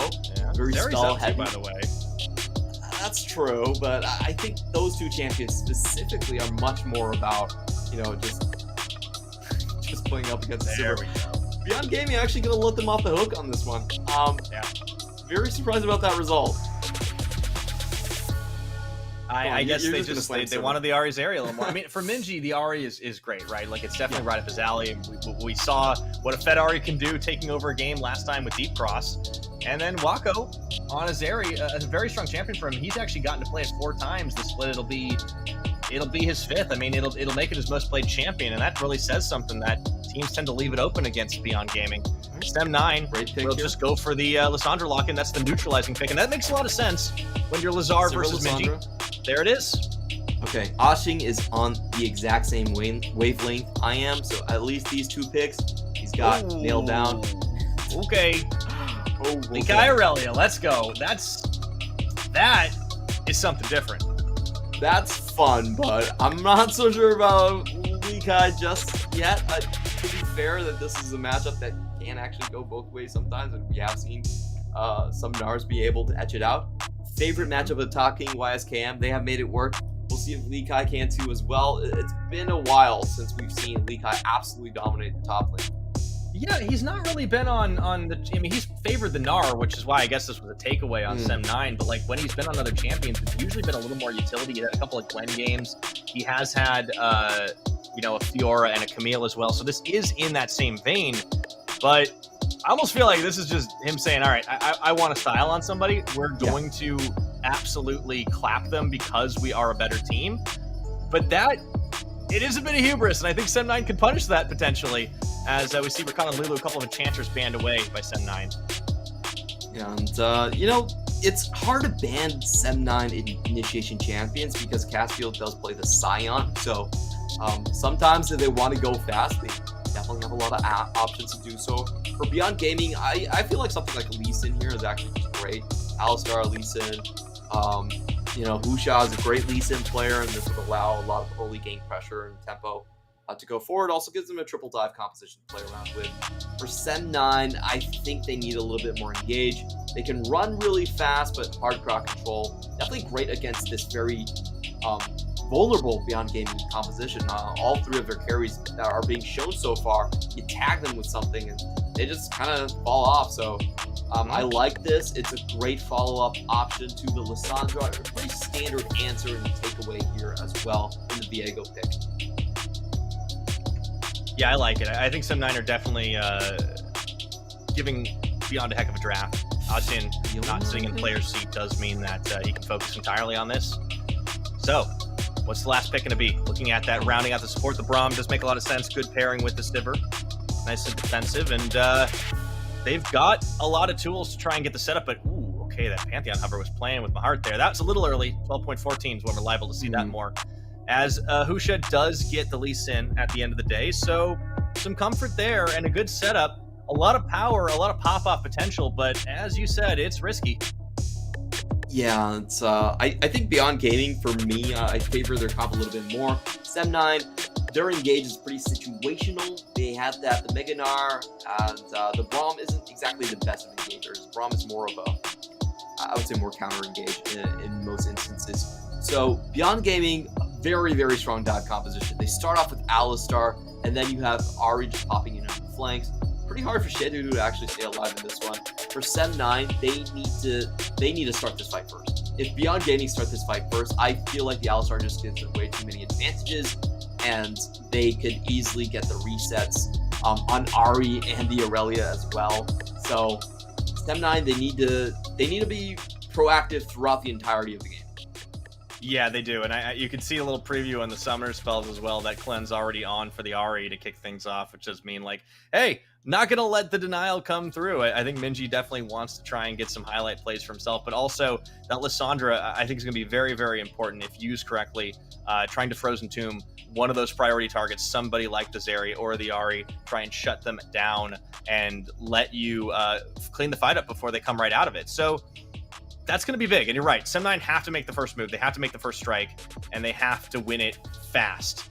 For Beyond Gaming, whew, it's a lot of damage, a lot of tools, and I do want to keep my eye up topside because that really is the coin flip. And I want to see if Likai can etch his name there in the topside alongside all of our incredible carry players that we've seen this split. Absolutely. The scary thing here for Beyond Gaming is they have a dominant topside. If you look at the skirmishes, you look at the early game power spikes, Aurelia, Lee Sin, Ahri, you can't get much better in drafting that triple combo. So, you know, that's the inherent difficulty of a Sem9 game plan is I feel like they are naturally put behind in lane by the picks, but then they have to find ways to be aggressive and proactive when it comes to these objective fights. We're going to be taking a look at the summoners here. Minji going to go for a much more defensive setup, not taking the electrocute or the ignite here. Just going to be... I honestly feel like this is a little bit too defensive in my mind. It's almost hard to snowball. I mean, he's got the spell book, though. In fairness, he's not going to have to deal with it forever. Yeah, so I think what this shows you is that most likely Beyond Gaming going to look to just hard camp Likai. You know, if you don't really get the combat keystone or summoners in the mid lane, you're probably going to focus on top. Makes a lot of sense. We'll see what the game plan ends up shaking out to be. As we get underway, Leashes happening both on the bottom sides of the map. And Arashi, we did compare the junglers, I think, very fortuitously this game because they should have a pretty big impact. Husha almost always does. I remember back to Spring Split, this guy was popping up out of everywhere doing things like, I don't know, Rek'Sai, just getting big plays in the mid lane. And could be possible that he's going to try and help snowball Minji a little bit, but the top lane, that would be the focus that I would expect to see. And I think for Arashi, maybe they can make a play down on the bottom. Caspiel finding some good Winter's Bite onto Owako there. And, you know, level 1, pretty common to see this just being pushed in on the side of Alistar. So Sem9 going to have a good start that way. And take a look at the jungle pathing here. Husha, very interesting, actually going for the bottom side instead of the top. Likai hitting level 2 first. There we go. Good dodges out from No Name, though. I think No Name is going to have his work cut out for him. Talked about his Darius game, didn't quite work out, but you got to give him credit. No Name is definitely able to at least tangle some of these top-tier top laners. Also touching around. This is interesting. I think they just see him. Yeah, they have to assume that Husha could be in all places here. A really nice pathing from Husha. I'm not sure if they know the ward was there, but okay, he's finally going to show here. Yep, there we go. Should be overjoyed about that. Good information shown early on in this game. Arashi, yeah, both junglers just kind of been matching cadence across the board. No more shenanigans, but now with Husha on the level 3, I think we can expect to see that play you were talking about coming soon. Yeah, it's a straight trek into the top side, and No Name should know about this. Good side. There we go. Nice. There's the hop. He does take a little extra bit of damage. Just moves out of the range of the Sonic Wave, and he is able to stay alive. All summoners to boot. Arashi getting more time on the jungle, so he's a slight bit ahead. Yeah, does get an extra camp there. You know, No Name definitely knew that the Lee Sin was coming, so he was on high alert. And we have an interesting roam from Sem9's bottom side. They had the pushing lane against the Alistar from the start. And we also had Beyond Gaming's bottom lane playing pretty safe because they didn't know where the Viego was. And Lee Sin also into the top side. So a good find here by Sem9. This is always where it gets exciting when you see Sem9 coming out of their lanes doing just fine. Absolutely. Husha? No Name almost on that Gnar bar, but Husha is backing around as he cancels the back. I think this could be a little bit of a rough timing. The hop, the crunch, and oh, there we go. First blood. Husha's going to claim it on the execution. Yeah, beautiful stuff coming in from Husha. Got the red buff slow, and even though No Name was able to get the W right off the bat, doesn't really help him afterwards.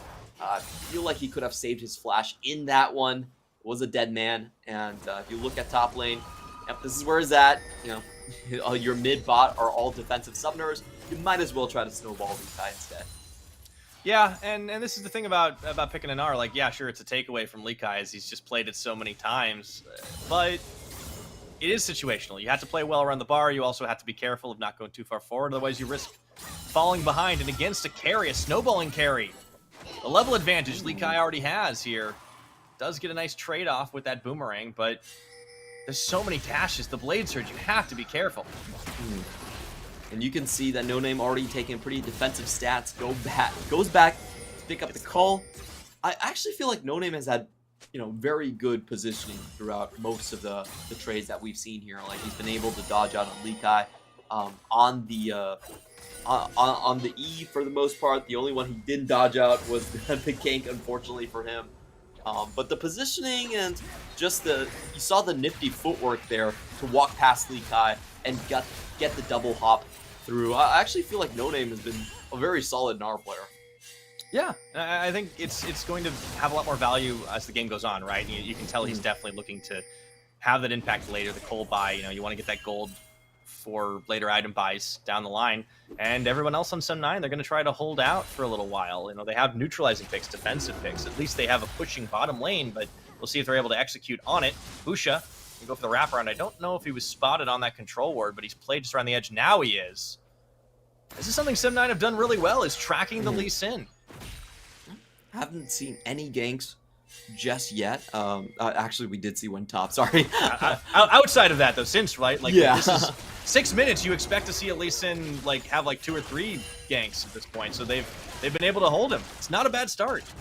Yeah, absolutely. And I think we're getting to the point where Sem 9 do have that Frozen Tomb combo online, so they could choose to use that on the most likely the top side. I think both sides are going to go for the top without the cleanse. Okay. Wako.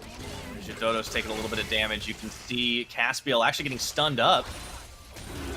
And they will get a little zoned out of lane for the time being, especially with Husha sniffing around, actually soloing onto this Ocean Dragon. Something he can do is the Lee Sin. Really nice uncontested. Just great trading by Wako. He goes in and he also picks a moment where Shidu and Caspiel are not stacked together. So we didn't see the Guardian actually being proc right there. And now we have Beyond Gaming going for their patented 4v2 play. Let's see if 7-9 can sniff this out. No pings just yet. Arashi is going, and now they spot it.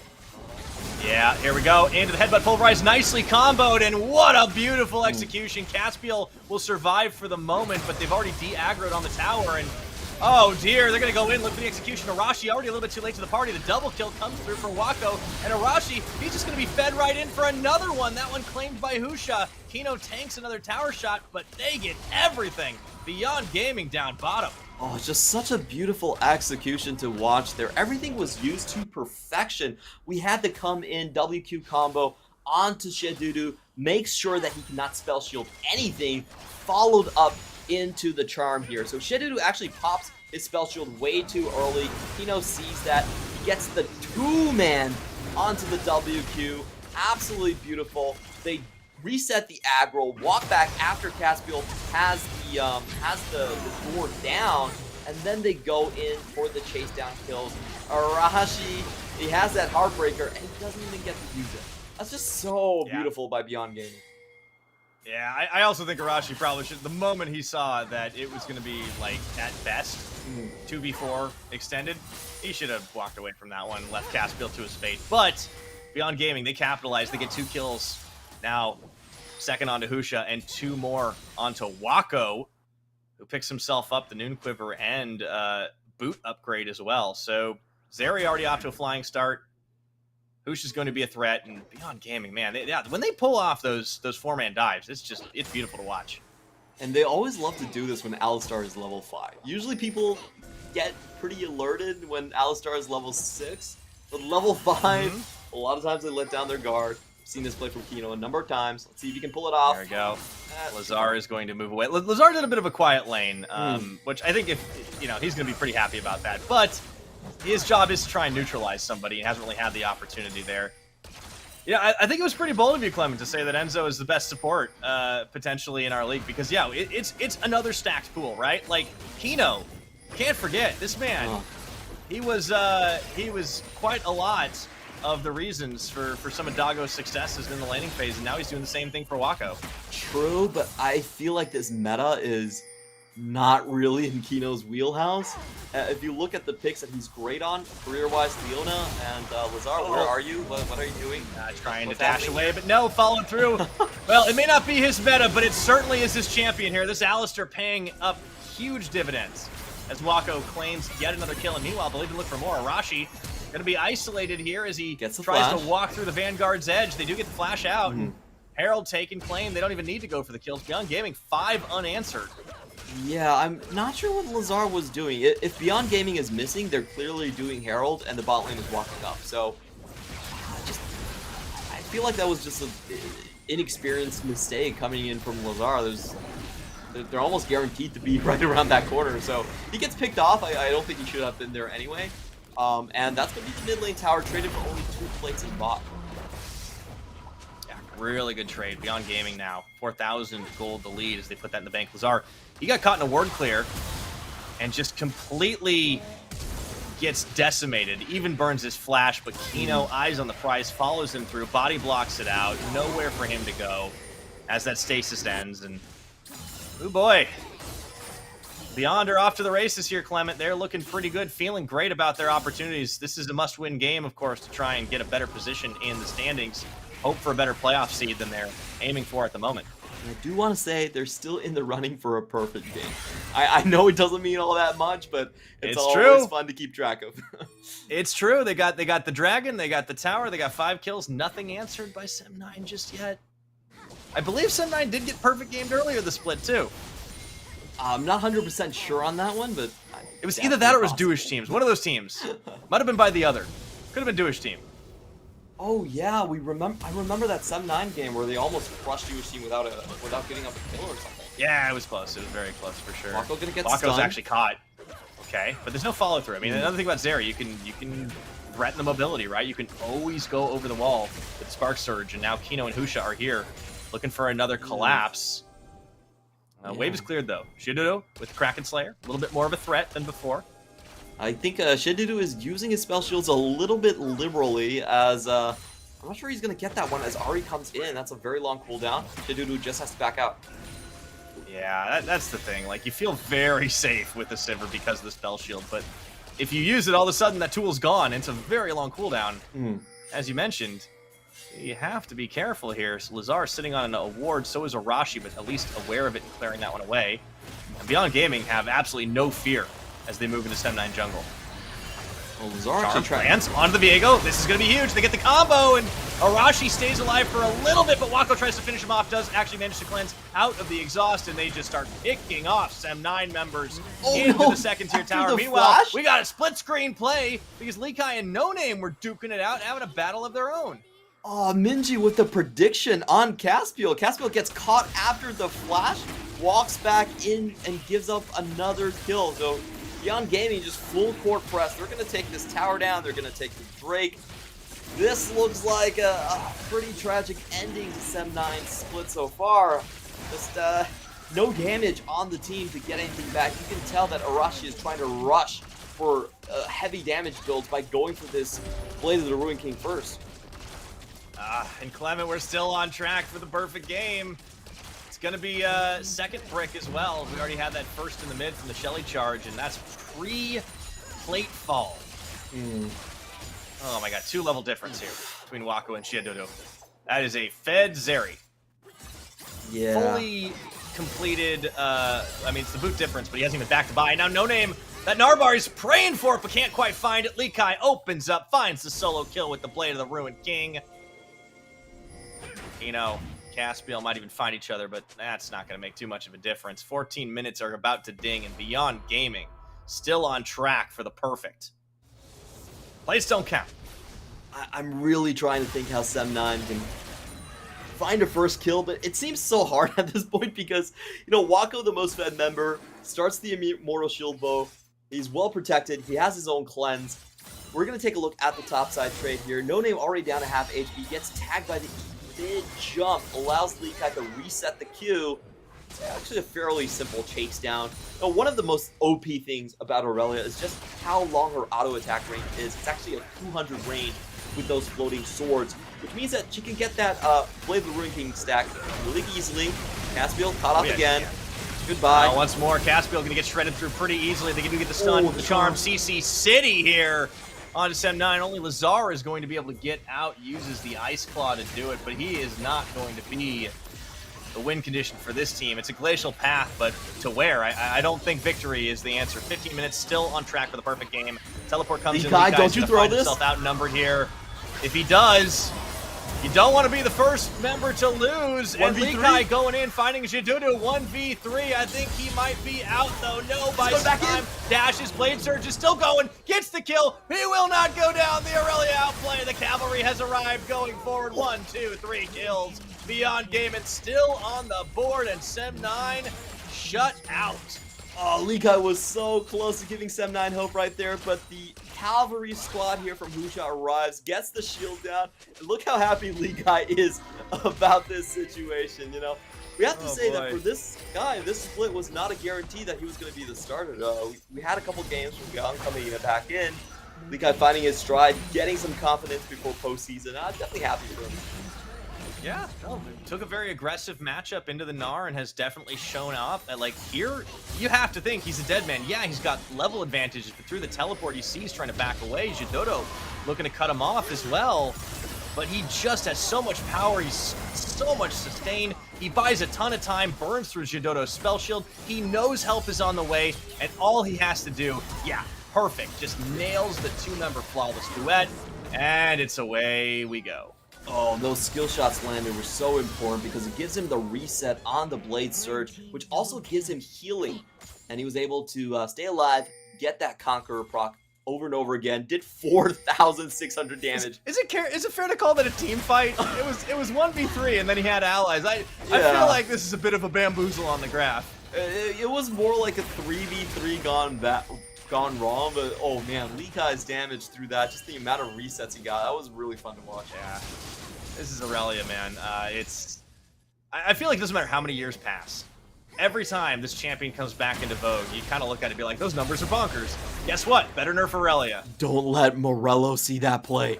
Please, nobody send it to him. Nobody. This is a very old league meme, by the way. Again, we were talking about cursive earlier. It's from about the same era. We're doing throwbacks tonight. You know, it was kind of funny, man. I was in LPL in the China office, and our PM was the actual person. He said that he suggested the Aurelia nerfs. Really? Yeah. Ah, that's interesting quick He was a really good player. He was a Tryndamere player, and he did not like Aurelia. Oh, well, that explains it. That explains everything. Yeah. Caspiel. Oh my goodness, big 3-man knockup. Oh boy, Lazar trying for a play. They don't want to get a perfect game, but Lightning Crash might say otherwise here. Wako is unstoppable as he looks for the extra auto on Lazar. Will finally find it into the back line. Lekai is not going to let himself be outdone by any 80 carry, and all of a sudden Arashi, the last man standing.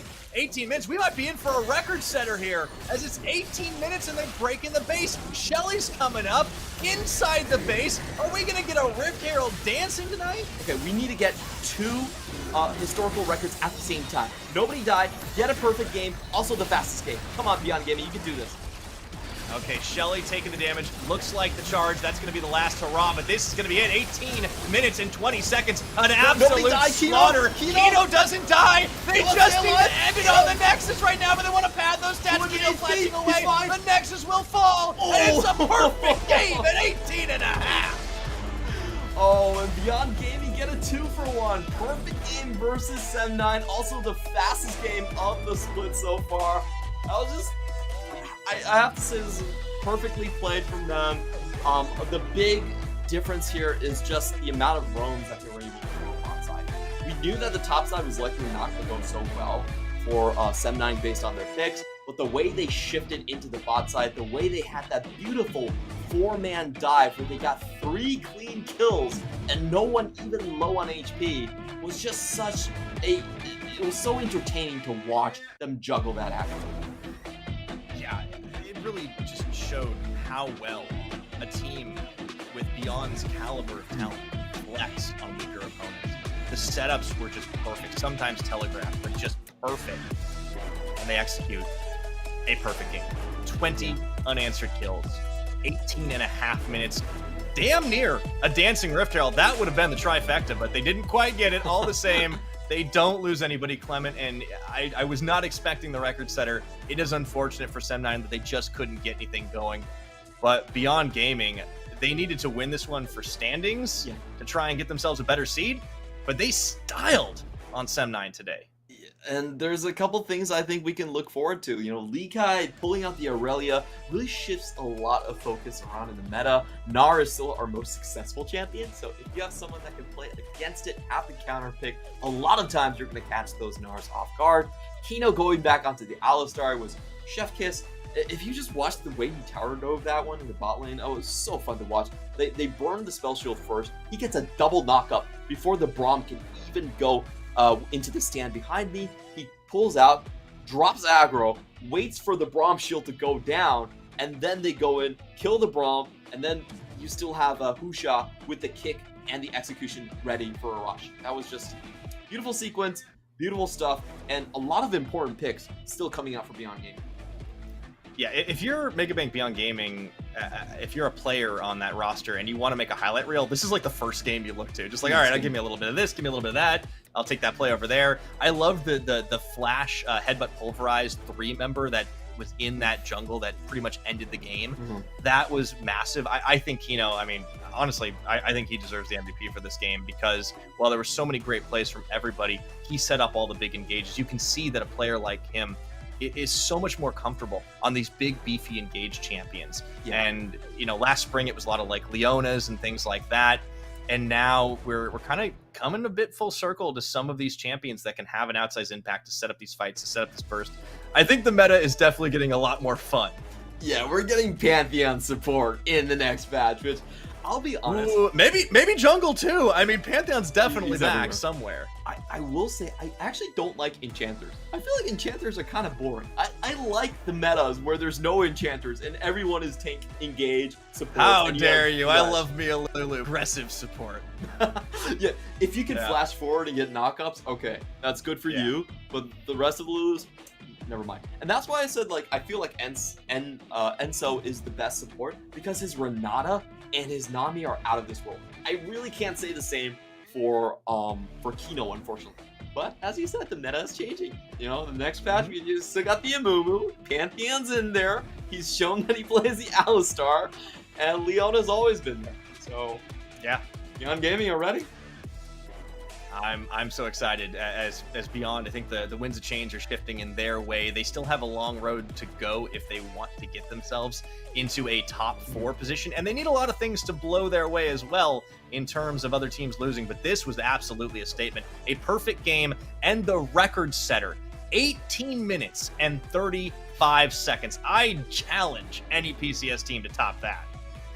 Yeah, Sem9, they only have one game left, so I think it's going to be hard for anyone to kind of top this record. It is against Dewish. We'll see. We'll see how that goes. But yeah, let's take a look. Let's see who won the MVP. It was going to be Kino. Absolutely. What a day for supports. 0, 0, and 12 involved in 60% of them all. And the ones he wasn't were pretty much just Likai up top or down bot. Just straight up solo kills right here. And I think Kino's always been most comfortable when he's on these tanky engaged supports where he can open vision for the team, where he can start to roam around. The tankier the champion is, the better he looks out on it, because I feel like Kino is he's a great engager, and he knows how to section off team fights as well. So Leona Alistar being back in the meta, something like Pantheon coming back in is also super interesting. I feel like, you know, Kino, as someone who's been known to play a lot of set support, Bruiser's coming into the support role is going to be fun. I knew I was missing something. I was like, there's something else Kino's known for. I cannot wait. Man, 12.14 is going to be such a banger, but we've already gotten some huge starts here, and we've gotten some incredible games today. Man, if there was ever a day, like at the end of the split, even from some of our squads that don't have anything left to play for, we've had quite some entertainment. We have a few more games coming up. Yep, right afterwards, you know, Impunity versus PSG. If you guys are looking for an upset, that one could still happen. And surprise, surprise, we got some old faces going back to the roof. Onyx. Ooh, yeah, we do. Little preview there. We're going to go on cooldown when we come back. We'll see if PSG can bounce back from earlier today. Don't go anywhere. CTBC Bank is Taiwan's top financial institution, but we're not stopping there. over crafting an international brand and already have over 370 outlets in 14 countries. We are by your side, ready to embrace the future.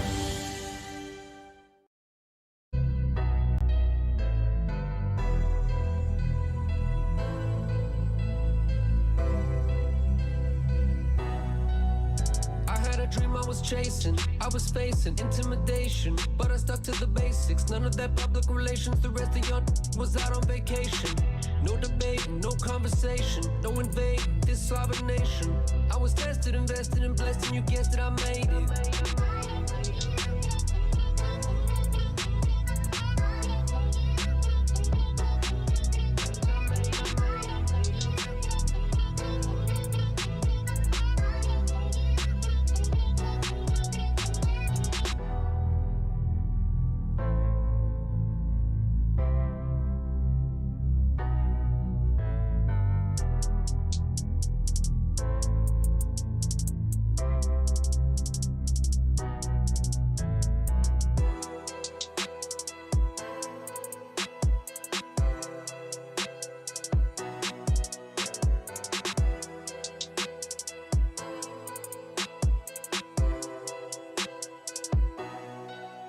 I had a dream I was chasing, I was facing intimidation, but I stuck to the basics. None of that public relations. The rest of y'all was out on vacation.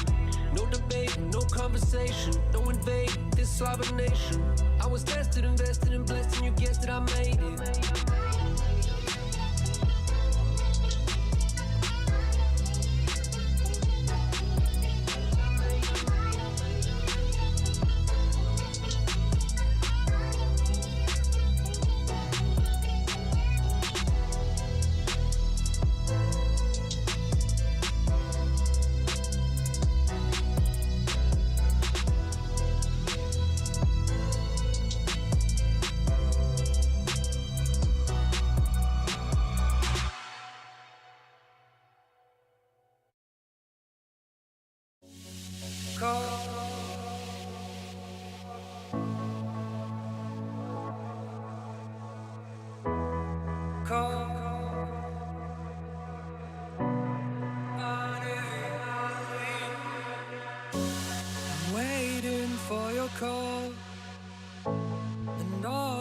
Risking all, so tell me where to go, tell me where to go tonight. The cold is caving in, my patience paper thin, so tell me if it's wrong, tell me if it's wrong, alright.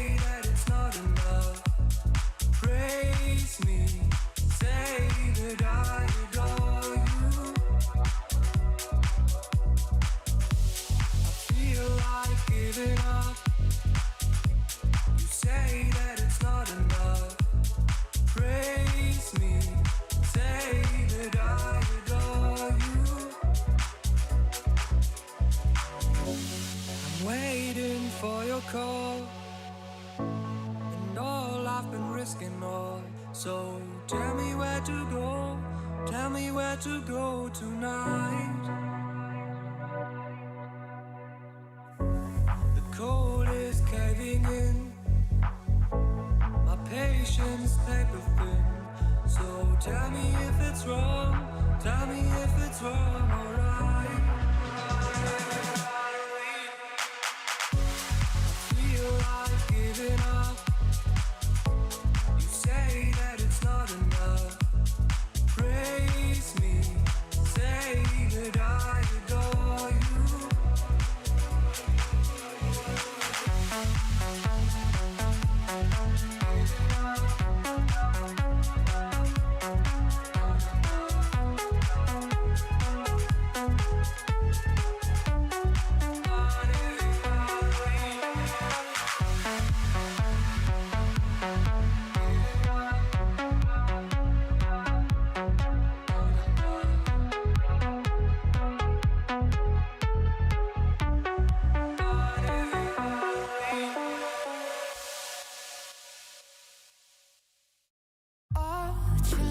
was a feast for the lions. Time to feel alive. Hold my hand, I can be your eyes. It's a fairy tale in disguise. Stars to fight, stars to fire. We'll keep the heat on high, and we'll let it simmer, let it. We'll fly the line, break the rush, turn tide, 'cause we're big enough. We'll find a time, and steal the love. Yeah, darling, forever give it up. Yeah, darling, forever give it up. Yeah, darling, forever give it up. The boiling point as we know it is close to frozen. What a time to feel alive. We'll be by the river when the floodgates are open. I think about it all the time. Stars to fight, stars to fire. We'll keep the heat on high, and we'll let it simmer, let it. We'll fly the line, break the rush, turn the tide, 'cause we're big enough. We'll find a time, and steal the love. Yeah, darling, forever give it up. Yeah, darling, forever give it up. Yeah, darling, forever give it up. What a time to be alive. We've reached the boiling point, it's overflowing. We'll climb the gates, or tear them open. We'll fly the line, break the rush, try to try, we're big enough. We'll find a time, and steal the love. Yeah, darling, forever give it up. Yeah, darling, forever give it up. Yeah, darling, forever give it up. Yeah, darling, forever give it up. Yeah, darling, forever give it up.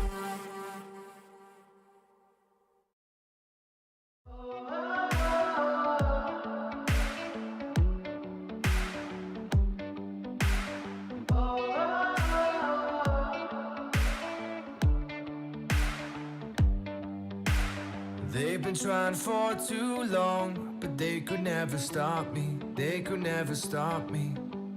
Don't they know that I'm too strong? Nothing's gonna stop me. Nothing's gonna stop me.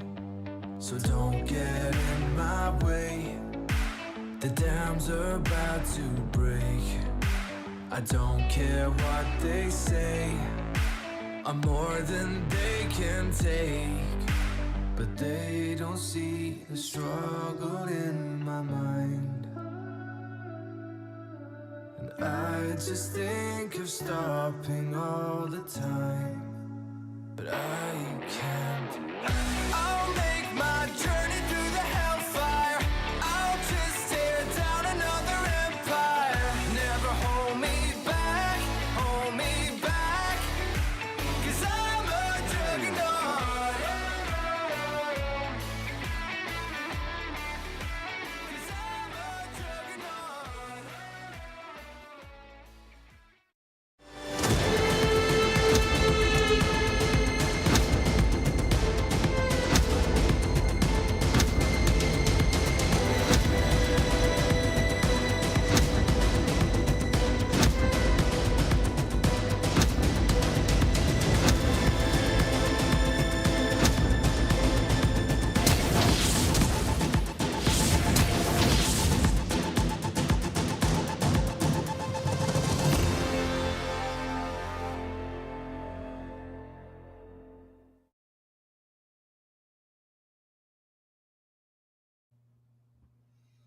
And welcome back once again to the PCS Summer. We got 2 more games to go before we close out day 2 of the final week of the regular split. But before we do that, well, Clement, you know what time it is? It's time to shout out our sponsor, CTBC Bank, for always being by our side. one more split, and it is good to have them once again. But Clement, speaking of once again, we've got a team hitting the Rift for the second time today. It's PSG Talon, hoping to rally off of their loss earlier to J-Team. Of course, facing them down this time, it's going to be Impunity, who have had some struggles of their own. Yeah, and I think there was such a good template provided by J-Team in how to counter PSG. You try to play them aggressive early, and you ban away their playmaker on Gory. If he doesn't get his Azir, he doesn't get his Sylas, he's not the same type of player. Impunity is going to come up, and there's that familiar face, Onyx, coming up in the AD carry. Yep, you want to talk about things that are synonymous? It is Impunity and changing rosters, but they do seem to have settled on at least a core 4 for the time being. Jackbot, Alex, Husky, and Yusin joining Onyx now on the Rift. And it is curious because this is a team that doesn't really have too much to play for in terms of playoff positioning. They're locked in more or less to their spot. In theory, they could move up one more into...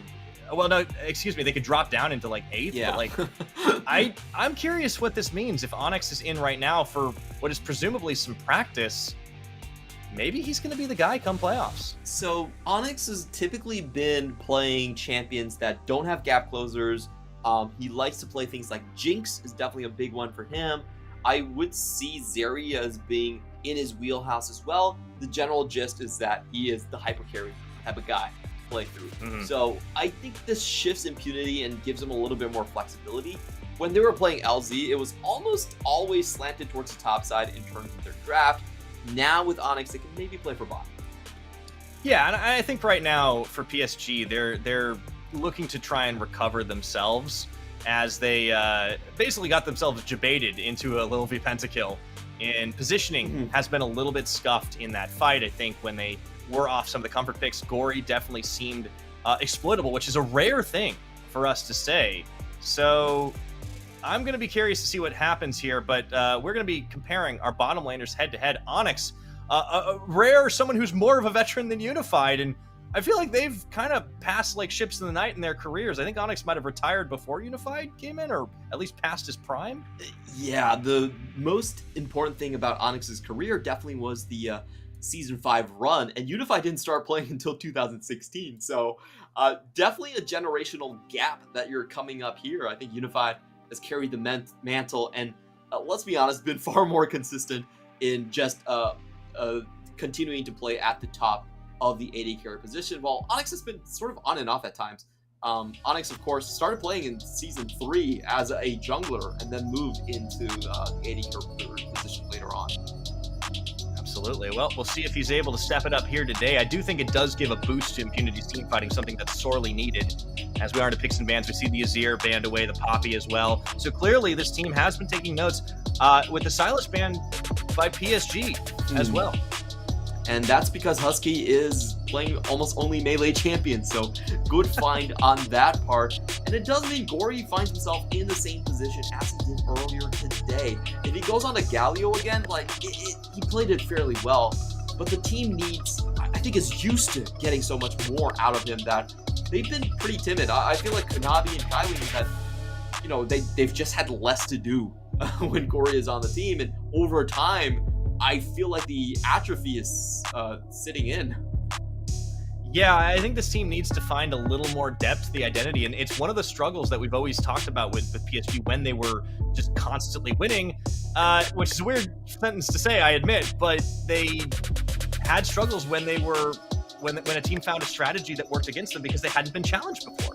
So we'll see if they can find something different here for Gory. The Yuumi does get left open, and it's immediately locked for Yusin, the early support pickup, and now we'll see what PSG answer with. They're hovering on the Sivir for Unified right now. There's a lot of easy picks to go to. A Sivir, Gnar, both up here. The Aurelia ban is, I think it's pretty telegraphed to go for the Gnar here. We did have the first loss on Hanabi Gnar the entire split. It looks like they're going to save that one for later and just go with the more tempo-based one. So I like this. Gory saying that, you know what, I still need to be able to engage by myself. Yeah, I like the Ahri pickup. It is potentially a liability that he has to pick it right now, but he does get his hands on it. They leave the Zeri open, though, so Zeri Yuumi, very strong bot lane for Onyx and Yushin coming in, and they will also pick up the Galio for Husky, so this gives them some roam potential to try and set up plays. Oh, this is a little bit hard for PSG to draft into because they currently have a very short-range composition, snowball-oriented. I feel like we're going to get the most tempo-based game we've ever seen coming out of PSG right here. They can't really run into Infinity's composition given the Yumi and the Galio, so they're going to have to play with precision and speed, not something that they usually do. You have to dig deep. You have to flex. Remember, right now, PSG are in a rare position. They're not in first place. They've been leapfrogged by Deep Cross with that win earlier today. And of course, J-Team going to be hot at the heels now that they got that win over them. PSG, they could potentially drop out of the top 2. They could drop out of getting that bye. I don't think we've really hardly ever seen that since their debut in the PCS now as we enter ban phase 2. Viego, GP removed. Impunity can definitely target out Hanabi's champion pool. Really surprised about the Viego because that's typically a good option with the composition that PSG is trying to run. They probably want to diversify from having too many short-range carries. I want to see Lee Sin actually from Bury. I feel like Bury's Lee Sin, excuse me, was exquisite the last time he played it. Very good on the mechanics, and they actually banned it themselves. This is so weird because PSG actually this is needs the second tempo. game in a row they've banned stuff that's good for them. It's very bizarre for sure. I mean, Xin Zhao is up, and it has been Bury's most played champion by a mile. Yes, but that's also banned now, and I think Impunity know. Like, all right, well, Bury, what else you got in the tank? It's Trundle. I did like the buy. I don't like Trundle with this comp. I feel like it's too slow in trying to make things happen. Sure, it's decent in ganking the Galio, but definitely not my cup of tea. I would much rather just snag the Gnar here. Yes, they did lose earlier with it today, but I still think the champion's so powerful. Oh boy. Oh boy. It's the Trundle. I think there may be some cracks starting to show. And Impunity, well, they grab the buy for themselves. That does give them a fair amount of bruisery potential. Yeah, to be fair, there aren't that many options left on the table. You know, you could go a little bit further, maybe for the Volibear, but that one's been nerfed a bit as well. Jackpot Jacks. This is going to be a treat. I actually feel like Impunity have already outdrafted PSG. Yeah. The carries are there. The mid-game engage potential is there. The counter engage potential is there as well. It's a very well-rounded composition. Honestly, it outranges, it outside lanes what PSG could throw at them. And PSG are kind of forced into a tempo game plan with Trundle as a jungler. They have to get engaged. I kind of feel like PSG are just giving themselves a hard homework assignment, right? I mean, maybe they don't care about the seeding. Maybe they're just trying to see if they can play at a bit of a disadvantage. I mean, maybe that's like the Galaxy brain take. But I like that they're going for Sejuani. Got drafted. At least the Sejuani over the Gnar, which is what I thought they should have done earlier today, gives them options to play with. This gives them a much stronger and non-situational engage when it comes to those early objective fights. So I applaud the Sejuani pick here. I think Sejuani is typically far more impactful than the Jax in the first 20 minutes of the game for sure. Yeah, well, PSG are going to try and win it fast as well. Maybe they got a little excited when they saw Beyond Gaming doing an 18 and a half minute win over Sem9 just earlier. I will say PSG have definitely been in high swing in one aspect. Their social media game is absolutely on point. If you are not already, you absolutely need to follow the Twitter because no one memes PSG like PSG. Just going to say that. Shout out to the social media manager. You know, they've been doing a great job. They actually listen to our cast as well and adapt to the memes. So I love this. The meme game is very strong. Like, definitely no notes there. Like, just keep doing what you're doing. For PSG, drafting, maybe a few notes. I think Coach Clement will have a full stack of things to say after this. But we'll see how the game shakes out. If PSG can get a win here, then maybe they will silence some of the doubts. I don't understand the Lee Sin Viego self-bans. That's just a head scratcher to me. When you're running this type of composition, you're trying to go lean and fast. Banning the two probably best left snowball junglers on the board is definitely a question mark for me to play Trundle. So we'll see how this works out. I think it's going to be very hard for PSG to actually snowball into an early game, and they're going to once again have to rely on teamfight setup. 30 seconds until minions spawn. We will see how this one goes. Hitting the Rift to kick things off. PSG for the second time today, trying to recapture that top spot. They've lost out on due to the loss against J-Team and Deep Cross winning. We'll take a look at our choices here of the Keystone Mastery spellbook for the Ahri. That Predator Galio for Husky. Ooh, that's a bit of a spring throwback.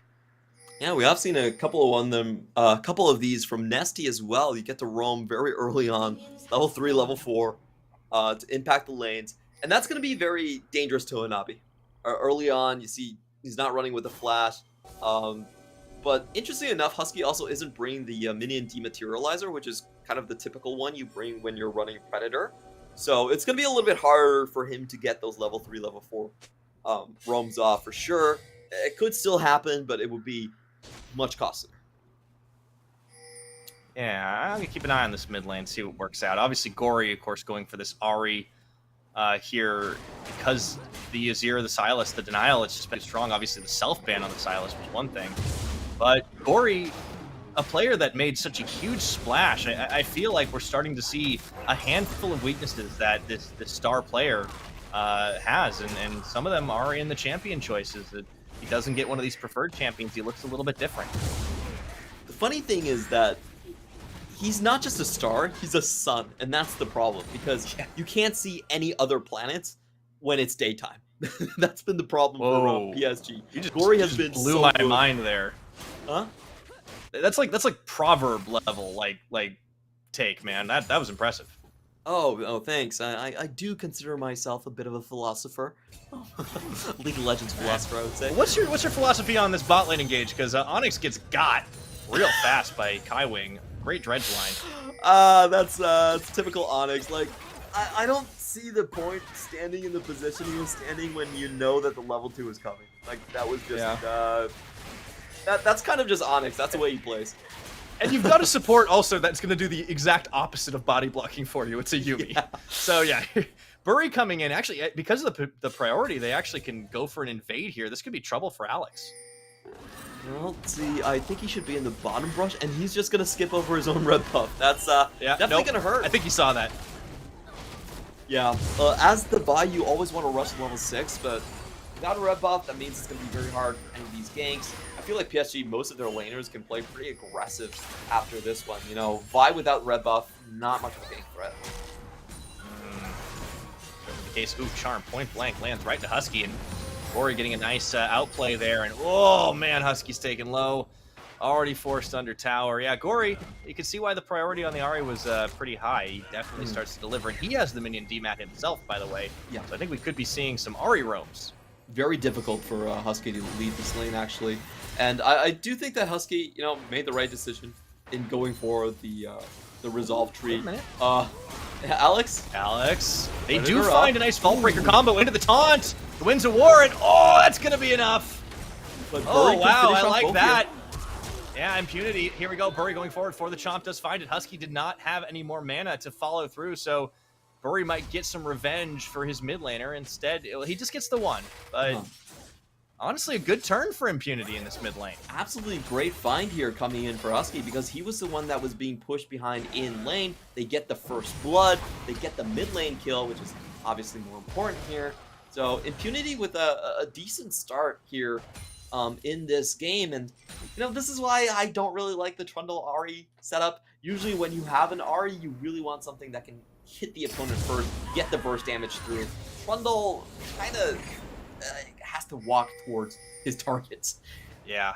Meanwhile, you know, this Vi, the Vault Breaker, I think it's overlooked when the Cease and Desist is kind of the new hotness, and you don't need level 6 to gank. It's risky, but it was a perfect setup. I think Husky did a great job baiting it out, and it would have been nice had they been able to finish off Bury, but they dumped all their mana into getting the Ahri down, and, well, Husky got himself a brand new pair of boots for his trouble. And boots too as well, so we'll allow him to get over the charm damage follow-up quite easily here. I'm taking a look across the map. Alex still very far away. Oh yeah.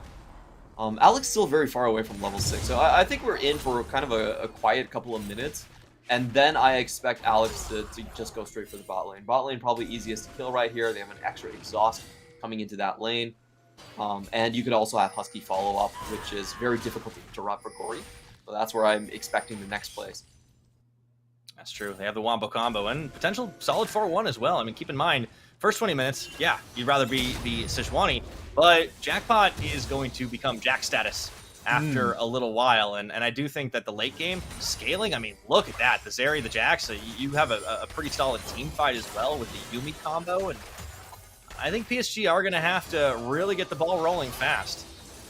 Yeah, I feel like the problem for PSG's composition is once Unified goes down, they don't have a lot of damage to fight back. And Impunity's team comp is geared towards just killing the backline. It's almost impossible for Unified to survive in most of these fights. Just being completely honest here, Alex just flies in. Sure, you can spell shield it, but you know, Alex is still going to be on top of you, and that means Galio too. So the question here for PSG in most team fights is how do they actually keep Unified alive? If he goes down, that they don't have sustained damage. Yeah, that's the trouble right now. They continue to trade love taps back and forth. Bury will try and start off on this Hextech Dragon. Going to bring Bury down to assist with it, and Kaiwing as well with the wraparound Unified too. It's a good timing window, and they're not really going to give up much for it, except maybe a little bit of lane pressure. But it still is a little bit of a question mark that this Trundle was the choice for Bury, because it just doesn't feel all that optimal in this team composition. I do wonder if there's maybe some champ pool issues there as well.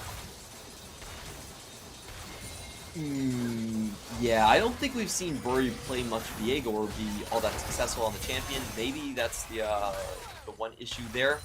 I will say though, his Lee Sin actually looked great. I really want to see more Bury Lee Sin. It is night and day when you compare those two champions, right? Like it is worrying though when you're not able to pull out a go. But Lee Sin, yeah, would love to see more of that from Bury. Would love to see a more active hand by this player who has had a bit of a sleepier debut. Mostly because it's not even meant to be a knock, because a lot of the times his lanes are winning.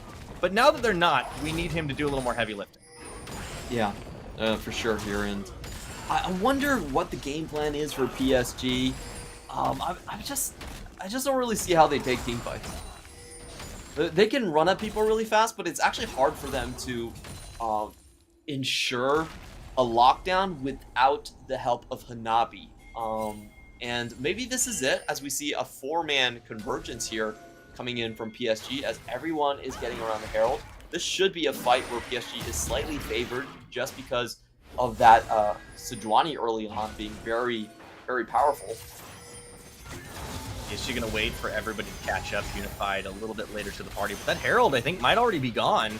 Impunity had the inside track, and does that flash? They can maybe deny this Herald take. However, they do get the catch into Husky. That's going to be the ultimate onto Gory, but Alex dies immediately. They try to go for the combo. Husky goes in, Husky goes out. Jackpot going to lose his life in this one. PSG does much better coordination as they pick apart Impunity. The Charm lands. Onyx going down. We're going to get ourselves an ace here at 9 minutes. What was that? That was such a bizarre throw from Impunity. Alex went way too deep, and it wasn't on the right target. Goes for Gory. Gory able to, you know, just triple charm, triple dash, get out of the way right there, and he goads the rest of the team to just die. Unified wasn't even touched in that team fight. Right, there was no way to play that way. I got an answer to your quandary about PSG's engaged, Clement. They don't, because Impunity just force-fed themselves into PSG. Let's take a look at that play again. They get a good jump onto the Rift Herald, they secure it, but PSG just don't even let them grab it. Yeah, so they focus on Gory, and I think that's the wrong target to do so. Look at Kaiwing. He gets a 3-man depth charge. Gory's completely fine. Unified gets in, and look at where Jackpot and Husky are. They're in no man's land. They're just dead. So that's not how you play triple dive. If you want to play triple dive, you got to go in all together. Somebody think of the Eye of the Rift Herald. I feel like that was kind of doomed. And Jackpot should have just immediately turned and been like, all right, I'm going to get something out of this.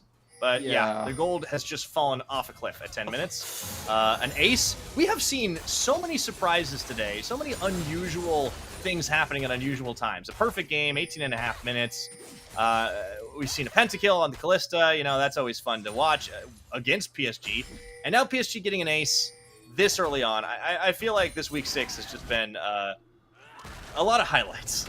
And some low So ones as well. I don't think you're ever gonna see a team start a team fight and then get aced, because you know the teams to initiate. We did this study when I was in the LPL. Teams that initiate typically win the team fight 80% of the time, and that's quite reasonable because you're not really gonna initiate it unless you know you're gonna win. So, well, someone didn't give Impunity the memo there, but yeah, their team fighting has been a struggle, and I think that's kind of a highlight of it. Is the target selection is not necessarily that great. They do good skirmishes. I think Impunity, they just lose their heads in some of these longer ones as Husky walks into that charm, is able to tank through most of it. But yeah, this is the problem for this team, is they just lose their heads a bit in these fights. Yeah, I feel like the start of the fight was a bit hesitant. We saw, you know, Husky walk out, gave PSG time to walk back from Gory's side, and then the flash in from Alex was way too far too deep. And then we had Husky and Jackpot being focused one by one. So everything that could have gone wrong there definitely did. And now PSG find themselves in a dominating lead. I don't think Husky's going to be able to use heroic engines anytime soon. Maybe Alex can find a kill here. It's going to have for it. The ball breaker try and close, doesn't find it. And it's another plate taken by PSG too. So that gold is just going to keep on stacking, especially for Gory in the middle. And I mean, and Gory was set behind by a really nicely timed Alex gank earlier on, but he's all the stack into this. He's not going to be at Nesty status. I still can't believe that happened as well, by the way. But he's 3 kills after having 3 deaths. We can tell that Alex is desperately trying to get a chance for Husky to actually back in safety, unmolested here. He gets it, but he's going to be paying for it here as PSG take another uncontested Dragon. Oh boy. Oh, denying the back to set the dive up. Yeah, I think that Impunity are very well aware that this is coming. As I just say that... Jungle dive. Not necessarily the deadliest. And Onyx will be able to push that back. Husky going to join in, and you can see Alex wasn't far behind. So they do deny that. A little bit of a half-baked dive attempt by PSG, but they do delay a back timer. I think that's actually super beneficial for PSG. So they just burned 2 big summoners. They can still move in for the play. Not summoners, excuse me. Both ultimates are down there. So, PSG have no reason to budge from this position. They're just going to continue to clamp down on it. You know, Impunity did dissuade PSG, but there was no risk for PSG to take, and they just get extra cooldowns. So I feel like this is just going to get worse in terms of the bottom side. And that's fair. Almost all hopes on top lane right now. See if Jackpot can get ahead. Well, Jax is definitely champion you like the longer the game goes on, but PSG with a big early swing does mean it's going to be a while before Impunity can feel pretty good about that. And once again, clamping down. Ooh, Husky. Ooh, the Galio's starting to get bursted just a little bit, and Gory looking to try and flex best he can. I think we're going to be in for some early towers here as Unified just pumps damage into this turret, looking for another plate before they fall. Yeah, and PSG get to take all of this without a fight because, you know, I honestly felt like Impunity just burned their ultimates a little bit too early before PSG were fully committed onto that one. They get the full rotations across the board, and now both of these towers are going to fall. Oh, Impunity from such a hopeful draft and interesting position, and you can see Yushin there starting to head scratch. This is looking difficult. Well, let me ask you this, Clement. They still got late game? Your silence speaks volumes. They still got late game, but I don't think the scenario where Impunity just, charge in and kill Unified is going to slow PSG down because the rest of the members are so fed. You've got the you got the, how much gold lead is that? The 2,000 gold lead on Gory. He's going to be fine as a secondary carry. It's a full item difference down bot too, and Unified is sending Impunity a mortal reminder. Oh, Impunity team fights. This is what happened. To be fair, he's cheated a little bit because he didn't get boots, and I mean, you're Sivir. Like, you don't always need boots. True. You got Ghost, you got Ult. It's fine. This time, PSG gonna be the ones to start up the Herald. A lot of pings flying here from Impunity. I think they want to fight this. Well, if you're gonna go out, might as well do so with a bang. Oh! is Kaiwing. Speaking of going in with a bang, that's going to be the start here as they look for Yushin trying to delete the cat off the rip. They do. Hero's entrance comes a little bit late here, but will they be able to take down anybody? They do. Onyx in the back, untouched. Maybe this is a chance. They can turn it around. Into the choke point they go. But the damage is way too real, and Gory's popping off right now. Finds another one off the back of this. The double kill. The pillar through. Gory looking to line him up, and in the charm, he gets it. The double kill for the swag play. What a good pillar right there. Knocks back Onyx, gives Gory the easy charm mid-air, and they clean house after looking at a good start for Impunity right there. They were in a choke. We saw that Onyx was actually untouched throughout most of the fight, but they're still able to clean up. Kaiwing with the Hex Slash over the wall. Beautiful stuff coming into that angle. And then you can see it's actually pretty hard for Unified to find his way into the fight. He needs to actually flash in here. I want to see if Unified does go down. Yeah, so he does drop big shutdown gold going over to Onyx. That may be useful later on. But Bury and Gory with the K-Town connection here, able to get this beautiful pillar into the snipe down. Love that play.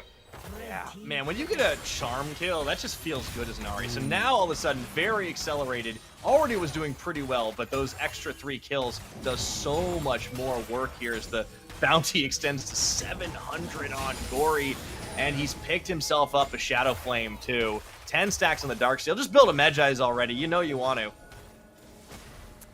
That is all the damage you need. Frankly, Unified kind of just was shut down. 3 auto attacks in that fight. Didn't even matter. Yeah, it was great. It was a great play. Impunity turning it around. You know, once they were able to find Unified, I think Onyx had good positioning, but he had no summoners, and at the same time, the front line just got melted through by Gory and Bury at the end. And I think like the Trundle pick was a little bit weird, but hey, you know what? It's working in these choke points. Oh, Gory gets jumped on. That would be huge shutdown goal, but he actually dodges away with the charged Spirit Rush. And no danger. He's all right. We're going to take another Drake, and we are going to get those clouds, which is it's potentially going to give us a double Spirit Dash Ahri sometimes in the late game. It's going to be fun to watch. It is soul point already. You know, we hadn't really talked as much about Dragons because PSG have basically just been taking them as dessert to the dinner of Impunity, back-to-back aces in this game. 6,000 gold, or about 5,500 gold to lead. It's a pretty solid opener here for them, and I think Impunity, they're finding themselves in such a deficit. They're going to need to hold out for an incredible late-game comeback, but the window on that feels very narrow. It's going to take a long time, and the big problem in the mid-game for them is PSG have a composition that you just can't run away from. The Ahri is going to get so many dashes. We have Sivir reset on the hunt as well, so she can continue to charge forward. So I mean, Impunity, if they find a fight, they need to be confident that they can finish it. And I don't see that happening anytime soon. So yeah, PSG are very free to just walk across the entire map. They can start fights whenever they see it. As long as they're grouped, they should be completely okay, and they can play super aggressive, as we've just seen from Kaiwing's Hex Flash. Yeah, talk about playing tempo too. I mean, and this is a good look for PSG. We were wondering if they were going to be capable of it. So far, so good. Question is, can they finish the job? Unified, looking like he's baiting in Alex here, but there's that combo. If they can get the deletion off, the exhaust is on. They chase so much, but do they have the right target? Because look at Gory doing the work in the back. Unified will finally get chased down the blast cone, turns it back and around, and PSG, they don't find a finisher onto Impunity members, and they lose 2. That is Impunity's best shot right now. Still threatening. Gory still alive means they can't go all in. That was a good start, though. Impunity finally get that pick. That was pretty insane. Alex goes in with the Vault Breaker, then in Season Desist, follows up with the Flash there, with the final chapter running, and we can see how long range this engage actually is. Unified overplays his hand. The 1-3-1 was on for PSG, but they're not across the river, so they can't trade any towers back for it. They're forced to engage here, and to be fair, Unified actually still survives a very, very long time with the ultimate and the ghost there. Jackpot is on the board with the shutdown there as well, so big turnaround for Impunity. They cut the goal lead down to at least 5, which is a lot more than I expected, but hey, it's something. Yeah, it's better than it was. 20 minutes in the game, so PSG are going to have to be a little bit more careful as the curve starts trending up again, but they knocked down a tower with Shelly. Have a lot of ward coverage here inside the Impunity jungle as well, now that Baron is live. No chance for Impunity to try and do anything crazy like rush it down. But Impunity have gotten gold onto some priority members. You are looking for that late game Jax to be a big one. They need Onyx to find a kill because he's kind of sitting on a bargain bucket at the moment. He's just got the Immortal Shield bow and a lot of swords, but no other combos. And Unified's going to be able to pump out more damage. But good priority, good selection, good chase. And I think that is what we were hoping to see out of an Impunity squad to play the game plan, to not lose their heads in the heat of the moment. Yeah, they executed it flawlessly. The timing was right. PSG definitely got caught off guard on that one. The problem is it's going to be hard to find those angles once more. I think PSG's game plan is fairly simple at this point. You just keep tabs on the Jax, and then you group for the Cloud Soul. That's all they need to do. I don't expect them to be pushing too hard on any of these fronts or splitting up too much. So the question really is about Impunity's setup at this point. They know the Cloud Soul's coming in 70 seconds. You know, they have not caught wind of these backs just yet, so they're going to have to slowly go in with Yushin, checking out these brushes, and then find the angle to pull this off again, but this time with Ori around the vicinity. Ori is here. Big, deep threat on the PSG side. 4,000 gold lead. PSG's pocket looking for that Cloud Soul. Love to get a haste on. Everybody here from Impunity's on, and that Yuumi is just sitting on Alex. So wherever the Vi goes, deep into the back line, Cat's going to follow. Charm does land onto Husky. Splits the team. That's the hook. And Alex actually trying to bait this one out, but in the Counter-Strike, they have a priority target here. Hero's entrance coming down, but the rest of PSG going to scatter. You can see Burry trying to buy some time for the rest of his team. Who's going to go down first? It's going to be Husky. Burry actually walks away from this. Jackpot exhausted. They take it. The turn is here. PSG know they have the opportunity. They may have lost earlier today, but they're well on their way to winning this one. A triple kill for Unified, rushing for the Baron. Soul be damned. Oh, that was actually, terrain-wise, pretty well played by Impunity, but the damage difference was just massive in that situation. They were trying to take down Burry. It was like a 4 versus 1 versus Burry, but Burry was able to stay alive longer than not Jackpot, but the front line of Impunity. Yeah, Husky went down a lot faster because he had Unified and Gory wailing on him. So it wasn't terribly played from Impunity. I felt like, compared to giving up the soul for nothing, it was a good attempt, and they forced PSG to rush up the ramp.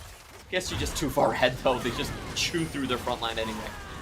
You see Impunity are going to try to steal this out from under the noses of PSG. Hanabi is actually here. I think they can get this, but the thing is, PSG, they're so far ahead, they don't actually have to worry about contesting it, and maybe they can get something off the back half as Husky does get caught here into the charm, into the freeze. They just don't give him an opportunity to go anywhere as he's blown up and Unified. He's been stacking up kill after kill after kill.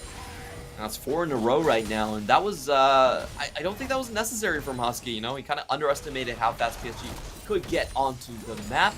They chase him down there, and that's going to be a lot of extra towers without Husky there to provide some deterrence here. I guess you're going to take the bot lane now. There's still 3 members into the mid side, so they're going to get bot as well. Yeah, not a lot you can do against here. This push is just way too strong, and the front line that Burry can bring is massive, not to mention Hanabi.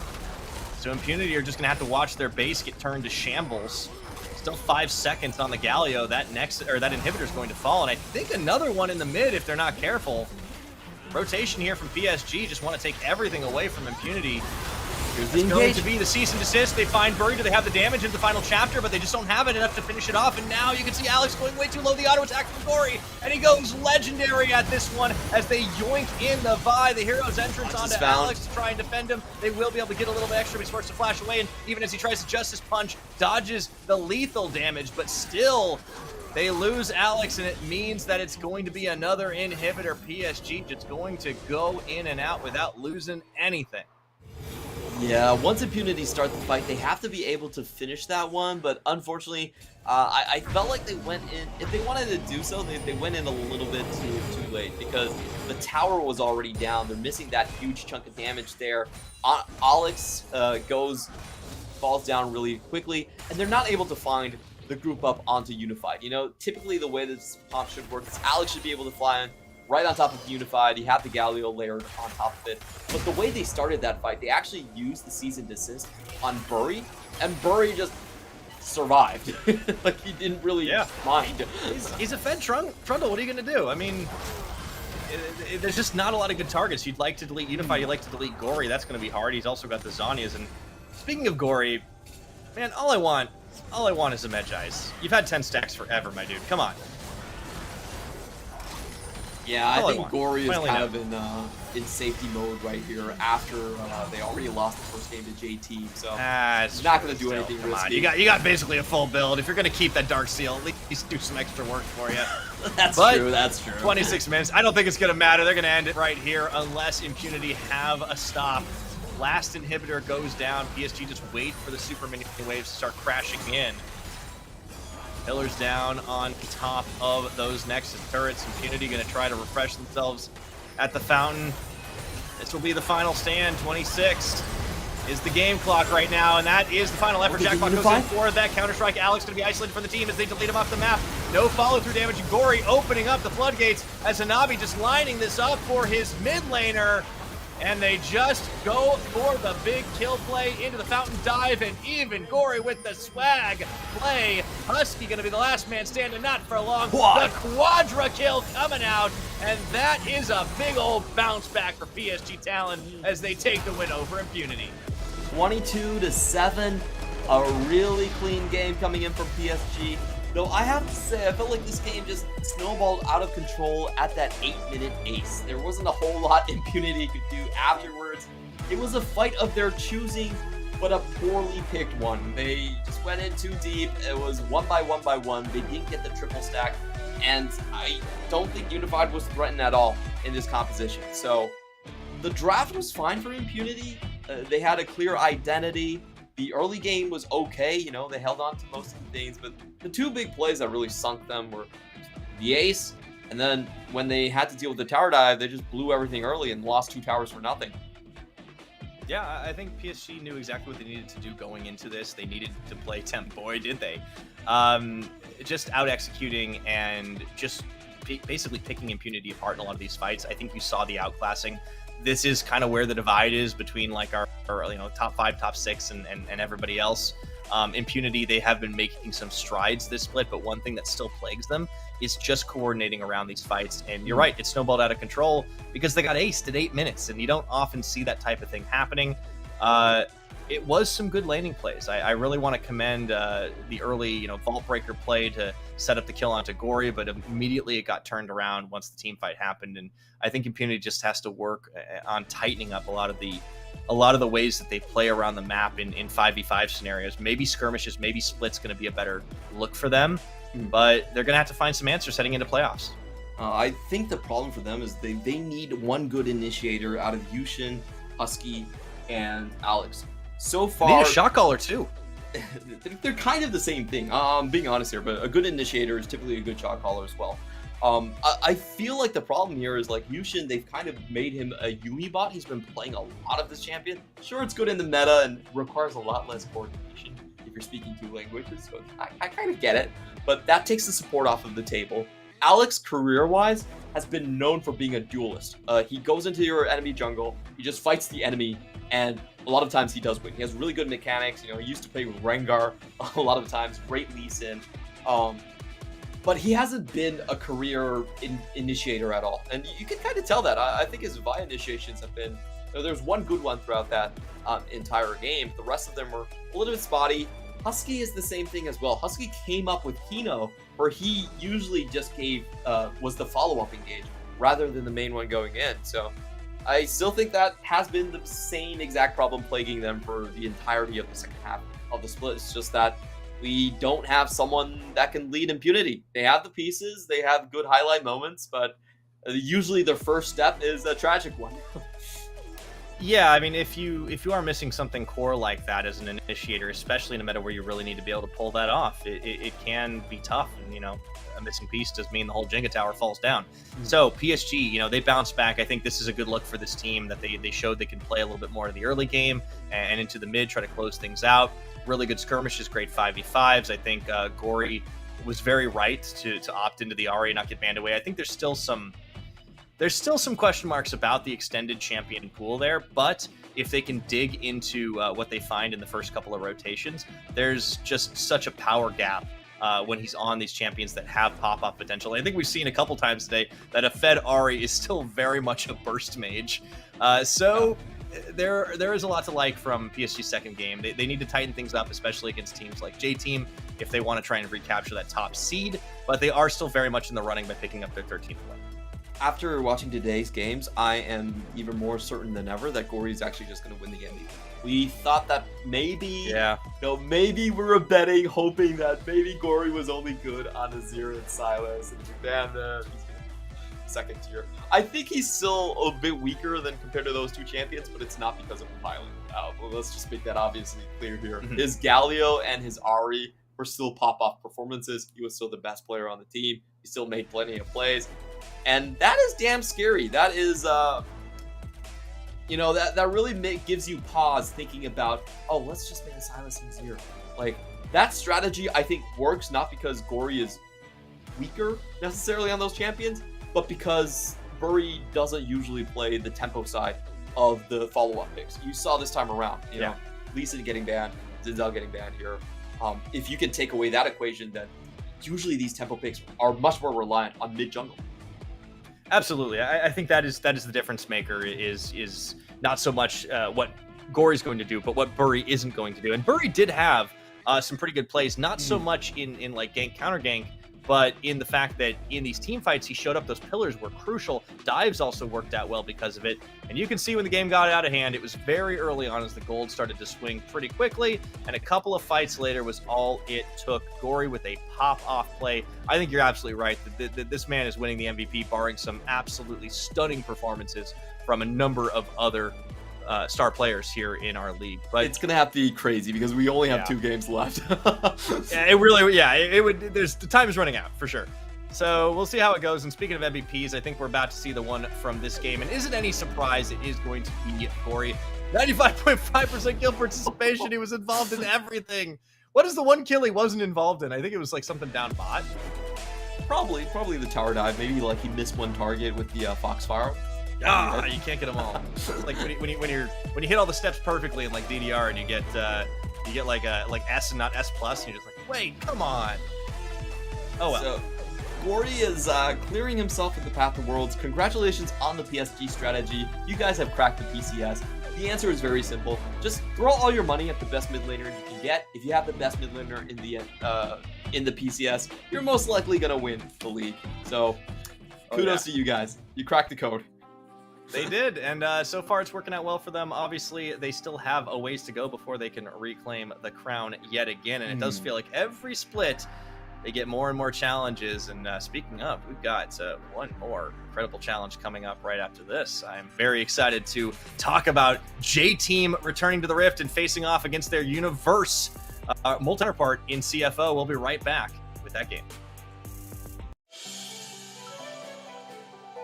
CTBC Bank is Taiwan's top financial institution, but we're not stopping there.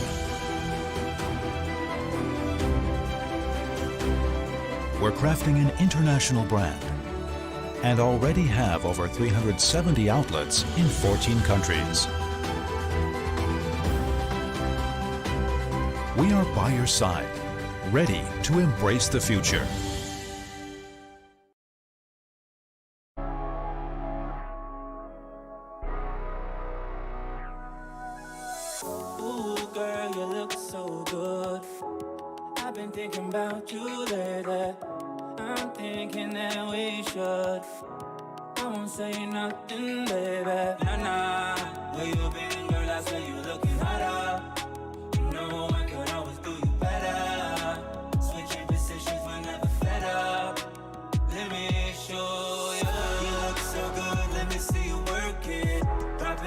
On the side, you deserve it. No competition, girl, you 5-star service. Think we can meet up after you finish working. You got the 5-star service. You got the 5-star service. You can be the samurai, you can be my master. Put me in your senses like I'm your Abe Shackle. I can feel your the vibes throwing around me like a rafter. Coming so strong, you love it when I go faster. I'm loving your interior, no, I wouldn't change it. Body is superior, other ones are basic. Thought you was inferior, wrong, you're amazing. Hey, nah, where you been, girl? I saw you looking hotter. You know I could always do you better. Switching positions whenever fed up. Let me show you. You look so good, let me see you working. Proposition on the side, you deserve it. No competition, girl, you 5-star service. Think we can meet up after you finish working. You got that 5-star service. You got that 5-star service. You look so good, let me see you work it. Proposition on the side, you deserve it. No competition, girl, you 5-star service. Think we can meet up after you finish working. You got that 5-star service. You got that 5-star service.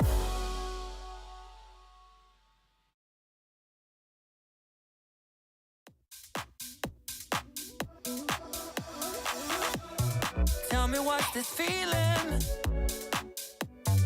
Tell me why I lost my self-control. Why is my heart still beating? For you, for you, for you. Yeah, I told myself I don't deserve it. I don't deserve the hell when you leave me hurting. Yeah, I told myself I don't deserve this. Don't deserve you.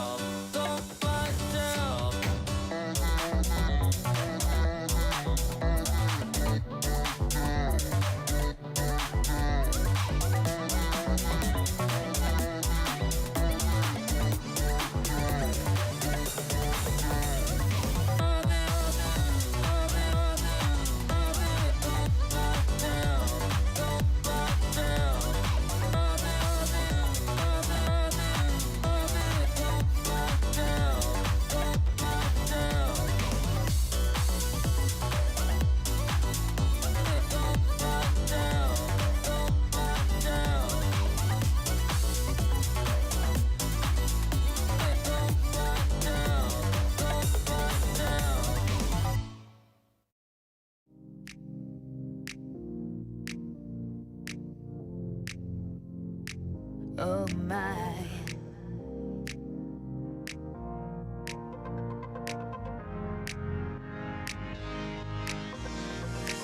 I've been all night waiting for you to come home. I've been all night waiting for you to come home. Oh my, come on, let's do this dance tonight. I gotta have you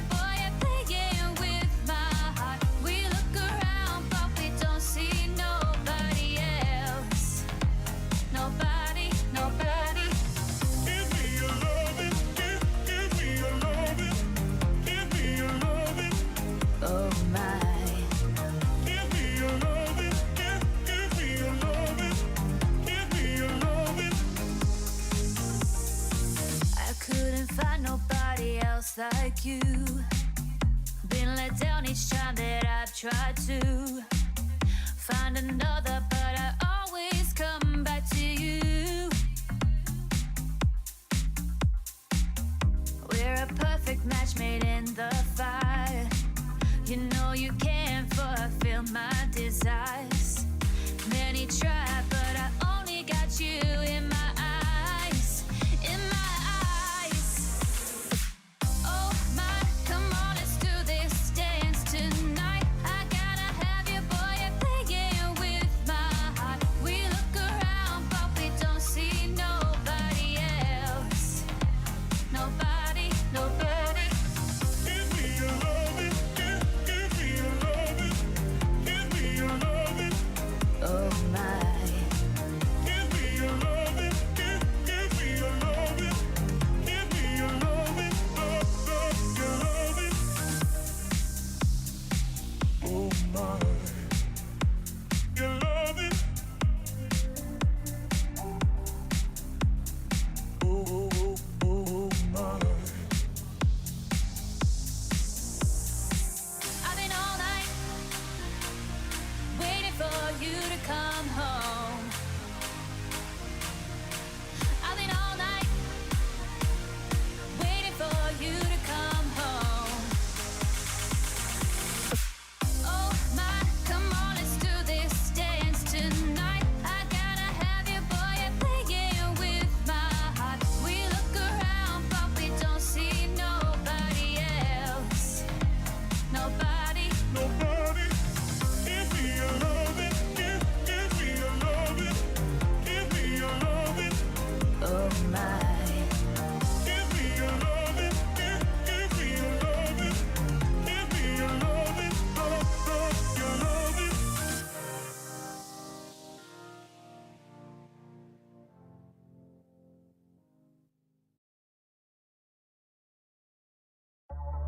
Are you bitter? There's something about the way you sound, just like you do. Devil, sinner, to everyone, know what you because the bit of time until they get you. And it's just another reason that you won't be with me. Anything you take, yeah, you take, it's gonna break. I won't lie to you, don't need your love in my hands. Your love in my hands. Your love in my hands. Tearing down the bridges and you know that I can't, 'cause this is all that I am.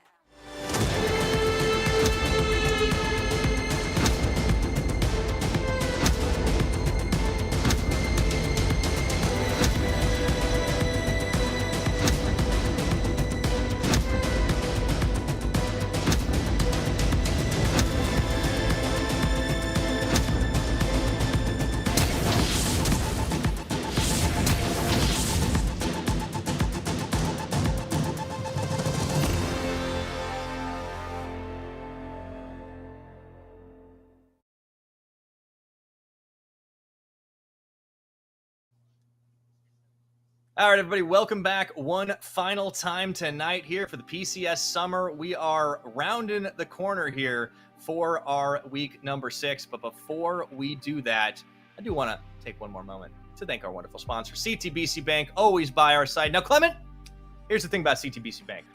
They are not only Taiwan's top financial institution, they are also the sponsor of quite a banger team. We're going to get to see CFO on the Rift today. J-Team returns. We've got a J-Team Universe clash. And remember, J-Team, they've had a lot of games in hand, but they lost to CFO the last time these two teams met. And I do feel like they're going to be out for revenge. Absolutely. And I will say that last time they played, they learned a valuable lesson, which is don't put Uniboy on Lissandra. They made that mistake. Uniboy is much more deserving of actually being a damage output carry right there. And after they changed that, I feel like J-Team found their footing. They found how they want to play the game. So I think there's a lot that has changed between these two. Between the previous matchup, you have Rock now solidified in the top side. You have Enso being a great support. And then Kongra is just, in another league. playing different champions. So I see a lot of upside in J-Team, and I personally believe J-Team's a little bit stronger right now than CFO. Yeah, I think they're definitely surging. They seem to have bounced back really, really well. Had a very convincing victory against PSG to start us off today, and then we'll be bookending it again. Now, I wonder if Lovie can go 2 for 2 on pentakills, because that was one for the highlight reels for sure. But also, this team has just looked so solid start to finish, especially when they get the champions they prefer. You called out Enzo as potentially the best support in the league. Honestly, he's making a strong case for himself. That Nautilus play was disgusting. And to stand out on a roster like that is hard. Now, we will be looking at CTBC Flying Oyster. They are Rest, Gemini Mission, Atlan, and Shun is in at support. Now, this is because Koala has had to take a temporary leave of absence due to personal reasons, but Shun will be in, so we actually get to see both of our bot laners taken to the Rift. And hey, you know what? If Jidodo and Catchmeal can do it, I think Shun can too. Now, it's going to be interesting to see what they play, because usually when something like this happens, you have a very limited pool coming from the AD carry. It's typically going to be something like a Yuumi. Thresh is a champion that all the AD carriers love to play.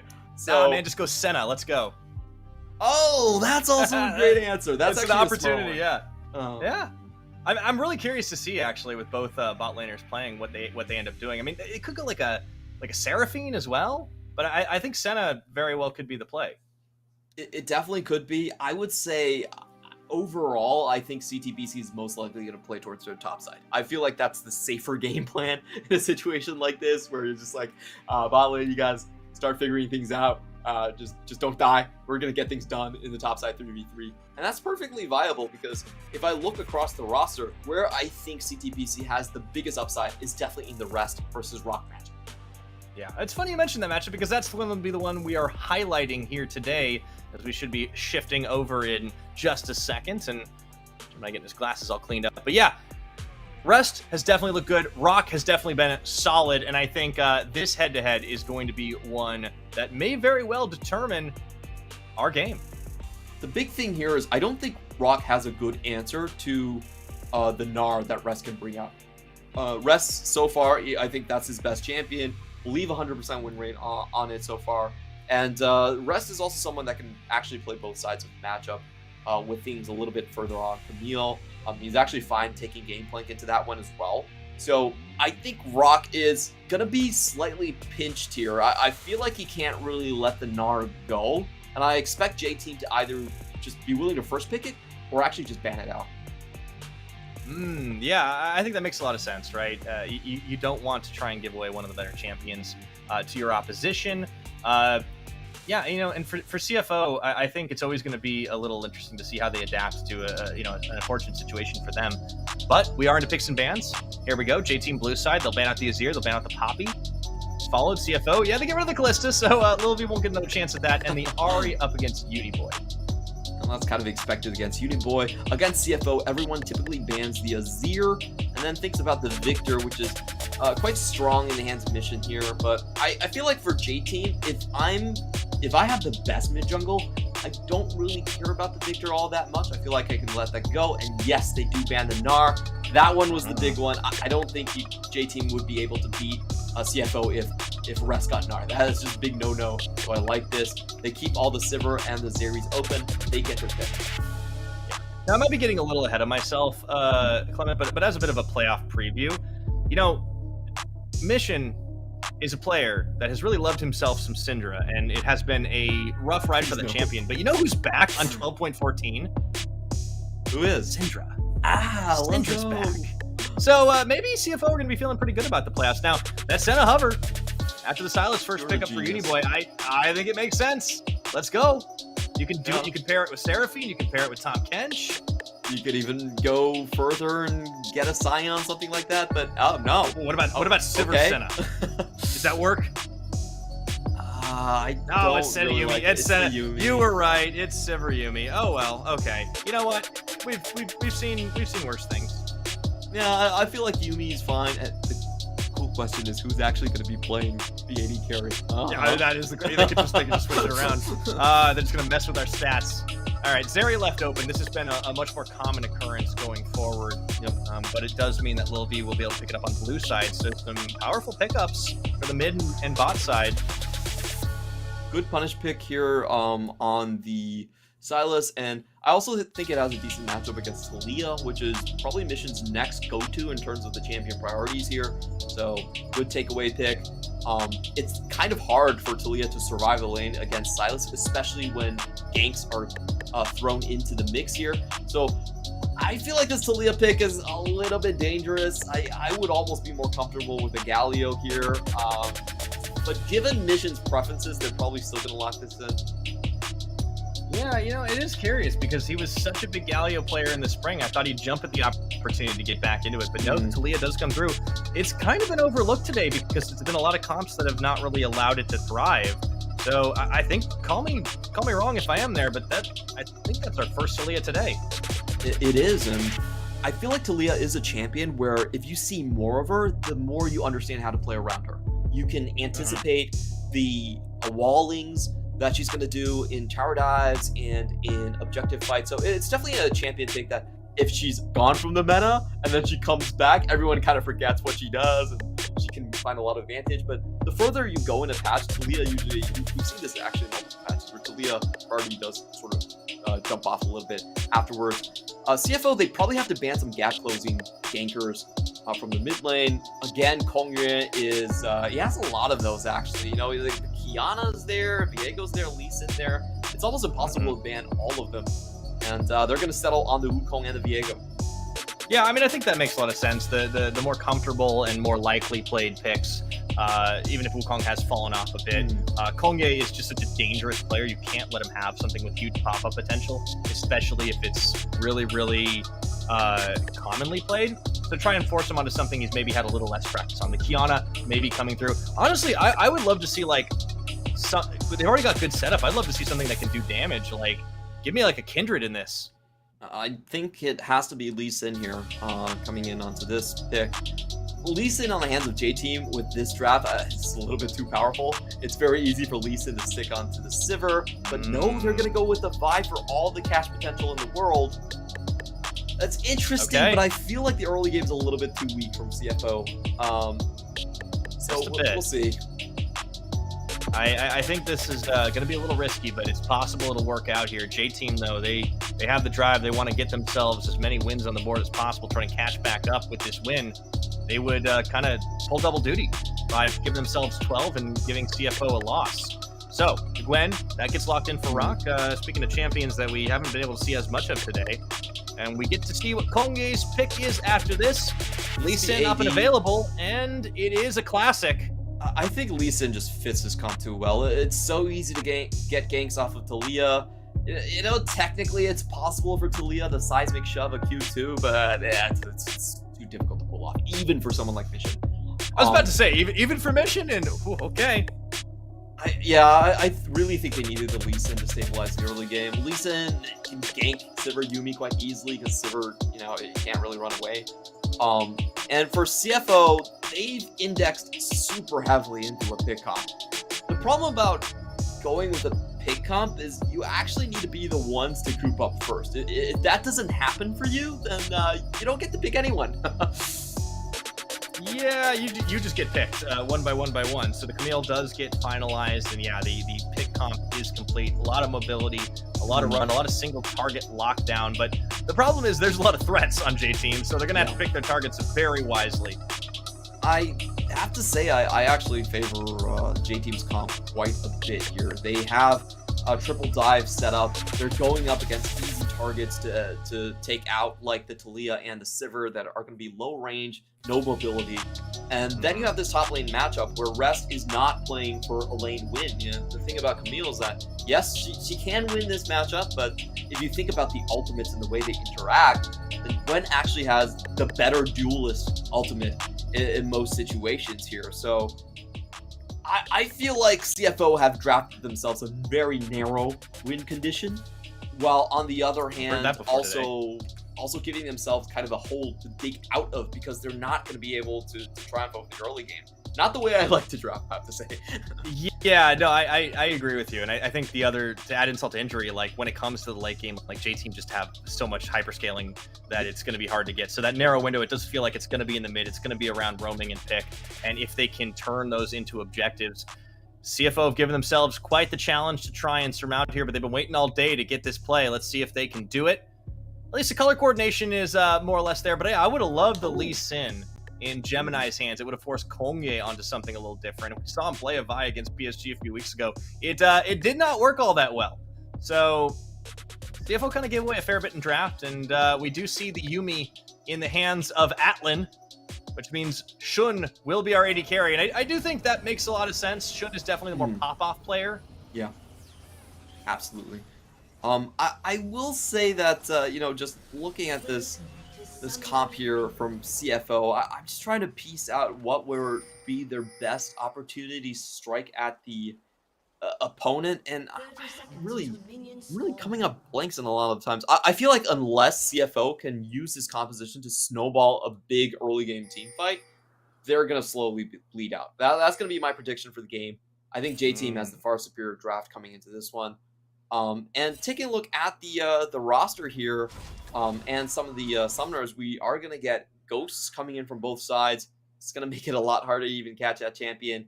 And you also have the Glacial Augment. So once Enso gets the knockup, then you have to walk through a 60% slow field to get onto the Sivir. All of that seems to make things quite difficult. Oh yeah. Now, here's the thing too. J-Team have not been allowed Zeri this entire split. This is Lily's first go on the champion. And also, J-Team have not lost on blue side. I feel like everything's kind of pointing a certain direction here, Clement. I definitely think it is. I'm not too surprised about that. I'll be honest, I feel like this patch and the next patch is kind of hard for Mission to deal with. Well, with Syndra back, things definitely change quite a bit. You know, Syndra was kind of... That's the one silver lining, right? Yeah. But the Victor picks, the Corki being out of the meta, definitely doesn't do Mission all that many favors. Yeah, it could be a potential struggle there. So, you know, we'll see if he's able to adapt coming to playoffs. Right now, they're just fighting out for the pole position, setting the stakes. We do want to talk about where these teams are at, right? With so many squads sitting at like 12 wins, 13 wins. Deep Cross Gaming currently the first team to hit that 13-win threshold. J-Team could very well catch up, though, as they have a couple more games in hand, having not been able to play in week number 5. A win here would definitely be a big statement, as they would then be looking to close out their regular split with games against Impunity and Beyond. Although Beyond did look pretty good. Now, we'll talk about that a little bit later, because the gank is here at level 3, but they deny it the first blood. What a big play as Gemini turns it right around right now. Uniboy and Kongye did not know what hit him. Great response from CFO. That was so nice from Gemini. He got the timing just right. Gemini, a long-time Lee Sin player. He definitely knew what was coming. Level 3 all-in, the perfect power spike for the Sylas. He predicts that, is in the vicinity, and flash stops onto Kongye. So that changes the calculus quite a bit. You know, once the Lee Sin doesn't get going pre-6, a Vi can start to take over. Yeah, Kongye gonna get spotted as well here, and really nice movement, relentless force coming through. You can see why the Vi value is there. We talk a lot about level 6 being the magic number for Vi players, but she does have other tools. Vault Breaker is a great gap close. You just have to wind it up, and can definitely duel with the best of them. So a reason why we're seeing this champion really come out a lot more in the meta. Yeah, just absolutely critical play coming in here. The reason I was so worried about just going Vi and Talia was, you know, it's not really a 2v2 that it's easy to keep Talia alive in. But Gemini proved me wrong there. A great counter gank coming in from him.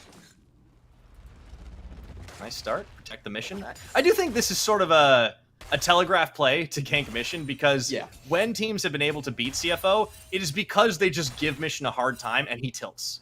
True. It is a known fact. The protection is there, and I want to credit Gemini for doing a great job tracking. So far, we'll see what the rest of the other lanes do. It's always going to be a question mark when you have a substitution down in the bottom. So I'm curious to see Atlan's support. He's just playing Yuumi. Just gets to sit on top of his carry. Yuumi is just a fun champion if you don't want to have to press too many buttons. Well, Konger's going to try to get the look at this from Gemini. He smells already blood. Here. He's out of sight. He's gonna go back in. All right, and the Vault Breaker comes through. They manage to find it, and the Seismic Shove denies Kongye the kill. Mission playing fast and loose. They will not get a kill this time, but they do turn about quite a lot of damage, and Gemini's just got the sixth sense about when Kongye is gonna be there. These Lee Sin players, they got plenty of premonitions, and Gemini's coming back again. He's not spotted here. Oh boy, could be in trouble. Yeah, that vision's Rest here denied by the control ward. Rest is here. Uniboy. Uniboy's got no flash. He's got the dash, the follow through, the Vault Breaker. Didn't even need that Seismic Shove. Gemini claims a well-earned kill for himself. CFO 2-0 in kills. And this is going to spell trouble for the bot lane because so far, Atlan and Shun have actually been able to shove here, and now mid jungle is unleashed from CFO. So, J-Team, they're going to have to expend a lot of resources to make sure they can keep track of the mission. If that tower dive comes in and then you see the cease and desist, I don't see how Little V survives that one. Oh yeah, Little V. Could be in trouble. I think you can't really dodge things out. He didn't opt for the cleanse. He's trying to play it a little bit more aggressive, get the move speed, try and match what the Sivir can do, but that could be trouble for him. So we're seeing the game. Maybe he just. This is third time's the charm, I guess. Maybe. Also, Enzo on a roam though. I mean, they could maybe make a difference if they grab. But Mission's playing very safe. Shout out to you. You got to be taking notes if you're watching this one, buddy, because this is how you play on no vision. Yeah, you got to play with some friends here. Uniboy misses. Okay, good dodge. Okay, that's the combo there. But Mission, they'll get the shove off. Follow through. Kongye gets it, but he's going to die from the last tower shot, and that's absolutely worth it. That's completely fine for Mission. You know, he still gets his level 6. He didn't have to burn an extra flash for that one. This Lee Sin is in a bit of trouble. Lee Sin can do great engages, but it's very mechanically demanding, and it's definitely not as tanky as a champion just from the natural stack growth compared to the Vi here. So, this early game gone awry just means that CFO can start going into that tower diving phase. Look at this bot lane. This is where I'm most worried about. You have a Mission with an extra summoner advantage, extra EXP advantage, extra flash advantage. CFO should be very willing to use this. Yeah, things have gone really well for CFO in the early game here, as they maybe gave us a little bit of pause in the pick and ban, but the execution so far has been about as close to flawless as you can imagine. J-Team must be frustrated at the moment with their efforts yielding little results on trying to shut down Mission. And look at this, Gemini playing for the lane gank up against Rock. We haven't checked in topside in a while, and it is going to be a level advantage for Rest. Not only a solid player. This is much more of a cover gank coming in from CFO's side. He's cleared out his bottom, and Rest is shoving in a big wave, so I feel like cover gank into... I don't really want to dive Rock here. I feel like diving a Gwen probably. No, it's fair. It's safe. It's safe. You don't have to. You know, she's got the ignite. You can, you trade 1-to-1. Also, Kongye is here, so let's see if Rest stays alive. He does get the tack sweep out, but the red smite's on him. No flash. Trying to hook shot away, follow through Kongye. That damage execution is huge. I don't think anyone was expecting it. Kongye getting a little bit respect back. That's gonna open up Herald. I'm surprised at how easy it was for him to actually just kill the top laner right there. No flash from Rest, of course, and he just hookshot out of there, so he didn't have the ability. Just got there at a wrong time. Probably should not have checked the rush. Yeah, a little unfortunate that he just took his time about it, as he'd already taken a little bit of damage in the trade from Rock. So J-Team finding little ways back into this one. They're not very far behind. 1,000 gold lead is not nothing, but going for bot. They have been able to at least get some extra gold accelerating Kongye. Gemini starting off onto this dragon. 9 minutes, a little bit late on the dragon start. Enzo, see if he gets a ward out to spot it. No, he's just going to walk right by. And it's a little bit unfortunate for Enzo. He actually wasn't needed for that Herald play. And in the meantime, Shun is going to be able to pick up 2 plates. And this is where things get dicey, because right now Uniboy can't follow into the bot side. You can see how worried JT are. Double pinks into the bot side around the tower here. Rock gonna send some minions back this way. Level advantage on him this time around, and he's gonna be able to get a few plates for himself, at least one right now. You had Rest hold on to his TP, walk straight back to lane here. He is probably going to go for the Divine Sunderer build. Pretty standard stuff. In the meantime, Gemini, this is why Vi has been pretty viable. Kempunk Chainsword, baby. Let's go. Vi stands for viable, don't you know? Yeah, I thought it stood for violence, but viable is good as well. It stands for a lot of things, you know. Hey, look, Vi is famous now. You know, she's one of the stars of this hit TV show, Emmy nominated. I don't know if you heard of it. It's called Arcane. I've heard of it. I'm wondering if Vi is missing a tooth. You know, I always get, I have a fear of losing my teeth, so I just feel like it, you know, at the fight at the end. All right, probably not particularly important as we have a potential. No, it's okay. It's okay. We have time for a little bit of dental talk as Gemini gets tagged by Kongye. Maybe we don't actually. And man, the follow through. Kongye certainly has the aggressive instinct, and talking about kicking a few teeth in. A beautiful find waiting on the Q2 there as well to follow Gemini over the wall, forces him away. He's at half HP, but Gemini is going to do the unexpected and just turn around and come back for this one. I think, again, this is going to be a cover game. I don't see Rock really falling for this one. Yep. Yeah. Rock playing nice and safe. I mean, we talked about these top laners really, honestly, world-class, both of them. Rock has definitely been very, very solid for J-Team. And Rest, I think, is very much a known quantity. In addition to being a great player, also the BM king of our league. Hasn't slammed any emotes today, though. So maybe he's taking a break. Really nicely done by Rock here. He's just going back out of range. And oh, the two-man. Good double knockup. Kongye's not quite there yet, but here we go. That's going to be instantly the rush into the Spark Surge. Kongye with the execution Shun immediately flashes back after having used his On the Hunt and Ghost. All of the tools popped to deny the second death. And woo, J-Team finding openings with Enzo. Yeah, CFO a little bit too slow right there. I feel like they thought Kongye was still onto the top side, but he's already made his way there. Unnecessary face check for a CFO. They get the two-man knockup onto the Yumi carry, and that's going to be a huge boon for this Zeri here. Already off to a good start, and out of nowhere, Kongye already had 3 kills. You can never count this guy out. It doesn't matter how many times he fails the gank. Kongye will find a way to be relevant. Gore Drinker complete at 12 minutes. And would you look at that? The gold is just about even from that early deficit. Lil B is a little caught isolated. Oh, man, he's playing really around the edge, but Shin did not have the execution potential. No mana and no ult. There is a big dive coming here. Let's see if Lil V can finish the TP. Most likely, yes. CFO starting to look for that roam, and I have to remind everyone, it's been 12 minutes into the game. We have not seen a single Weaver's Wall. No, that is a bit weird. Mission, where are you at right now? Kongye gonna look for Rest. Hook shot, keep him safe. Ooh, the stun. Denial. Nope, goes back in for round 2. There we go, and Enzo. Where the heck did he come from? Kongye's got kill number 4. Oh, that was such a smart play. CFO actually took way too much time in the bot lane trying to get this tower dive down, and in the meantime, Enzo just leaves lane. He's like, well, it's a 4v2 anyway. We can't defend it. Might as well go top. So J-Team, out of nowhere, they claw back all of the advantages, and I just saw a cheeky smile there from Enzo. Oh, yeah. Well, he knows that he's doing some work this game. That Alistair's coming up huge. Beauty Boy is 1v3. There is going to be mission to even greater make the odds as he's got a little bit of time. Rock coming in. This is actually going to be turnaround as Enzo comes in for the second wind effort. CFO just didn't have the target prio for this, and the cavalry has arrived as J-Team move their way in. Gemini goes down, and that's going to be all she wrote for that dive down bot. Beautiful play from Uniboy there. He gets the final chapter onto the Vi, sticks her after the season desist, and A is able to flash out of the seismic shove. Now Shun is in trouble. Yeah, and so is Atlan at this point. They combo up and take down the AD carry. Well, not just yet. He stayed alive for a few more seconds. Finally, will be able to fall.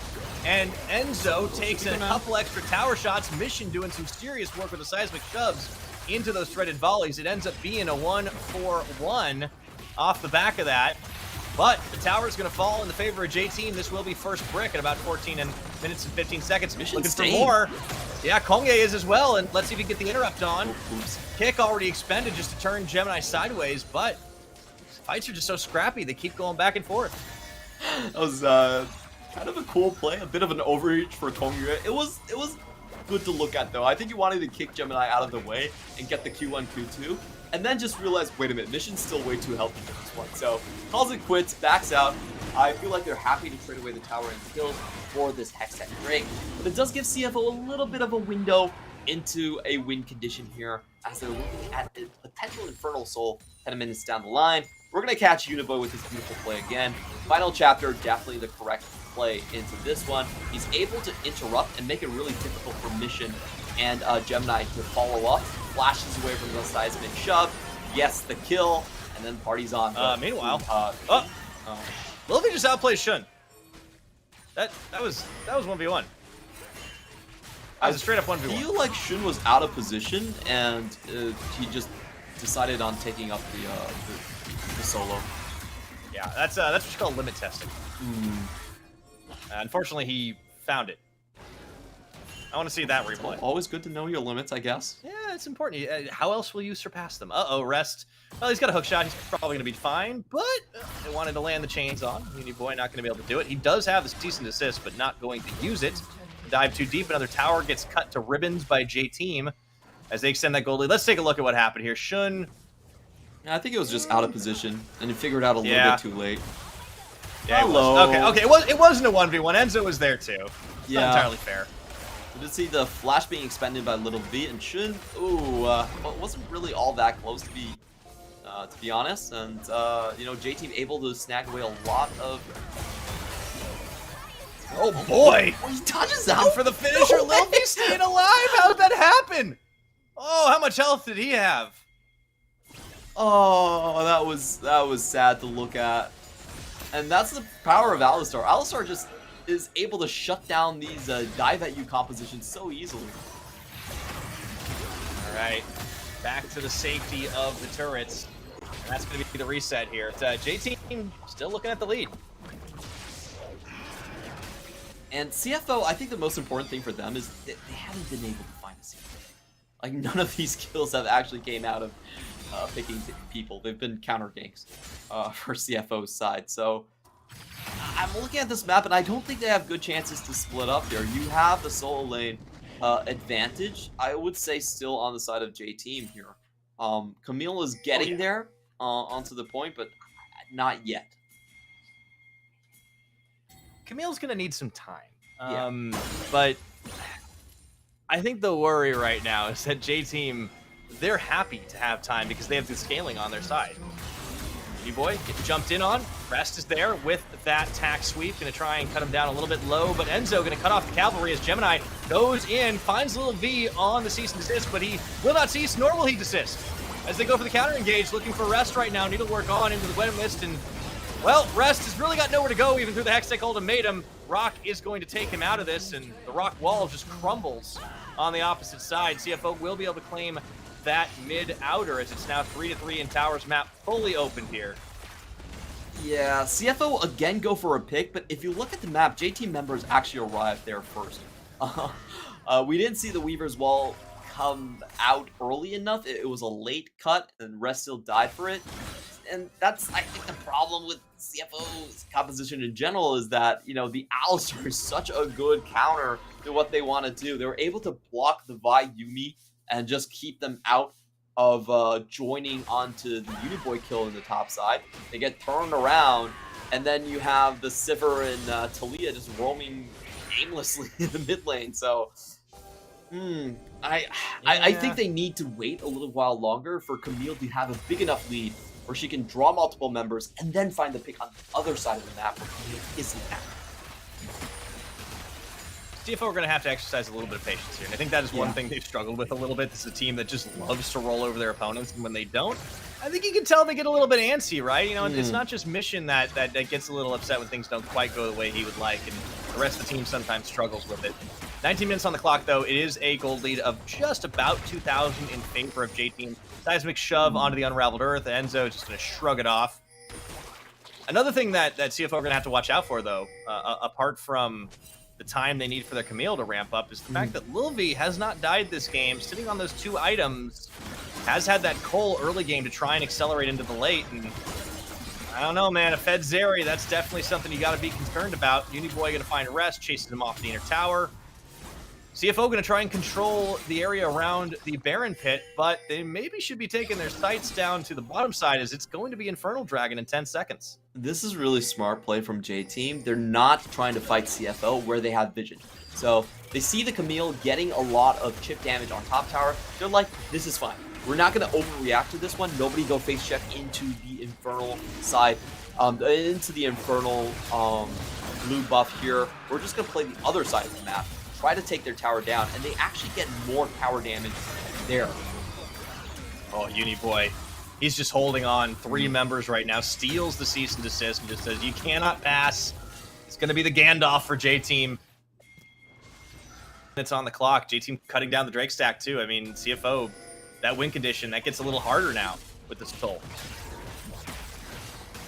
True, and you know, J-Team, I think they're starting to take full control here. We're seeing the Gwen really power up. That was a 20+ CS trade on the side of Rock as he went towards the bot lane tower there. They now have full control of the top side around Baron, which means CFO does have to face check into this one. I think CFO's best opportunity is to get these scattered wards. They have a lot of them on the red side, and hopefully find a pick. Yeah, it's going to be difficult when J-Team are playing as well together as they have been. The vision coverage is good, though, and I think that's critical. As long as you can get wards and play team don't know about, that's going to be a difference maker.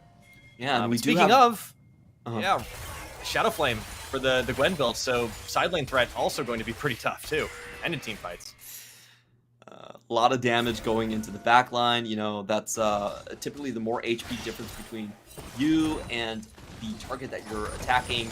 That means that Rock definitely looking for a mission or shouldn't kill right here. I think that's a pretty smart buy. It's more of a team fight centric buy for sure.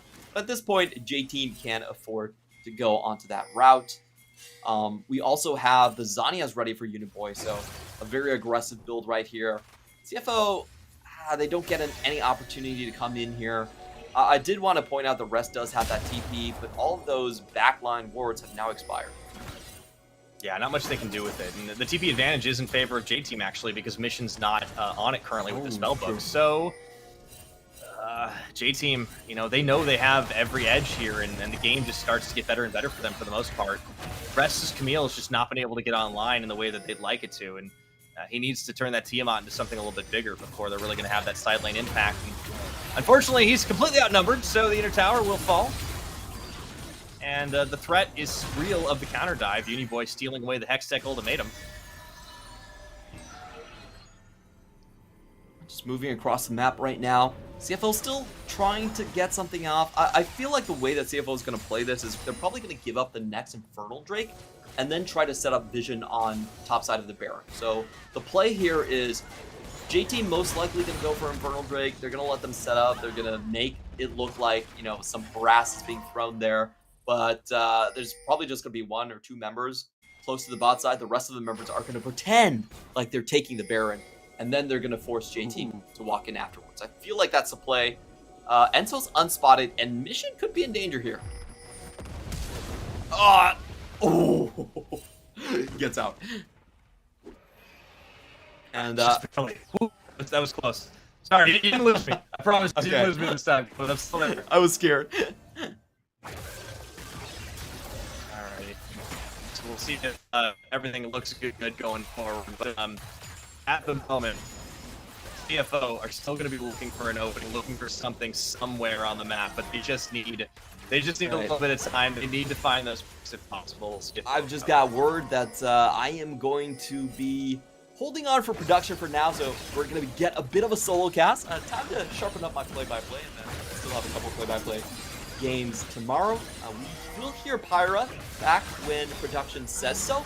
And now we have a potential catch coming in from CFO, but a lot of members of J-Team already there. 4 members there. CFO try to get the 5v4. They know that Silas is in the top side, so they're looking for that opportunity. But J-Team very cleverly playing close to their towers. They know that they still have 40 seconds, so they're going to wait until that last buy comes in before they finally venture out into the map. CFO just having no luck with the Weaver's Law with the pick this game whatsoever. And now we are going to see if Shin can kind of survive this encounter. And he's going to be able to walk back Now J-Team's fully grouped up, and this is the play I think CFO have to utilize. Is they can harass, they can pretend like they want to contest, but the real play should be around Baron. And there we go. We see the pings going down to the Baron pit. Unfortunately for them, J-Team already has a ping right there, so they're warding out. Let's see how many members they can get from J-Team to respond to this one. We actually see a full line of backs here from Gwen. Okay, no, they're actually just going to take the Drake. I think that's the safer play. J-Team, like me, understand that this is most likely a bluff onto the top side, and it's just to try and play for catches. So they're going to take their sweet time in taking down this Infernal Drake. CFO, in the meantime, they do get some constellation prizes. They set up the vision, but unfortunately for them, they're not clearing all of it out. There is still a, I believe that's a blue trinket there in the Baron. So CFO are finally going to get it, but that was a little bit late. That was unfortunate for CFO. There was no real threat that J-Team was going to lose the Baron. And now with that opportunity gone, J-Team now move onto the map with their Infernal secured, with an extra back, and CFO lose a big opportunity to make plays happen. Great play by J-Team. I love the vision control here. I love the patience that they have.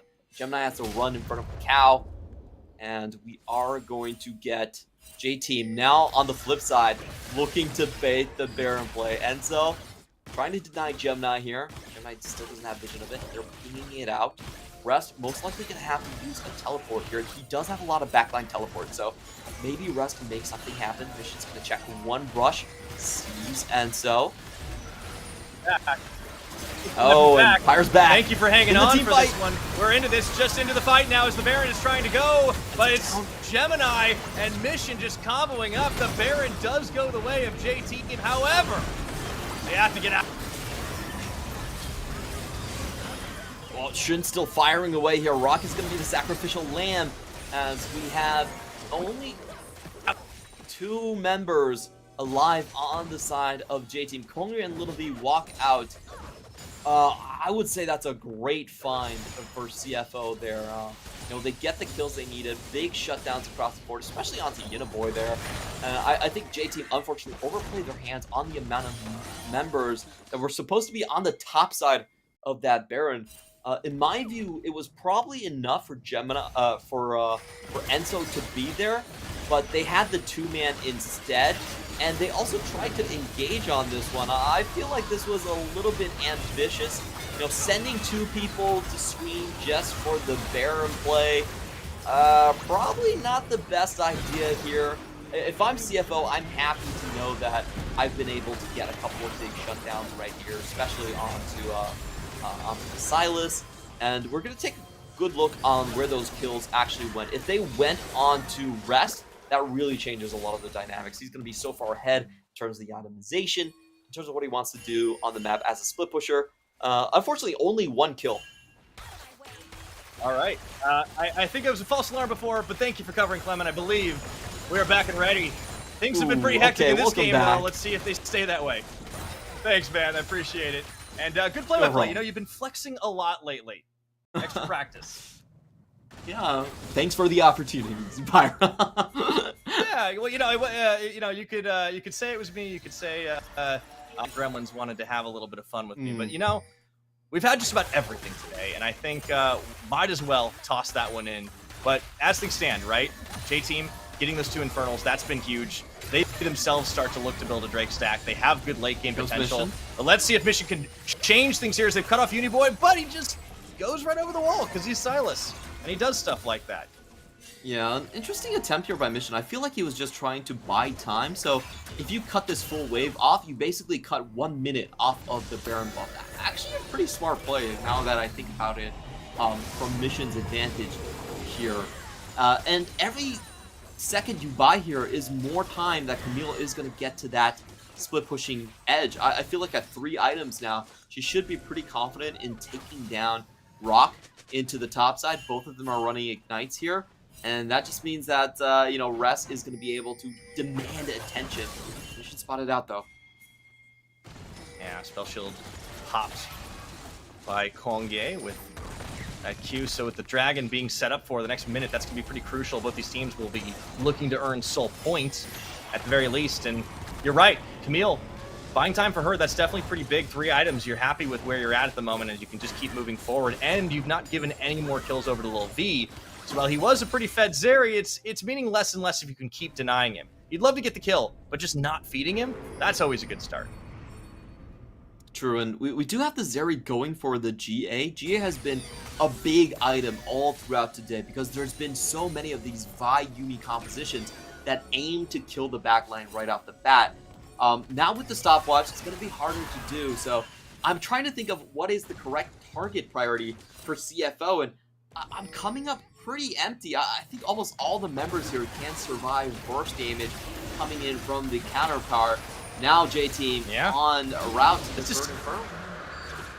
That was completely free. They didn't even contest it on the CFO side. Rest could be in some trouble himself as he was pushing on the side lanes, does get the hook shot over, but Enzo looking to come in for the big knockup play. The Weaver's Wall going to come a little bit late here. Rest does buy some time. The teleport coming through, and they're just going to look to try and finish the kills off on this one. Kongye flashing back, gets kicked into the side of the wall. Shut down gold for the Lee Sin. The rest of CFO coming a little bit late. Hextech ultimatum thrown away and used. Shut down. Now Lil V pocketing all that gold by taking Mission out of this fight.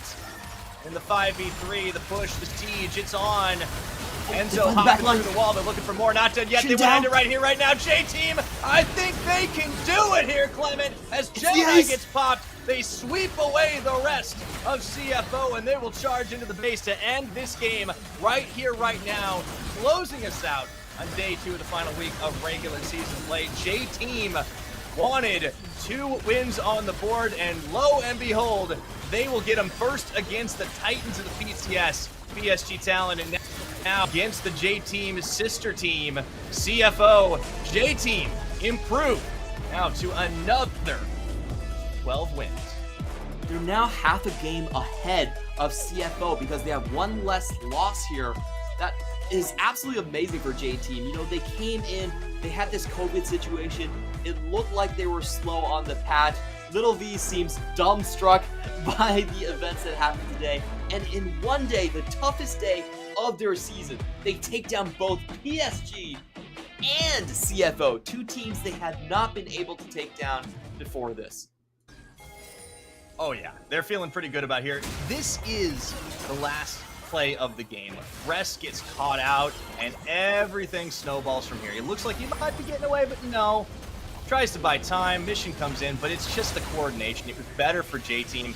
We're seeing why this squad, they're peaking at the right time. Coming into playoffs, looking to catch back up. Yes, they've had an incredibly tough schedule because of the COVID situation, but now they find exactly what they need to. The execution is good. In the end, it's what counts, and yeah, they had 2 tough opponents today, and tomorrow they're going to have Impunity and Beyond Gaming, and I think they're going to have a little bit of an easier time for it. And Beyond, well, I do believe this win for J-Team locks them out of trying to contest for that 4th place seed. Absolutely beautiful stuff from Uniboy. The last 2 Ducks landing onto Mission and then onto Shun closed the game out cleanly. I will say that was a bit of a mistake from Rest earlier on. I'm not sure why he was pushing up that far after he just saw the Infernal Drake go down. So that was a bit of head scratcher. I do toss that up to a bit of a mistake. I think CFO had some more game time to play now that the Camille was a viable side lane split pusher. But let's go back to the draft. First things first, I still think the Lee Sin was a far better option compared to the buy there. I think it would have stabilized the early game a lot harder. To be fair, in this game, it did not actually matter because Gemini was able to outplay Kongyu on those first two ganks. However, the big mistake here in this game was just the 3 extra kills that CFO's bot lane gave over. Unfortunately, today they were not playing with their standard support. They got caught out, gave over a double kill, and then there was another tower dive where they bled another kill over to the side of J-Team. So the draft, I think there could have been minor improvements. Vi Yuumi, definitely still a very strong combination.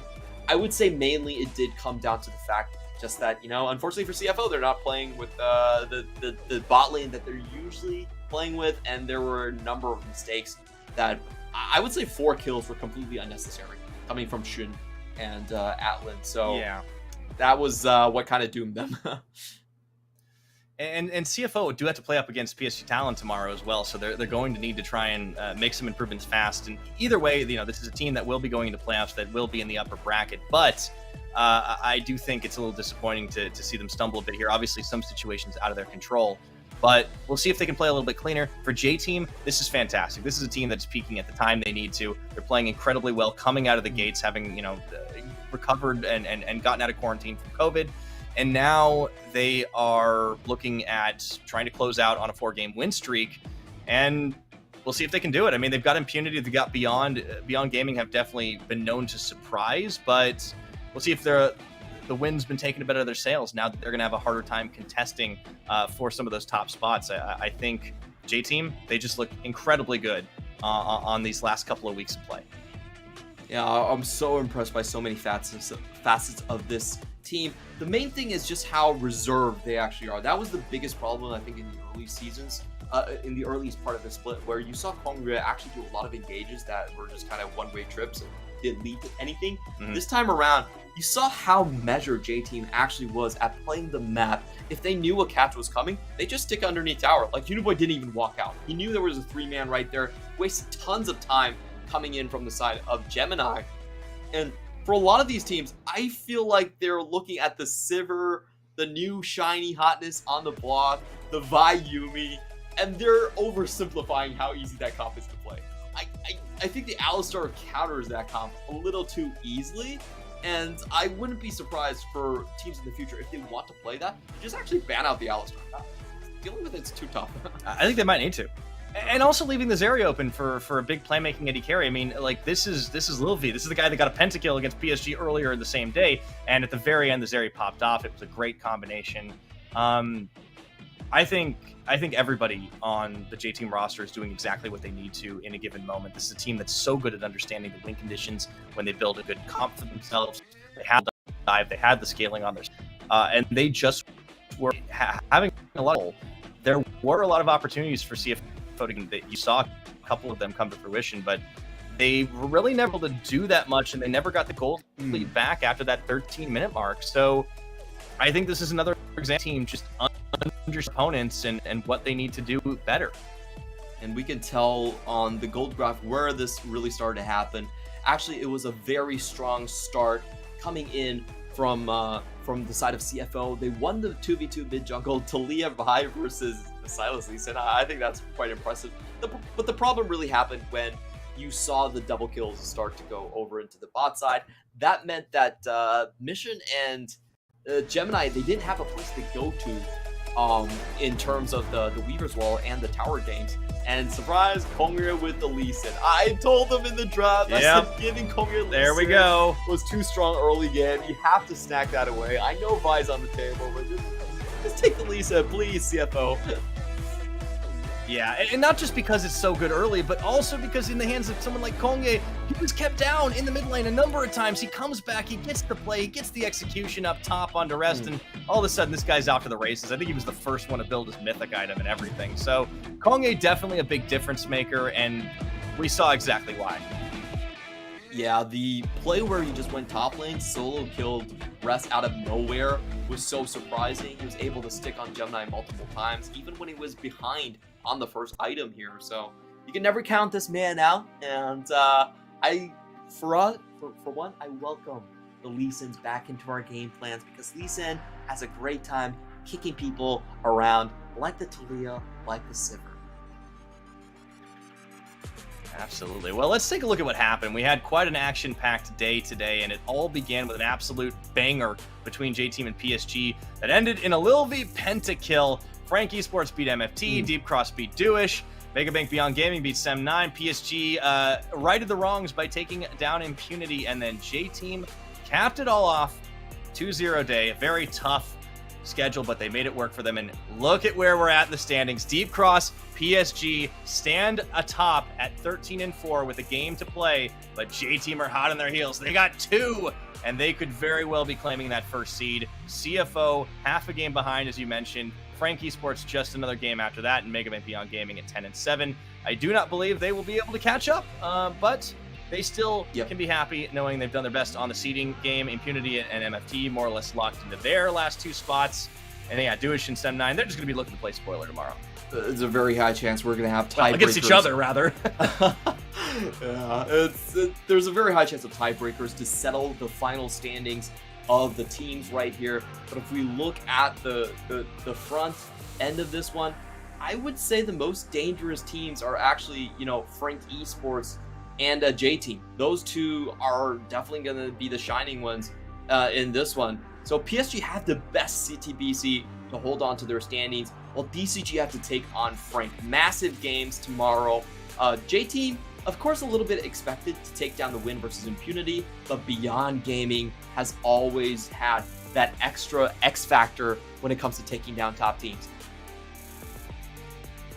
Yeah, I do think that last game is going to be very telling. Honestly, every single one of these games is going to have something fun to watch for it. Even Sem9 versus Duish, that'll be a classic. Obviously, it's all for pride, but who's going to get that last win of their respective splits, their respective seasons?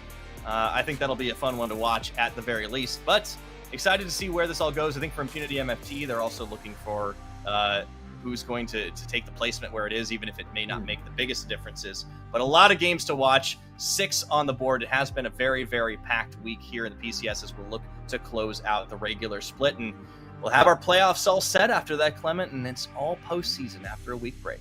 Yeah, and tomorrow we can have 3 teams sitting at 14 wins apiece. So we could have a triangle and 2 tiebreakers to settle who actually gets the first seed.